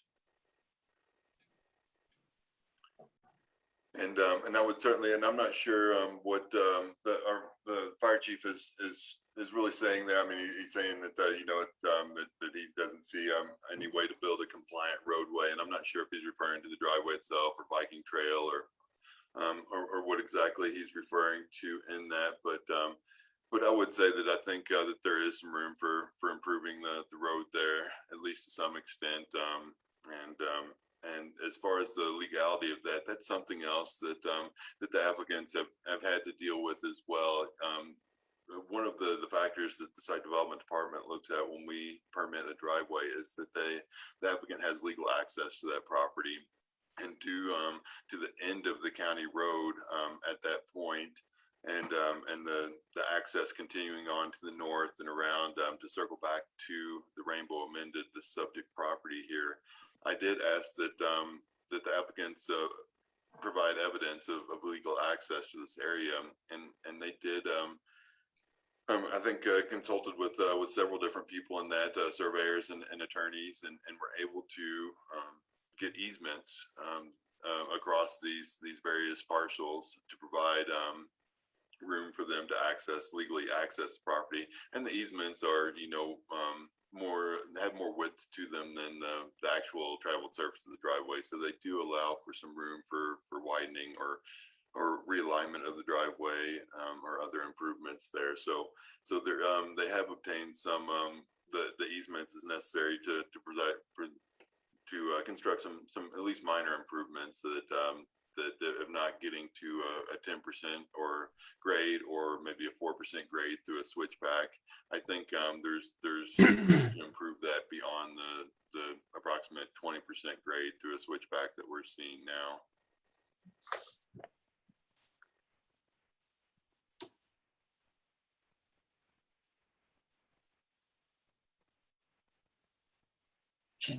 Can I kind of hand this off to Mark and see what his assessment is as far as it? He is the engineer. Yeah, Mr. Gladney, feel free to provide comment.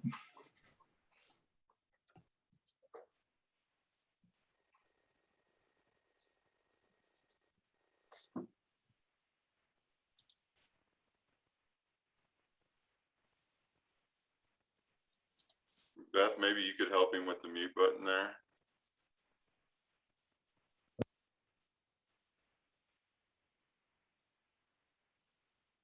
He is unmuted. Am I, can you hear me? There he Yes. is. Yes.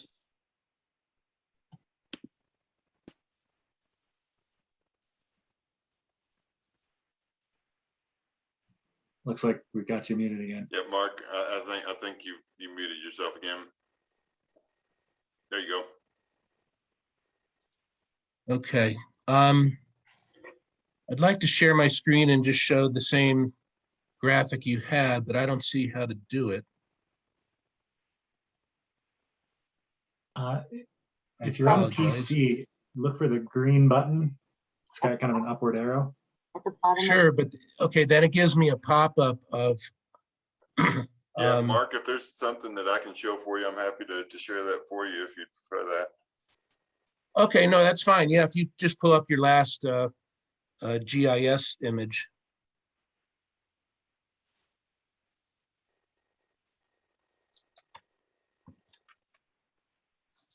Okay, so the situation on improving that hairpin turn is real tricky, because what you can't see on this map is to the north, as you go around that turn, there's a ravine in there.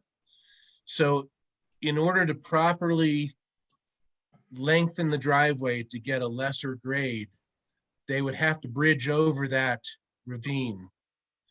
So the other way you could do it is to try and lower the entire hairpin turn, but you'd have to somehow make that up with the grade of Viking Trail to the south for probably a couple 100 feet to try and gain that elevation back. So it becomes a real feat to try and do either one of those. Going over the ravine is kind of like the Georgetown train loop that, they go one way just to gain altitude to go the other way. The other thing that I would just bring up, and you don't need to zoom out, but as you are on the county road on Viking Trail, and especially on Ute Creek Trail, there are 3 switchbacks, which are similarly in excess of county grade. I measured anywhere from 12 to 14%, and very tight radiuses. They're nowhere near the 4 or 8%. So being at the end of the road, you're already negotiating 3 such hairpin turns. It doesn't seem that there is anyone else being harmed or any public detriment to allow them to continue to use that portion of the road that's off of their property, and yet allow them to make the good faith effort that's been discussed as far as improving the grade on their property. And from what I've heard today, perhaps it would make more sense to put this decision in abeyance for another meeting, and perhaps we can meet out at the site and come up with something which would find some middle ground there. Quite frankly, I thought we had in the straight portion, the last 2 designs, it's this, the hairpin turn that's off their property that's been the stumbling block. So I'd be happy to meet out there and spend some time and see if there's something we can do. Again, it's been there for 100 years like that.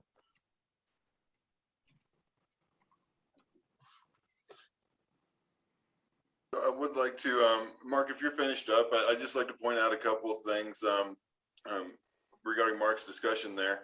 I believe the stream channel that's labeled as the Maximilian Gulch is not really mapped in the right location. I believe if we look at this blue line, it actually traverses through the grade lines here that we can kind of see my cursor traveling there.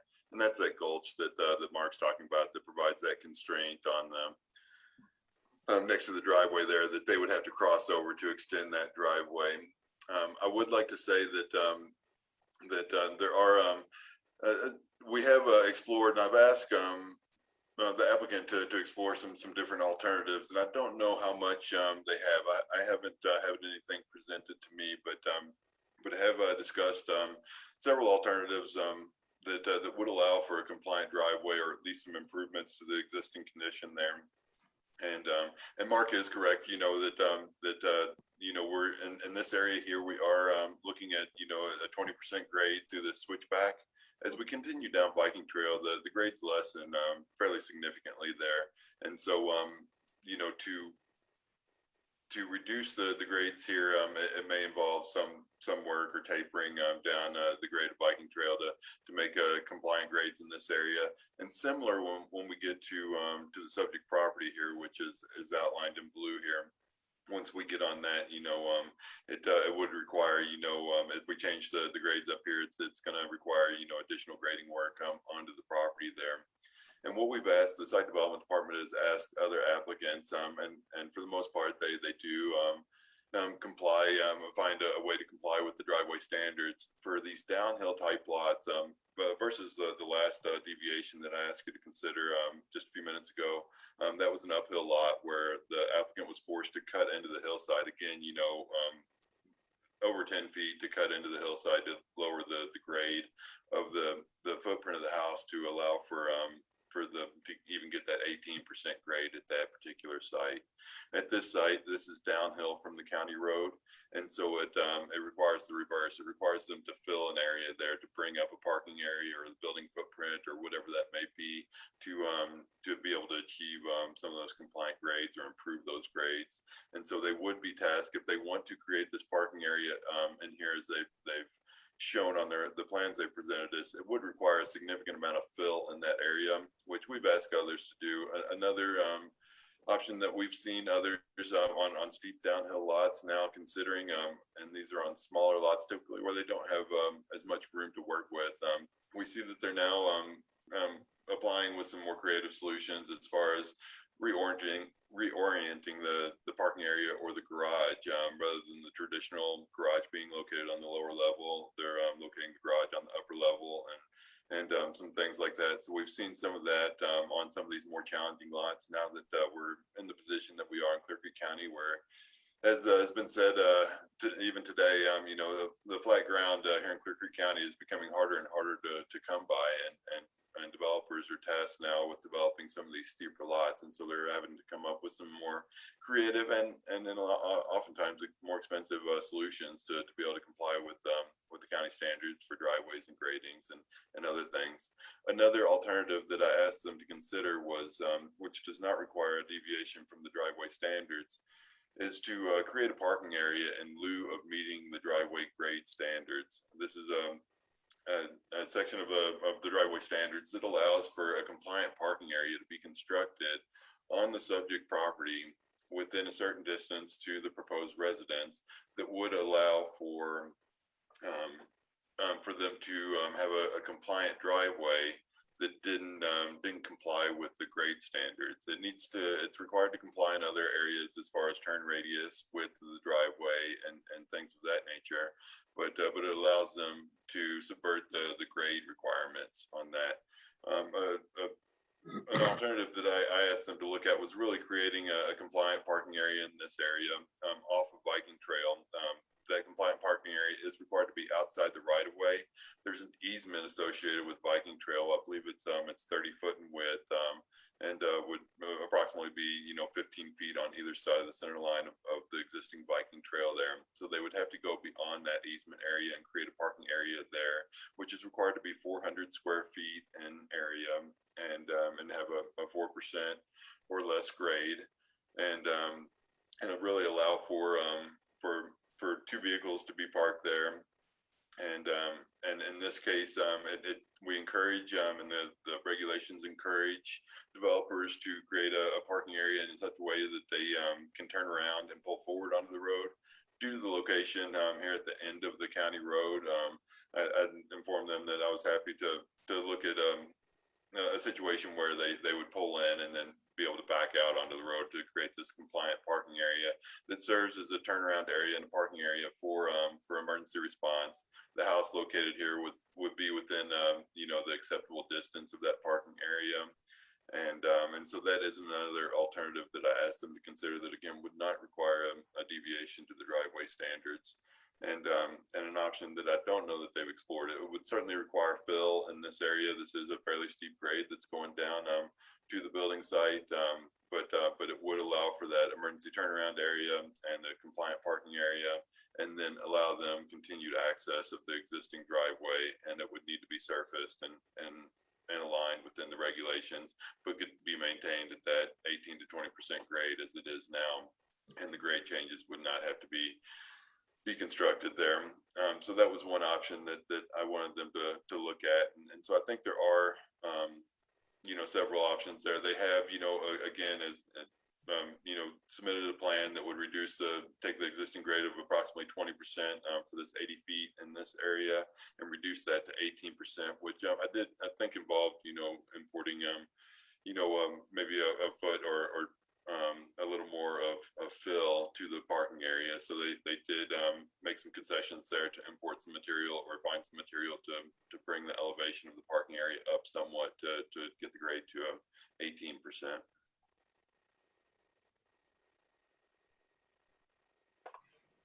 And If I could jump this, in, I'll stop Troy. the screen share there. Go ahead, Mr. Coggan.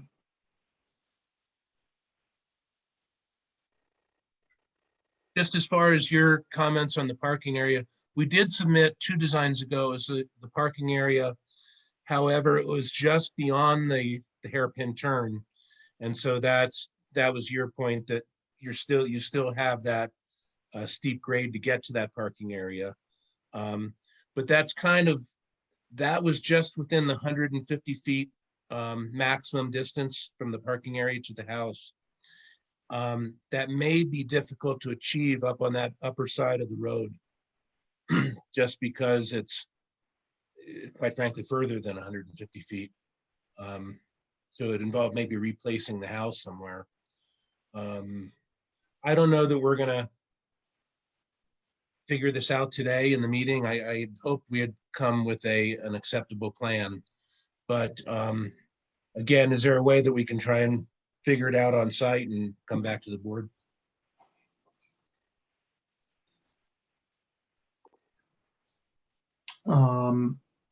That does appear to be the question, and we have a staff recommendation for denial. Maybe my question for you, Stoy, is do you think, how would you feel about tabling this to allow more time for the applicant to present a design that satisfies our requirements? I'm more than happy to do so. Again, it's part of the reason why I didn't prepare a resolution for today, because of the complexity here. And I thought there may be some discussion and some unanswered questions. As far as going out to the site and figuring this out, I don't think this is a field fit type of situation. I'd want to see some design plans that present a plan that is clear to me, clear to the board, that shows the intent of those drawings, and if it does require a deviation there, that's clear what that deviation request is, and can be presented to the board for you to consider. Okay. Other questions from Randy or Sean? No, that was only mine, unless there was something to be gained by a field trip prior to doing that, so that they knew what they were generally what they were designing to. But at the end of the day, it still has to come back and technically pass the muster that Stoy is talking about. He's got to be able to look at it on paper and see that it actually, and do the math and see that it's something he could support when it's there. So my guess is that if he were to do a field visit out there, it would, there'd be no guarantees.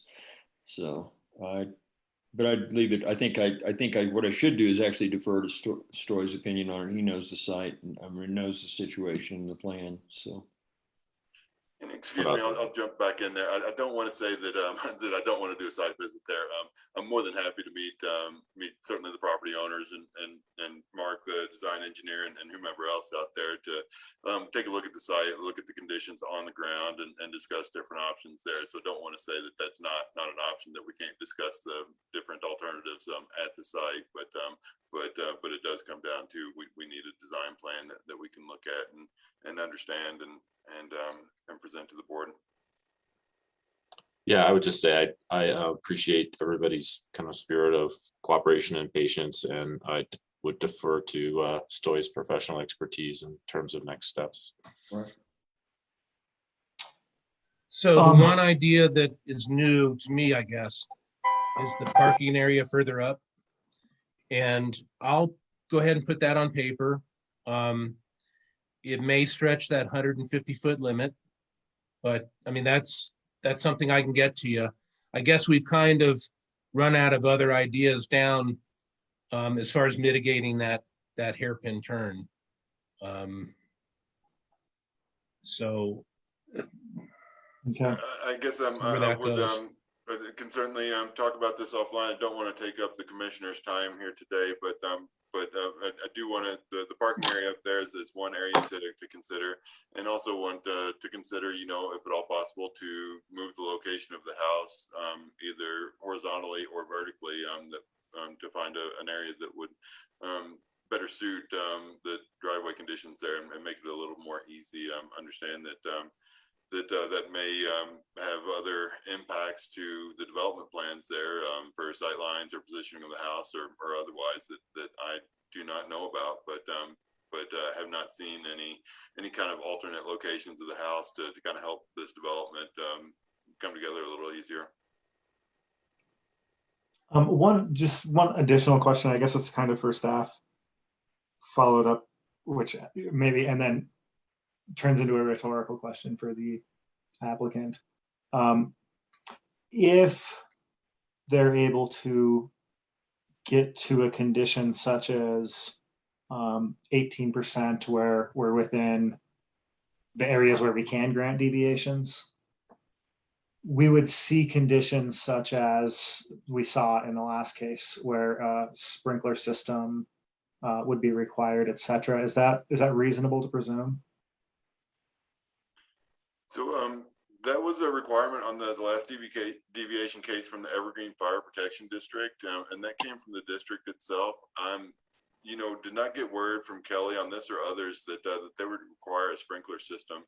When the Board of County Commissioners in Clear Creek County approve a deviation to the driveway standards, then the applicant is required to meet the conditions of what we call a wildfire hazard mitigation plan. Right. And that's a point system that the county has developed. And certainly points can be gained from a sprinkler system, but there's other areas where points can be applied there due to a different thickness of drywall, fire rated drywall, and several other factors that if they're just subject to the conditions of the wildfire hazard mitigation plan, there's a lot more options than just a sprinkler system to gain those points necessary to meet the plan requirements there. Okay, thank you for helping me understand what might be on the horizon here. Any other comments or questions? One, what was that? You said that it's probably immaterial, but you mentioned that it was built a long time ago before the building permits were required, the existing structure. Is that correct? And Francis Morris, if you could speak to that a little bit. I'm not sure of the exact history of the property there. If you could give us an idea of when the current house was built. There we go. Yeah, as far as we know, the little cabin was built in like 1922. Okay. The road has been there since late 1800s. Right. It's Rainbow. It's been known as that for a long time. Rainbow. Yeah. I mean, not only as a mining claim, but just a general location. Yeah, yeah. Okay.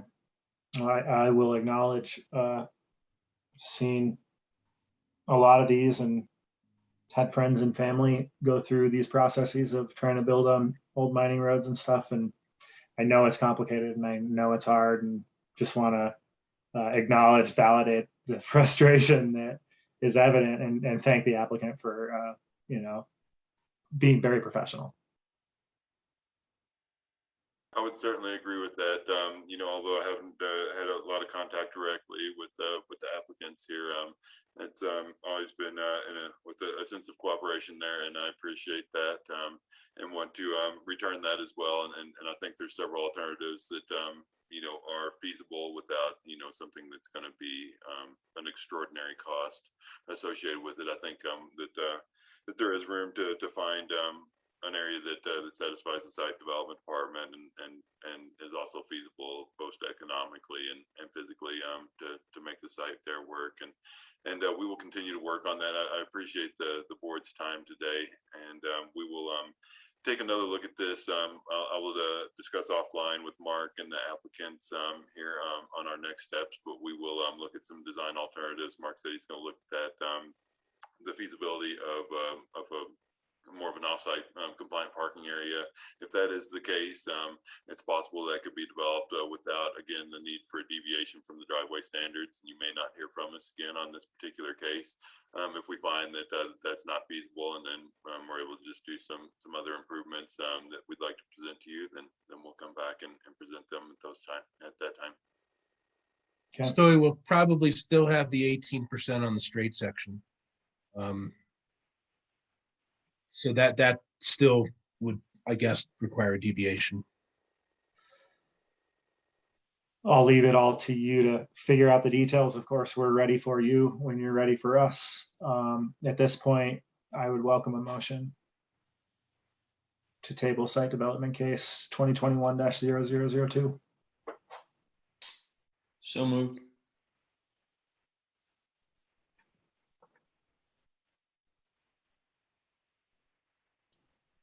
Normally, when we make a motion, it's to schedule it to some certain date in the future. We don't have that date in the future. So is this a proper motion? And I guess I'm looking at you, Peter. Great question. I think you can motion to table it for further consideration down the road and just leave it like that, or you can just choose to table it. But I think a motion to table is actually appropriate. Okay. You just don't need a date certain. All right, then I second the motion. Discussion. All in favor? Aye. Aye. Okay. Della and Greg, we'll hope to see you soon. Okay, thank you. Thank you. Thank you.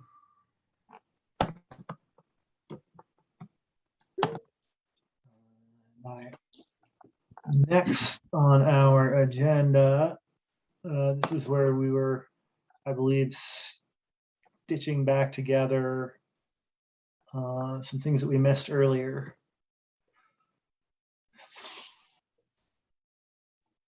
First is, let's move to what was formerly 10:30 a.m. consideration of approval of resolution number 21-80 to approve transfers between funds for the 2021 budget year. And I note that the presenter on our next item is not here. I will notify her that we're getting close.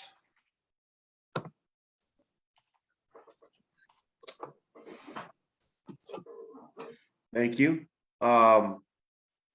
So we're bringing forward, as the chair noted, some transfers between funds. This is something that we do every budget season, or I should say every fiscal year as it relates to our budget. So we're requesting to move funds between the capital improvement fund, which are impact fees that are paid into that fund that can only be used for road and bridge. So we're transferring that amount to the road and bridge fund. A transfer from the general fund to the public health fund to cover operational costs there associated with our increase in expenses related to our response to the pandemic, et cetera. Requesting to transfer money from the general fund and operating transfer to the housing authority fund to cover a small amount in that fund related to, I believe that's related to the housing study. And then finally, every year, multiple times during the fiscal year, we will come to you requesting a transfer between the ambulance sales tax fund to the general fund to fund our emergency medical services, operational costs. Again, that the sales tax that covers those expenses is collected in one fund, and we need to then transfer it. Your request to you to transfer it from that fund to the general fund to cover those operational expenses. We'll be back again before the end of the fiscal year to do that again, specifically from that fund. So again, multiple transfers between funds, items that we do every year with respect to our fiscal budget process.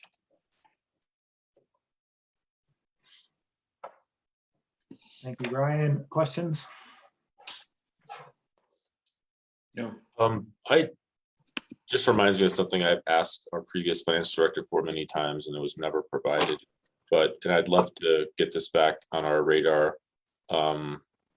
the nature of our sales tax collections, primarily as it relates to online purchases and other things. I know I've asked for this like 5 times, and I'm not giving you this side eye, Brian. I'm just bringing it back up so that we can get this in front of us at some point soon. Nature, can you say that one more time? Nature of sales tax collections as it relates to?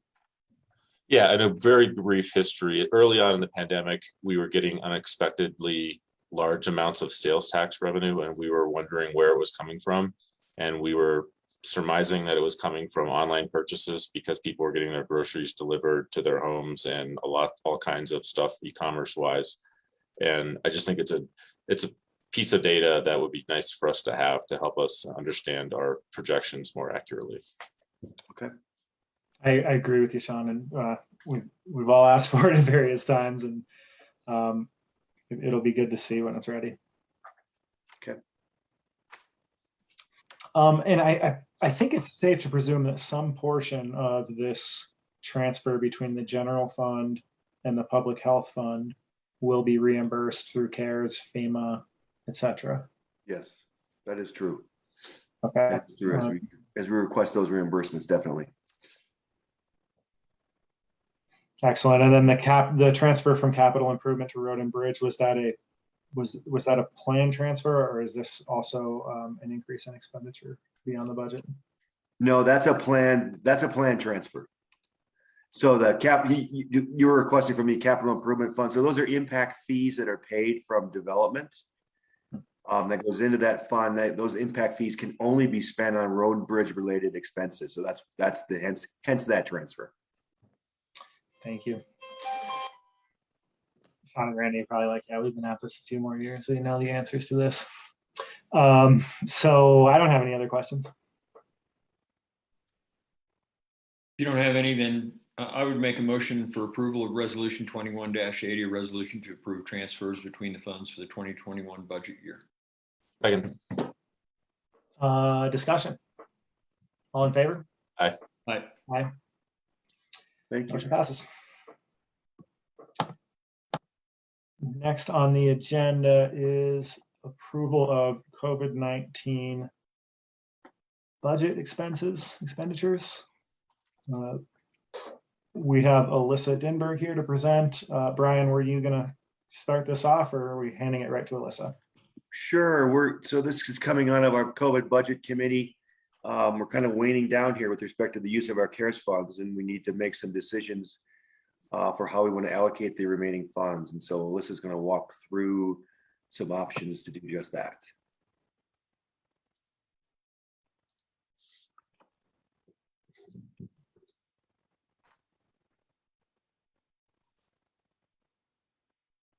Hi, everyone. All right, so here is a total budget of what we're looking at for the remaining dollars, including what has already been spent. And so just a quick overview of what you're looking at. The things that are highlighted in green, these top items, that is money that has already been spent. The majority of that has already been reimbursed as well.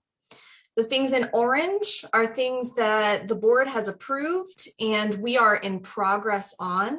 We just have not paid for it yet or submitted it for reimbursement for a number of reasons, because we haven't received an invoice yet because the project's still going or the project is just getting kicked off. The things in yellow below are new items for the board to discuss. So there's 4 items: COVID sick leave. This is sick leave that was used by our staff during the shutdown. This was federally mandated that we require for our staff. This is in addition to sick leave that staff were able to use for non-COVID related reasons. The cost of Zoom, this is from the beginning of COVID through the end of 2021. I worked with Beth to get to this number. It's going to be roughly 22,000. So we're asking to submit that amount. Telework upgrades. This is the amount that it's going to cost for us to purchase laptops for staff that are working from home or have the option to work from home that do not have laptops. It came to us that we have a number of staff members that are working from home that are using their own technology. And for a number of reasons, we feel like we need to be able to provide them laptops, and this is COVID eligible. And then last, and certainly not least, FEMA ineligible or new needs. So this is a line item that we're leaving for anything that has been submitted to FEMA that has been denied by FEMA. We don't know if there's going to be anything. I anticipate that there will be. And I just want to make sure that we have some wiggle room to cover some of those expenses and that it doesn't need to come out of the general fund. And then any new needs that pop up between now and the end of the year. We don't anticipate there being a lot.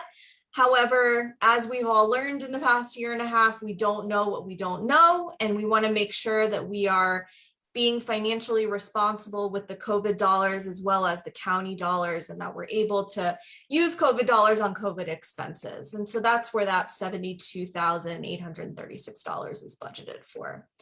So if we fund all 4 of these items, plus the items that are in orange at the full amount, that will put us at our fully allocated amount. So quick question about the last one. I think I know the answer to this. You're providing that 72,836.42 number as a heads up, or are you actually asking for us to pre-authorize unknown expenses? It's kind of whatever your preference is. We don't anticipate a lot of unexpected needs. The other thing is those new needs could encompass what our backup plan is in case there is money left over. And so I was just texting with Brian about this. What we hope to do, if there is any funds left over at the end, as a last resort to get these dollars out the door, is to reimburse ourselves for the cost of public safety and the cost of public health staff. I was at a meeting with DOLA yesterday. Clay Brown was there, Chris LeMay was there, and I was talking to them about what our strategy was. They have very, very seriously encouraged us to use any remaining dollars that are not allocated on public safety and public health. So it sounds like, I mean, it's still September, like as our needs unfold, we can still have conversations about this. There's no need to essentially provide a blank check at this point. Correct. The other thing that I have in my mind with, and this is something I talked to Chris and Clay about yesterday for that 72,000. As you know, we did submit 3 grants to cover the upgrades for the boardroom, as well as the cost of technology to be able to do remote meetings at the new health clinic. We won't hear until mid-November. I believe November 17th is the date that we will hear whether we receive those grants. Even if we receive those grants, they will not fully fund the cost of the upgrades. I got the quotes today. The cost of the upgrade for the BOCC room is roughly $17,000, and the cost of the technology for the clinic is roughly $16,000.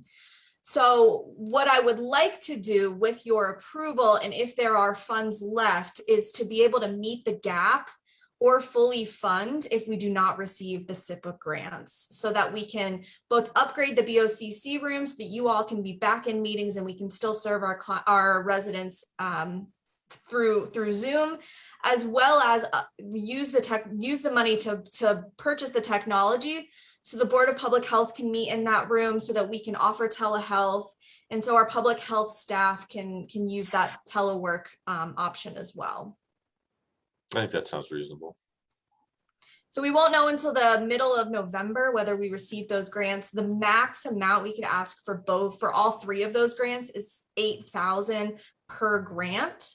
So it's about 50% per grant if we receive the full amount. Yeah, no, I definitely embrace joining the 21st century and being able to offer more access to our meetings for sure. And I will note, I tried to get this going before the pandemic. I know. I've thought of that many times. You nailed it. It sure will be nice to get out of our bedrooms for these meetings. I would take my hat off right now if I had one on. So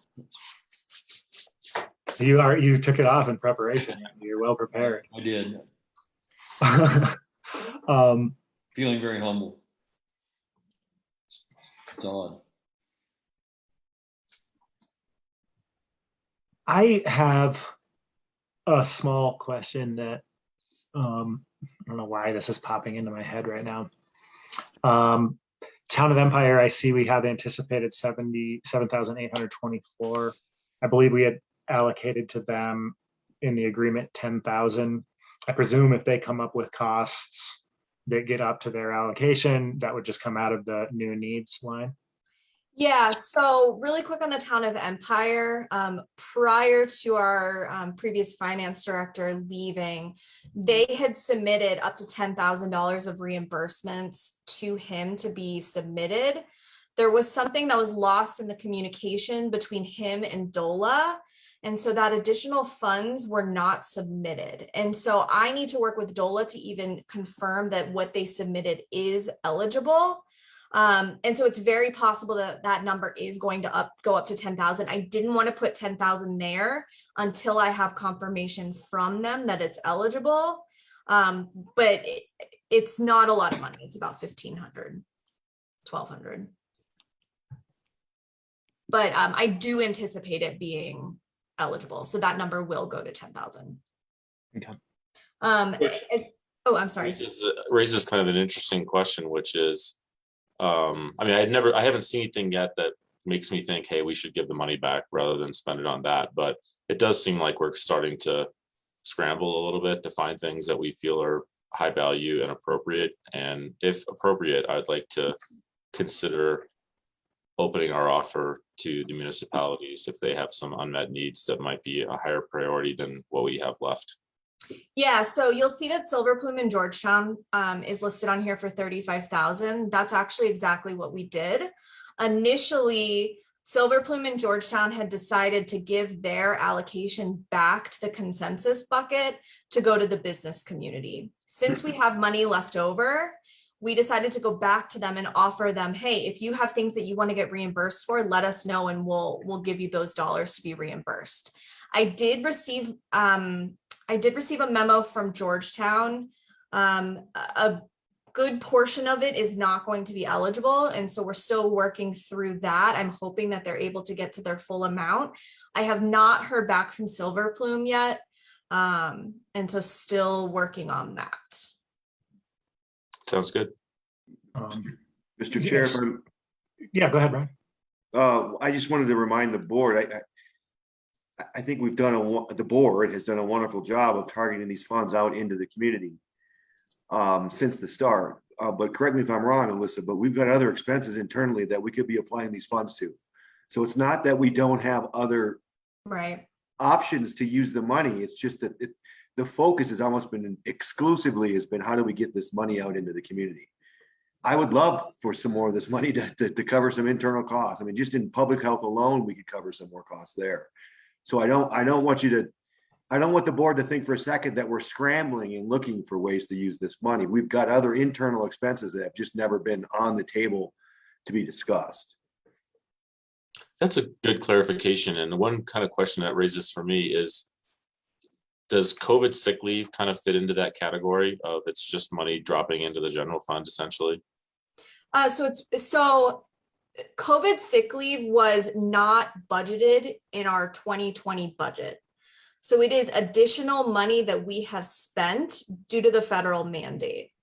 So that money is to reimburse ourselves because that puts us negative if we do not reimburse ourselves for that 45,000.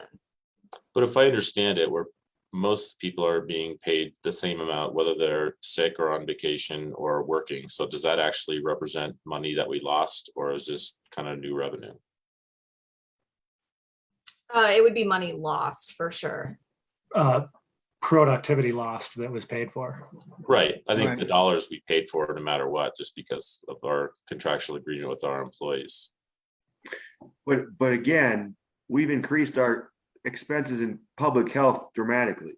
Yeah, I agree with that. I was specifically focusing on the sick leave question because I didn't fully understand it.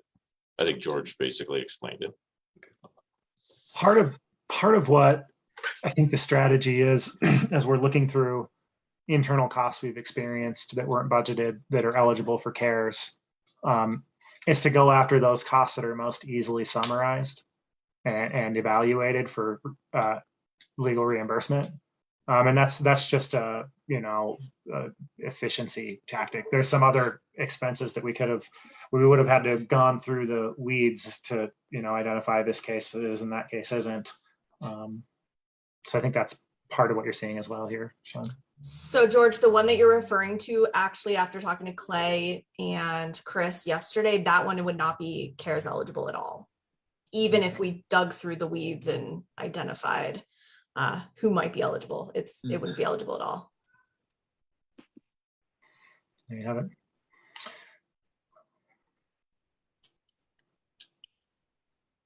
And I think that it's good fiscal planning to have a pretty healthy amount in the FEMA ineligible line. We don't, it's an unpredictable situation. I believe the number that we stand to request from FEMA is around $580,000. Yep. And 10% would be a lot to not get reimbursed, but my understanding is that we've seen numbers like that. Not we have, but people who have experience have seen numbers like that. So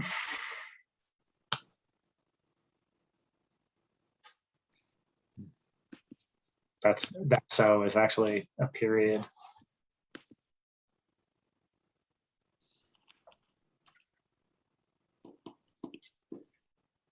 Does the board wish for us to come back with requests for the 72,000?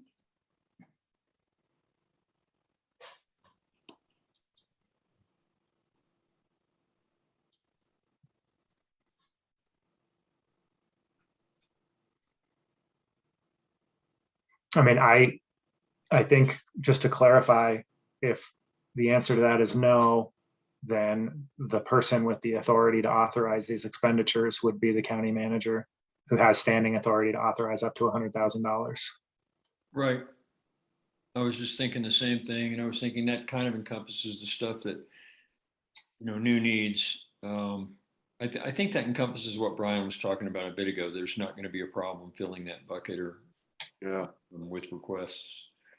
And I know we've heard Sean's support, but Alyssa explained the costs associated with the boardroom upgrades. I'm assuming the two of you are okay with that as well. So that's good. That would eat into that 72 right there. In a worst case scenario.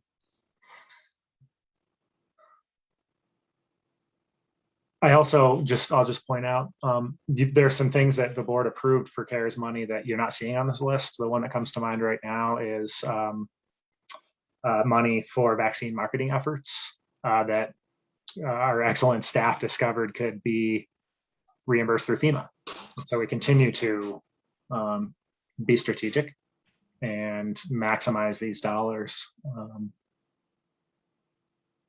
in a way that we should all be proud of the team for.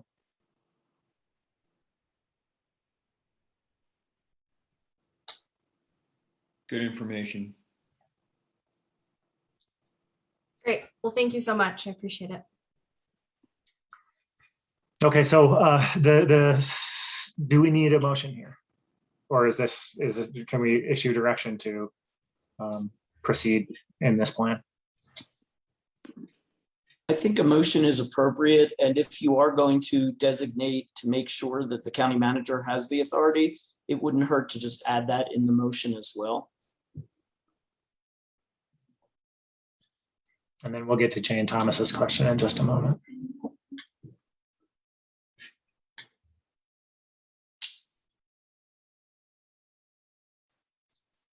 So I move that we approve the COVID-19 budget expenditures list and strategy as presented by Alyssa Dinberg.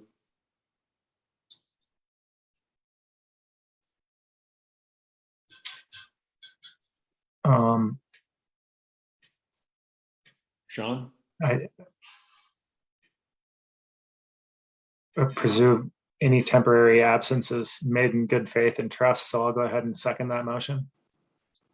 And just if you could just make a friendly amendment somewhere in there to note that the county manager or staff has the authority to affect what's on the list. I will consider Peter's friendly amendment.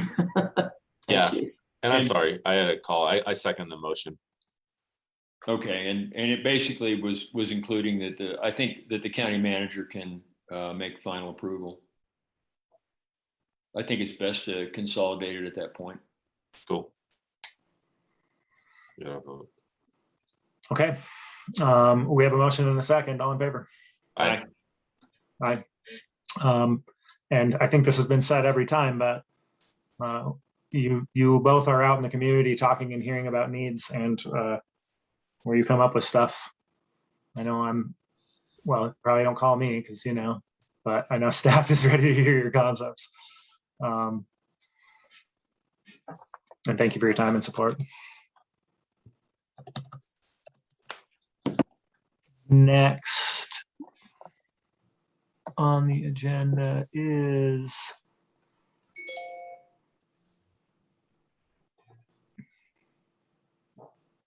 a work session regarding the health clinic naming effort with Alyssa. Brian, would you like to introduce this one as well? Sure. We discussed this during my last county manager update, whether or not the board wanted to entertain renaming, moving away from the name Collaborative Care Center. You requested that we go out to the public via social media to get some input from them. I'm going to be honest with you, I was a little skeptical about that, but I shouldn't sell our residents short. Some interesting common themes emerged from the submittals that Alyssa helped us collect. So I'll turn it over to her to present some of the themes that emerged from our residents' thoughts on the name of the clinic. Hello again. I agree. I was also skeptical, but very, very pleasantly surprised with our response. I posted a survey on the Clear Creek forum, and then I also posted that survey on Facebook and Nextdoor. It was posted from September 14th to September 21st today. We got 62 responses submitted on the form, which is incredible. Like, I think this was probably our second most trafficked survey that we've ever done, which is kind of amazing. And we got a lot of responses on Facebook. I know George was following along. I imagine that you all saw our responses. We got a lot of responses. It was great. Very few jokes, which is great.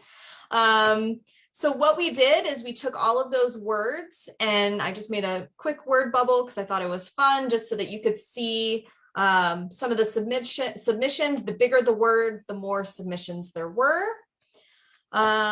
Here's just another view. I took every word that had more than 5 votes and put it into a pie chart just so you could see. And then I have some recommendations for you.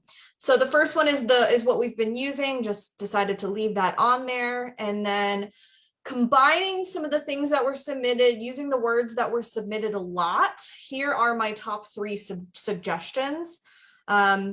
Adding Clear Creek or taking Clear Creek out with any of them, I think is appropriate. So Clear Creek Mountain Health Clinic, somebody submitted that. The MAC, I thought that was a fun little shortened version of it. The Alpine Health and Wellness Clinic, and then Mountain Health and Wellness Clinic.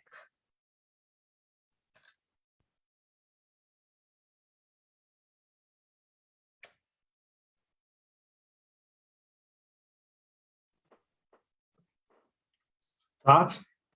Comments? I kind of like number 4.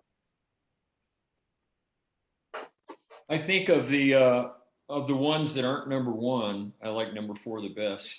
I still like the collaborative care model and or naming, and I'll just explain why. And I think I said this last time we talked about it too. But I do think it's a name that describes a structure or a type of delivery but I think there's some risk in it that will grow. And one of the ways that you grow it is to go ahead and use the word that describes something that's accepted in the profession right now. But I'm reminded of schools that were built to fit certain new ideas and models that, and I remember stating it, and I guess science can always be taken down, but I'd hate to rename the clinic later on. And I know I said that about schools, that if you're going to design a school around an experimental educational model, you should make it out of cardboard and duct tape so it's easy to take back down if it doesn't work. And so I think the Mountain Health and Wellness Clinic is probably my favorite. That's not number one, or some other version of number one that includes collaborative. Yeah, the reason why I like, and I'm not hard over about this one way or the other, but you guys asked for our opinion, so I'm happy to give you mine. Right. It does, our service area is definitely beyond Clear Creek, right? I mean, we're probably going to draw a lot from Gilpin County, from Jefferson County here in Evergreen, I expect. So Mountain, I think, is a little bit better representative of who we serve. And health and wellness, I think, kind of encapsulates collaborative care in a way that is more accessible and logical for most non-technical people who aren't in the industry. So that's, I guess that's why I think number 4. I mean, I looked at it, it kind of jumped out at me and I didn't really know why. And having a little bit of time to think about it, I think that's why I prefer it. I think that's a really good point. And I think it's because it's a marketing tool as well when you talk about broadening your market to geographically. And I've already had somebody the other day that I talked to from Evergreen and said, oh yeah, I'm coming over to, to Centura already. I'm in Idaho Springs. So I thought that was pretty interesting that it's, picking up some followers. So I don't think I would, maybe the word center instead of clinic at the end. Again, I'm not like hard over about that one either. Yeah, I had the same reaction, and I'm not sure that I'm crazy about it, but I like the idea of center as well. And it looked like we just used clinic for all 4 as a default kind of. Yeah, that was going to be one of my questions. Clinic or center, which do you prefer? So thank you for answering that. What says you, George? Well, first off, I'm grateful to hear you all think your way around this. I think I agree with the direction that this is headed. Number 4 encapsulates the intent of the collaborative care clinic in a way that's a little bit more accessible. The terms health and wellness feel a little bit more durable, whereas who knows, collaborative care, like as a model of healthcare delivery and the combination of physical and mental is, I don't think, an experiment. I think it's something that, we'll never look back. But we might stop calling it that because that feels like a buzzword to me. I think so. I like number 4 and maybe I prefer center. And like Sean said, that's not a strong preference. Yeah, I prefer, I like center. I mean, clinic describes what it is. It better defines it as a place that you go for medicine, but center says something about it that feels better. The only thing, and let me just say, the one downside to Mountain Health and Wellness is that there's a piece of it that feels redundant to me. Health and wellness. And I get that people can think about it different ways, but it's health over here and wellness over there, as though they don't kind of describe the same thing as words. Their definition is similar. And so it's like the Clear Creek County Health and Medical Clinic. And I'm not saying that medicine is wellness. I'm just saying that, there's a piece of there's a little piece in there that I'm wondering if I'm thinking right. So you could maybe, just carrying that a little bit further, maybe we get to a 3-word title that I don't have a strong opinion on, which would be like the Mountain Wellness Center.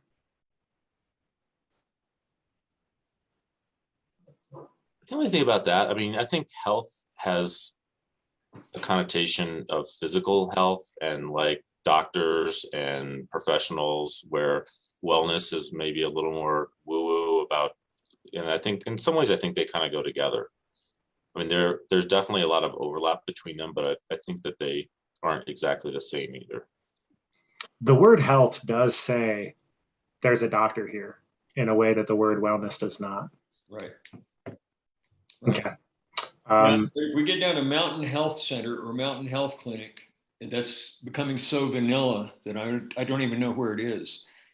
That's the only other thing, is we don't identify location in any way, but.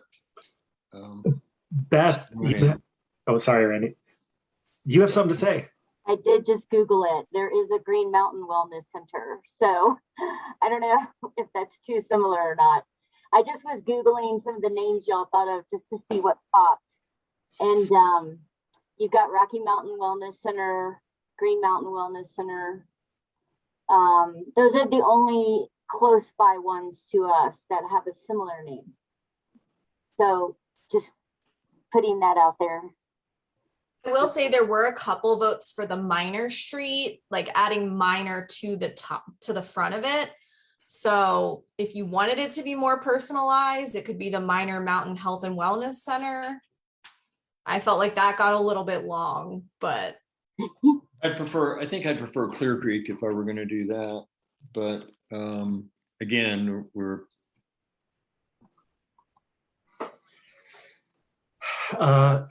other thoughts, attendees, chats. Oh, Jane Thomas, I apologize. Just really quick segue. Jane Thomas, you had asked where these behavioral health classes are located. They are being done by the recreation district just down the street. And the financial literacy is being done by the library. Apologies, everybody. Forgot to get that question answered. Is she asking where they're located or where they are in the CARES budget? I interpreted it as where they are located. Please correct me if I'm wrong. No, you're probably right. There is also an Alpine Health and Wellness in Denver already. I'm curious to hear what the sheriff has to say. I've been seeing you on the call pretty much all day and we haven't heard from you at all.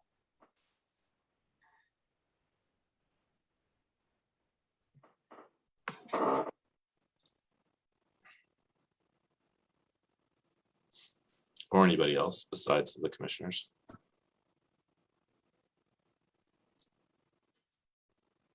The sheriff stepped out. So I would always be partial to having our name in it so we know where it is.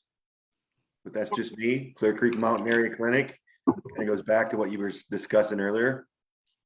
I like having our name in it. I do too. I concur with that. I vote for number 2, but I don't have a vote. But you asked. Beth? So is that actually like Clear Creek Health and Wellness Center? that's what I was wondering Sure. too. That leads us there. Clear Creek Health and Wellness. Beth, what say you? Yeah, Clear Creek Health and Wellness. Is it center or clinic? Where did you guys land? Did you land on center? Clinic kind of sounds like a scary place to go. Yeah, I Like where agree. procedures are going to be done on you or something. Yeah, or you get locked in. Yeah. Alyssa, what's your opinion? I like having mountain in it. But then it gets long. Clear Creek Mountain Health and Wellness Clinic just feels long to me. But I agree. I do think that having Clear Creek in it would benefit us. People don't know where Clear Creek is. And when you have an institution like this that we're building, it's beneficial from a branding perspective to have our name on it. Yes, agree completely. Yeah, I don't disagree with that. Okay, so I think we're converging around Clear Creek Health and Wellness Center. I think so too. Does anybody want to throw any other wrenches into the gears or drips of oil? And I have to say, I like that better than Clear Creek Mountain Area Clinic, I think. Mm-hmm.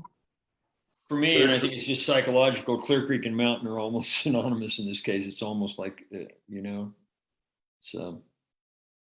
Clear Creek Health and Wellness Center. Is that what I'm hearing? I think so. Can I ask, this is minor. I kind of prefer the ampersand to the word and. To tighten it up a little bit more. Yeah. I kind of like that too. Yeah, I'm good with that. I actually almost for Mountain Health and Wellness Center almost put that, but then just for continuation of what I had done, spelled it out. Clear Creek Health and Wellness Center with an ampersand. That's too many extra words. No, I got it. I got it.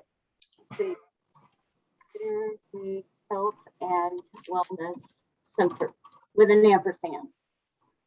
Okay. Randy, you're sure you don't want to do another survey? We need to get our signs printed. Yeah, and just so you all know, I know that this is a public meeting, and so it is now out there in the public, but we plan on doing a official unveiling of the name at the ribbon cutting on October 11th with the sign. So that's our plan. Okay. Do we have a logo? That's a good question. Actually, we should do a logo. Doesn't have to be on the side of the building. Do we have consensus? I think we do. Does anybody not agree that this thing should be called the Clear Creek Health and Wellness Center with an ampersand?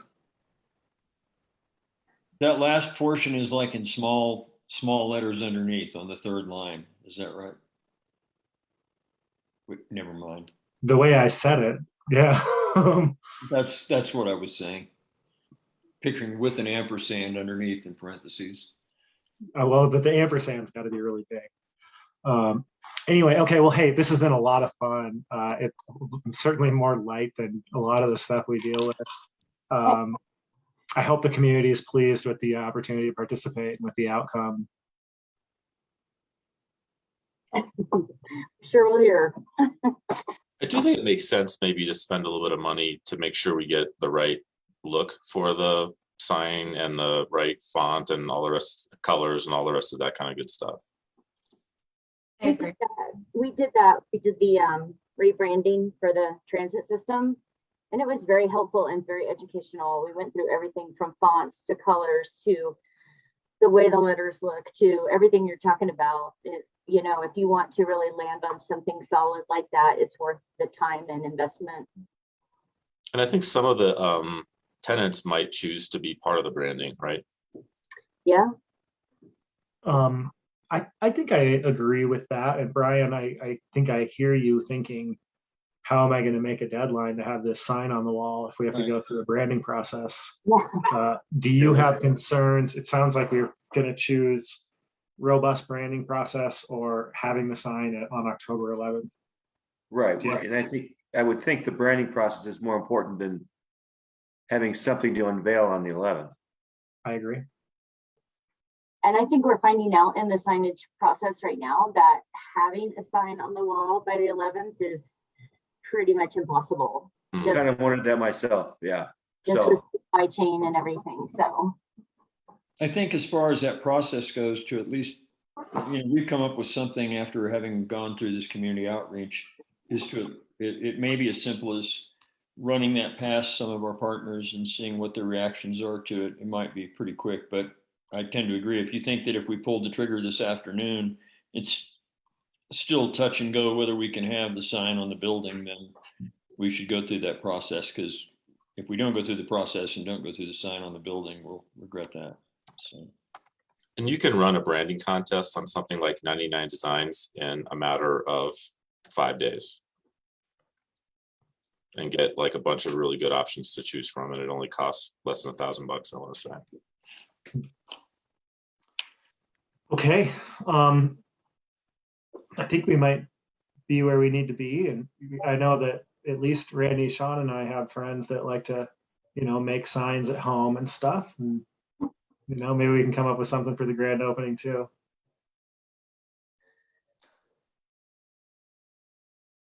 Feel free to put them in touch with me if you want. Okay, so thank you all again. I think we're done with that. are you going to executive session? Yes, we do have an executive session. Just a heads up to everybody, when we go into executive session, I'm going to give myself just a couple of minutes first. And therefore I move the board into executive session for the following purposes.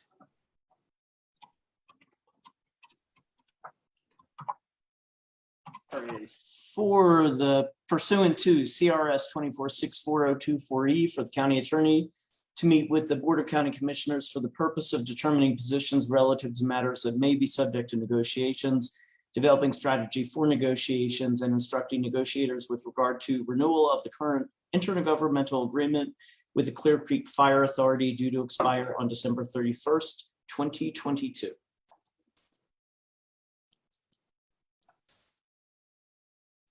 Second. I'll second that, and also request when you send the link out, I can't access my county email right now, so please text it to me, Peter. I will text it to you now. I sent the link already. I'll forward it to you. Thanks. Yeah, I don't know. I'm having the same issue. I'm getting the emails on my phone, actually, but not getting them on my laptop. And I don't know what's up with that. I'm gonna check on that. We've been doing some safety patches, so let me talk to IT and I'll get back with you guys. So it might take a minute for me to text it to you, but I'll get it to you. Okay, thanks. Okay. The board will adjourn into executive session. We didn't vote, did we? Oh, all in favor? Thank Aye. you. Aye. The board will now adjourn into executive session. No written minutes will be kept. No decisions will be made. This meeting will stay open solely for the purpose of us returning to adjourn. Nothing remains on the public agenda. We will see you all in a handful of moments.